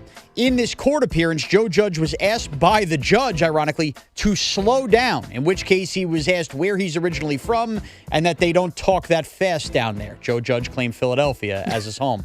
So the Joe Judge thing is a mess talking about Trinidad Chambliss. Also, the U.S. men's Olympic hockey team schedule finally gets going today. They dropped the puck this afternoon versus Latvia. Jets goalie Connor Hellebuck will look to stop Hellepucks as he was tabbed as Team USA's starting goalie. Jack Hughes, JT Miller, and former Islander Brock Nelson appear to be grouped together on the team's fourth line. I want Trinidad Chambliss in the draft because I want as many quarterback options for the New York Jets. Yes. Doesn't mean they're going to draft him, doesn't mean they should draft him, but I prefer that the news come out that all these appeals have failed. The fact that Joe Judge is standing in my way gives me confidence because I don't think Joe Judge is going to do anything to convince the judge. That's also a very weird. Like, why would you ask him to be your advocate? He's the quarterback coach. So why is he the one doing They no longer have a head coach. They lost Charlie Weiss to LSU. He's the last guy standing there that coached Trinidad Chambliss. Gotcha. But they wouldn't have like a lawyer do it? I'm sure the... Wait, at Ole Miss? Yes. Joe Judge was Chambliss's quarterback coach. I understand that, but don't they have the interim? They hired the assistant. But correct? he wasn't the offensive coordinator. So it's a defensive or special teams background. Who cares? He's the head coach. And he was the assistant on the team. I want to also make this clear. They might have also asked him to speak. All right, okay. A lawyer is calling up witnesses. The one that is now making the rounds is Joe Judge, and he was asked to slow down. I got it, because he's talking too fast. Did I say two Utes? That's what it looks like, by the way. Yeah. All I know is I want Trinidad Chambliss to be available in said draft. It's like when we talked about Dante Moore a couple weeks ago before Dante declared he was going back to school. Me wanting him to be in the draft and declared doesn't mean I want him on the Jets. It just means I want there to be as many options as possible for the New York Jets. More options for them to potentially screw up. The Jets are a sewer. Now, to the Giants, I want to get to this. I heard Craig and Big Mac talking about this yesterday, the idea of trading Kayvon Thibodeau, and I've read this on the internet as well from a lot of Giant fans. What did I say? Thibodeau. That's because we talked about Tom Thibodeau today. Yes. Because we brought up Mike Brown and Tom Thibodeau, it created the vortex I live in. Confusion in your brain. So this has been, and Sean could cite you this as the Giant podcaster, this has been like the Giant social media discussion over the last few days around Kayvon Thibodeau. Thibodeau? Yes. Thibodeau? Thibodeau. I even confused you. Yeah. My question, though, more so than Kayvon, just in general, is, so John Harbaugh is the head coach. We're all excited, and he's now figured out his coaching staff, right? Brian Callahan, the last piece, he's going to be the QB coach. And we're all good with every coaching change he's made because we trust John Harbaugh. And he's obviously changed the organization to kind of rebuild it in his image. Right. Even the front office is facing changes. We have not spent a lot of time talking about the roster changes he may want to make. Yes, he likes the organization. Yes, he likes the quarterback, and the quarterback's going to be here. We all know that. But is there a part of you, Teak, that almost expects not just Kayvon, but other major changes to occur? Because he is putting his stamp on this team and this roster. It depends on what you mean by major, because the only one major one, he might be the only major one. Dexter Lawrence. Yeah, but Dexter Lawrence is an all-pro level player who was unmotivated for whatever reason. We know the reasons. Well, that's a big deal, that last part you just said. Right, but it also is it's now a prove-it year for Dexter Lawrence. Even though he's signed and he has a long-term deal, after what we saw a year ago, you can't just take for granted that Dexter Lawrence is going to be an all-pro player. You almost can't say it anymore. Mm-hmm. And so he'll be motivated, and I think we'll get the best out of Dexter Lawrence in 2026. Also, there will be definitely a higher level of accountability, like getting away with being overweight, like he came to camp and he was every single week of the season, is not going to be acceptable any longer. And that's just a John Harbaugh just tactic. It's just it's a way that he operates. So to me, it's really just Kayvon Thibodeau. And the reason I think people are talking about trading him is because he still has value, and he's young, and he's got a fifth-year option, which is very inexpensive relative to the top DNs in the league. Mm-hmm. And it feels like he still hasn't fully reached his potential. Well, now, I would say if you have excess at a position that needs excess, why would you move off from him, especially if he's cheaper than what the top-end numbers are? So Dexter Lawrence would also provide cap relief if they traded him and or cut him. Mm-hmm. And that's a part of this. Like, if they cut Kayvon Thibodeau, they could save $13 million. Or if they trade him, they could save $13 million. Right. I was on Over the Cap checking out other players that kind of fit that bill. Like, if the Giants traded Dexter Lawrence, they would get a $20 million cap savings, which is even greater than what we're talking about with Kayvon. Yeah. So I bring it up because I think both guys are worthy discussions. I think a lot of guys are discussions only because John Harbaugh's new around here. Like, he has no loyalty to anybody. And one of the things he said at that press conference we were at was, hey, if you don't want to play football, you're going to be out of here. Right. Now, I'm not saying either guy doesn't want to play football, but John Harbaugh's interpretation of it may be very different than a player's interpretation. So I include Dexter Lawrence in this discussion along with Kayvon as, do you think he would do it? Do you think he should do it? Cut him? No, I don't Trade think him. so. Trade or cut. You'd have to have a great return because Dexter Lawrence is a great player. Who are you replacing him with? Are you getting a great return for Kayvon Thibodeau, by the way? I wouldn't say great. No, That's my issue. No, I don't think so. I'm not trading Kayvon. I think that's the problem. Third-round pick for what? I'd rather have him on the right. You'd rather have him than the third-round pick. I agree with you on that one. Dex, you could probably get a lot for. It's just. You need a D tackle in round one. Exactly. Who you get? Why you're getting rid of one of your best players on that side? One of your best players who I know there was a lot of debate about this last year didn't have his greatest year. Oh, he didn't. He wasn't in good shape, and he had issues with the organization. There you go. I mean, you're making the case for me. Except for now, you have John Harbaugh here, who is not gonna. He's either going to motivate you or he's going to get rid of you. Well, the latter. I mean, or the former. Oh, of course. He absolutely can motivate him. It could work out well. I can't speak to Dexter Lawrence. I don't know him like that. I think he'll be motivated. I would think so. Logic would tell me so. Mm-hmm. I would open up the Giant roster changes to more than just Kayvon Thibodeau. I would include Dexter Lawrence. And Sean, you deserve credit on that because you sat here in November, and obviously this is long before John was hired, and said, hey, Dexter Lawrence may be playing his final games as the New York Giants. Yeah. Now, I do think I feel a little differently than I did in November because at that time I didn't think John Harbaugh was going to be the head coach. Yeah. And I think that a lot of my Dexter Lawrence, what I kind of assumed was the guy's been around a lot of losing football. Mm-hmm. He's watched a lot of friends in that locker room. Hell, he just watched Leonard Williams, his running mate, win a Super Bowl along with Julian Love. That does wear on you. And I wouldn't fault him if he just feels beaten down. And clearly something was amiss with Dexter Lawrence and the New York Giants this year. What I can't answer, though, and kind of what Tiki's alluding to, does John Harbaugh getting hired here rejuvenate Dexter Lawrence to go, man, I sat through all this. Finally, it feels like we can climb over the hump. And maybe he does want to be here. Right. But money's also going to talk. He's going to want some kind of extension this offseason because he's out of guaranteed money. And is that what his, I I guess his nature was last year of not being thrilled with the organization? Wasn't it more about money than coaching? It was more about him where he ranked. And some people look at that as an ego boost. Salary structure rank, you mean? Yeah. Yeah. And so, look, he signed a big deal, but he got passed immediately. So it hit some people the wrong way. So you can do one of two things: bitch about it, or go be great and then get another one. So, and that's just the only thing I'm curious about this. If it does come to and he wants an extension, which I wouldn't fault him for, he's out of extended money. What are you willing to pay Dexter Lawrence at that market based on what you saw last year? It's like he didn't earn it. That's the problem. He didn't earn it, so it's almost like the chicken and the egg, right? Well, like, that's why I said this is a prove-it year for him. Go earn it again. But what if he doesn't want to sit through a prove-it year and he wants to get paid now? Then see ya. Okay. And that goes back to my original point, which is he's a guy to keep an eye on. Which is why I said I think he'll be motivated. But again, I'm not Dexter Lawrence. Right. I don't know Dexter Lawrence. There's no way to know it because I'm going to I lean towards the assumption that he should be. I mean, it's John Harbaugh. It's a new hope in life if you're the New York Giants. But if his issues last year was related to contract unhappiness, well, that doesn't change with John Harbaugh walking through the door. So as much as I'd agree in terms of your football life, you should be pumped up about the new opportunities.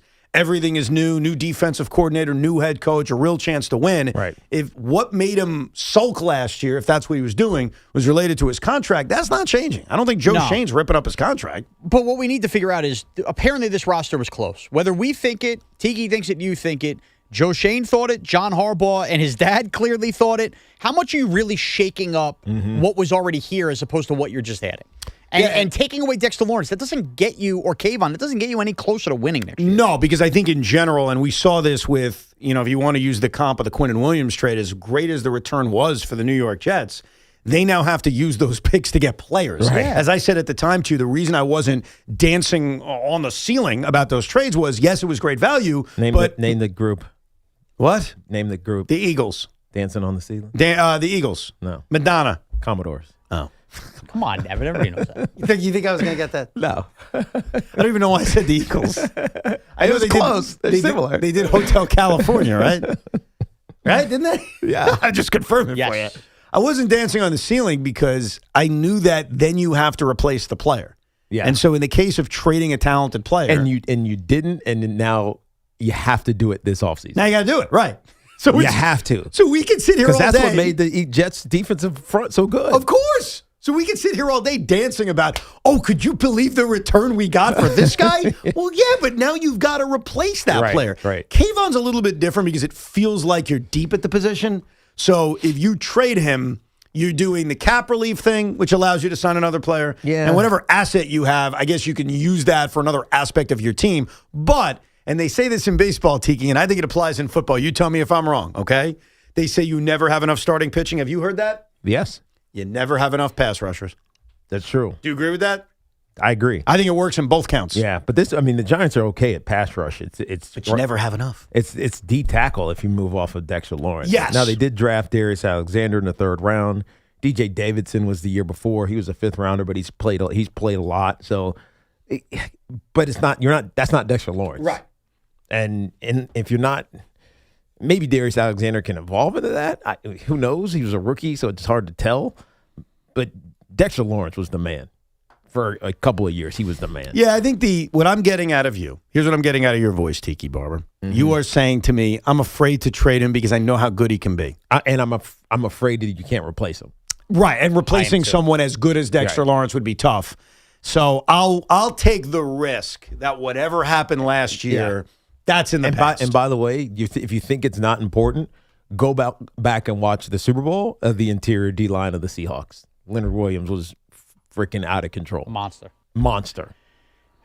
Tiki, I regret to inform you might have to wear an L. Why? Oh, good. I have the L's right here. What? Well, what do we got? 3 phone calls in a row. I'm thinking they want to chime in on Dexter Lawrence. What do you think they wanted to chime in on? I don't know. It was Lionel Richie's solo album that was dancing on the ceiling. Yeah, that's close enough. Not the Commodores. I'm not wearing L. What do you mean it's the same. Why is it the same? Can you explain it? Because I don't understand. Well, hold on. If Justin Timberlake sings a solo song, it's not the same as NSYNC. Wait, can you explain this to me? Because I still don't really understand. The Commodores are a group. Okay, they're a group. They were a disco group, basically. Okay, got you. They had a ton of songs that were fantastic. Okay. Brick House, etc. Got you. Lionel Richie had a solo album And one of the songs on that album was Dancing on the Ceiling. Lionel Richie was the lead singer of the Commodores. All right, let's think about this. Let's go to the extreme to really prove if Tiki Schwarnell or not. Michael Jackson versus the Jackson 5. If I said to you, who is the one that sang Bad, right? Is that Michael Jackson's most famous song? No. No? I mean, What would you say? Thriller. Isn't that an album? No, the problem is Yeah. the Jackson 5 was when Michael Jackson was a kid, like 12. So the kid negates it? I got it. Justin Timberlake sings Sexy Back. Is that in sync? That's a good one.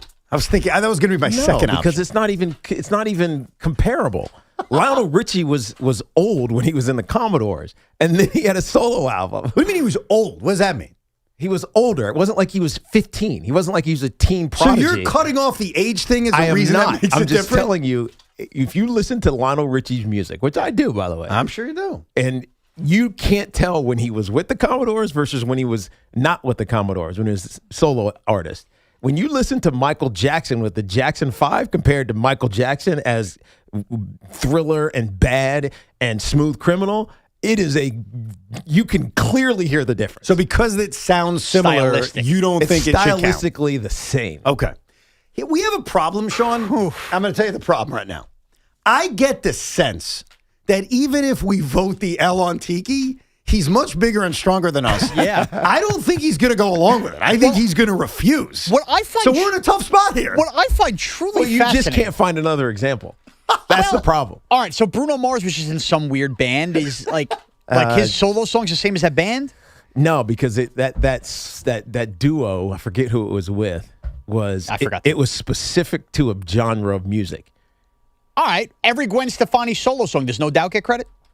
Probably. I don't know, man. This is a tell me a Gwen Stefani solo song. I know there's a million, and I'll forget it. What if Paul McCartney had a solo song? It wouldn't sound the same. What do you mean it wouldn't sound the same? It's Paul McCartney. Lionel Richie and Dancing on the Ceiling sounds like a group. Right. Do you know the song? Yeah. Fine. Dancing on the ceiling. Is that? Oh, what a feeling. It sounds like the Commodores. Is he singing the backups? Is he going, oh, what a feeling? Or is he going, dancing on the ceiling? Right. So, but the Commodores aren't backing him up. I know, but somebody is. It's not like it's a solo song. All right. My point is it's not a solo song. I respect your point. Sean, we're in a tricky spot here. It is. Because he's so passionate about this. And I'm afraid. Because I know the damn Commodores. I'm afraid that if we both unanimously say he should wear an L, we're going to have a problem. I'm going to solve it for you. Look, he won't even No, you know what he's doing? He's filibustering till the end of the show. No, I'm not. He won't accept the results of this election, Sean. I'm telling you right now. We're going to have a major problem. Can I have a recount in Georgia? Yeah. So, is the we got to song find Imagine 600,000 votes. Is the song Imagine John Lennon or the Beatles? What?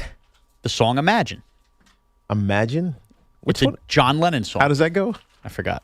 I'm just Well, getting ask Big Mac. He could sing it. It's a good point. But I know so little about music that I feel, look, I have the vote to giving you the L, but I also feel like I'm not that educated on this.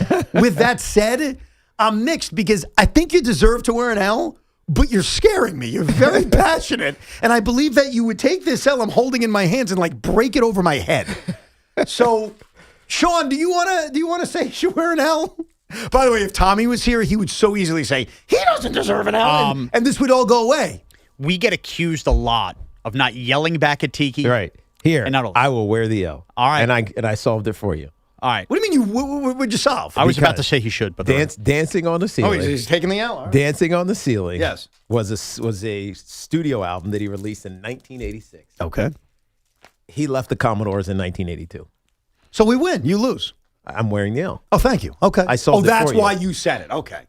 Yeah, I was definitely saying he needed to wear an L. It was more, here's what I was afraid of. I wasn't afraid of you, Tiki Barber. You're a nice guy, even though you could have broken the L on my face. Mm-hmm. I was concerned the validity of the L would have gone away if Sean and I said you need to wear it and you refused. I believe it would have set a very bad precedent for Sean Morash and others. So the fact that you're wearing it, you've saved our democracy. Thank you very much, Tiki. And I think we realized Tiki really respects us very little when it comes to music. Yeah, you guys don't know what the hell you're talking about. I mean, do you blame him? What the hell do I know? You can hear I didn't even want to report the news, what callers are saying. I was afraid to bring it up, but I felt I had to. Look, he's wearing the L, and we all agree, Sean and I agree, it's till the end of the show. which is only 10 minutes away. So Lionel Richie did it with Carlos Rios and Michael Frenchick. Gotcha. So there were backup singers. So By the way, it sounds like it's a Commodore song, even though it's not. Would you agree? Terrible song?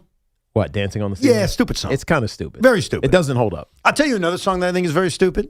And again, this is someone who's not, I admit, I raise my hand, I'm no music expert. We Built This City. I hate that song. So stupid. We built on this rock city. and roll. We built the city on rock and roll. No, you didn't. You built it on taxpayer dollars. That's what you built it on. Freaking rock and roll. Anyhow, let's take some of your calls. Let me start with the people that agree that Tiki needed to take the L. Let's hear from them. Mike in Middletown, New Jersey. What's up, Mike?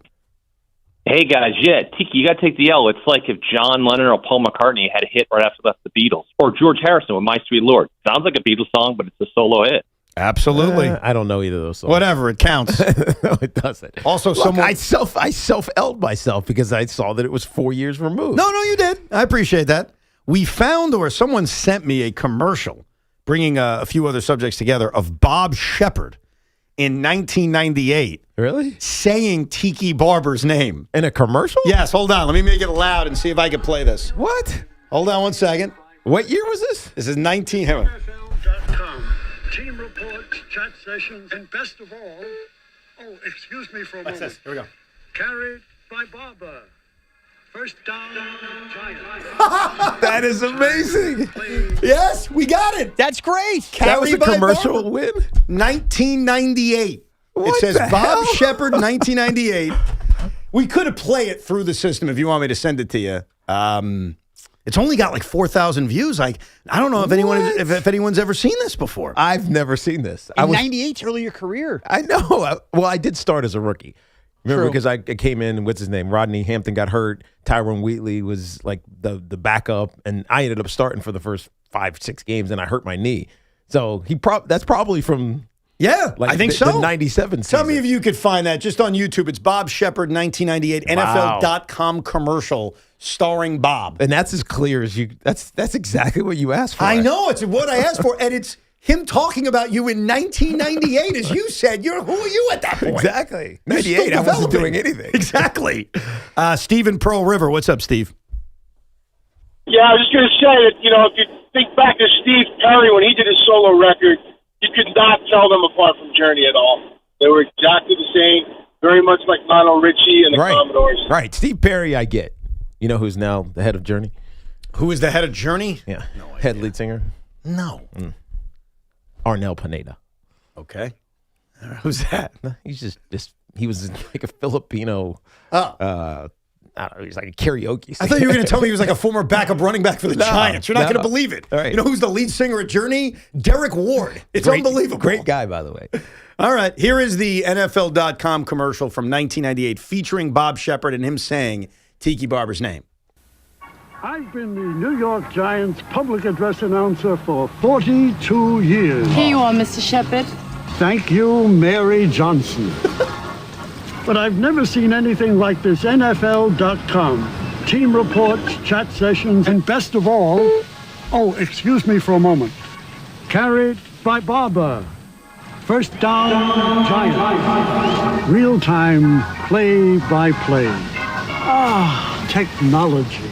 Oh, I get it. I didn't get it when you first played it. Now I get it. He's sitting by the pool calling the Giant game. That's right. Because he's getting the updates courtesy of NFL.com. Yeah, NFL.com's telling him what to say. That's actually a great commercial. That is a wonderful NFL.com back in 1998. I don't remember that at all. And that was the height of me watching TV. And, there's no DVR, so you see every commercial. I do not remember that. That's awesome. And they used your name. That is pretty cool. It pops on the screen, too. Carrie T. Barber. Yeah, T. Barber. That's awesome. Jake is in Rhode Island. What's up, Jake? Hey, guys.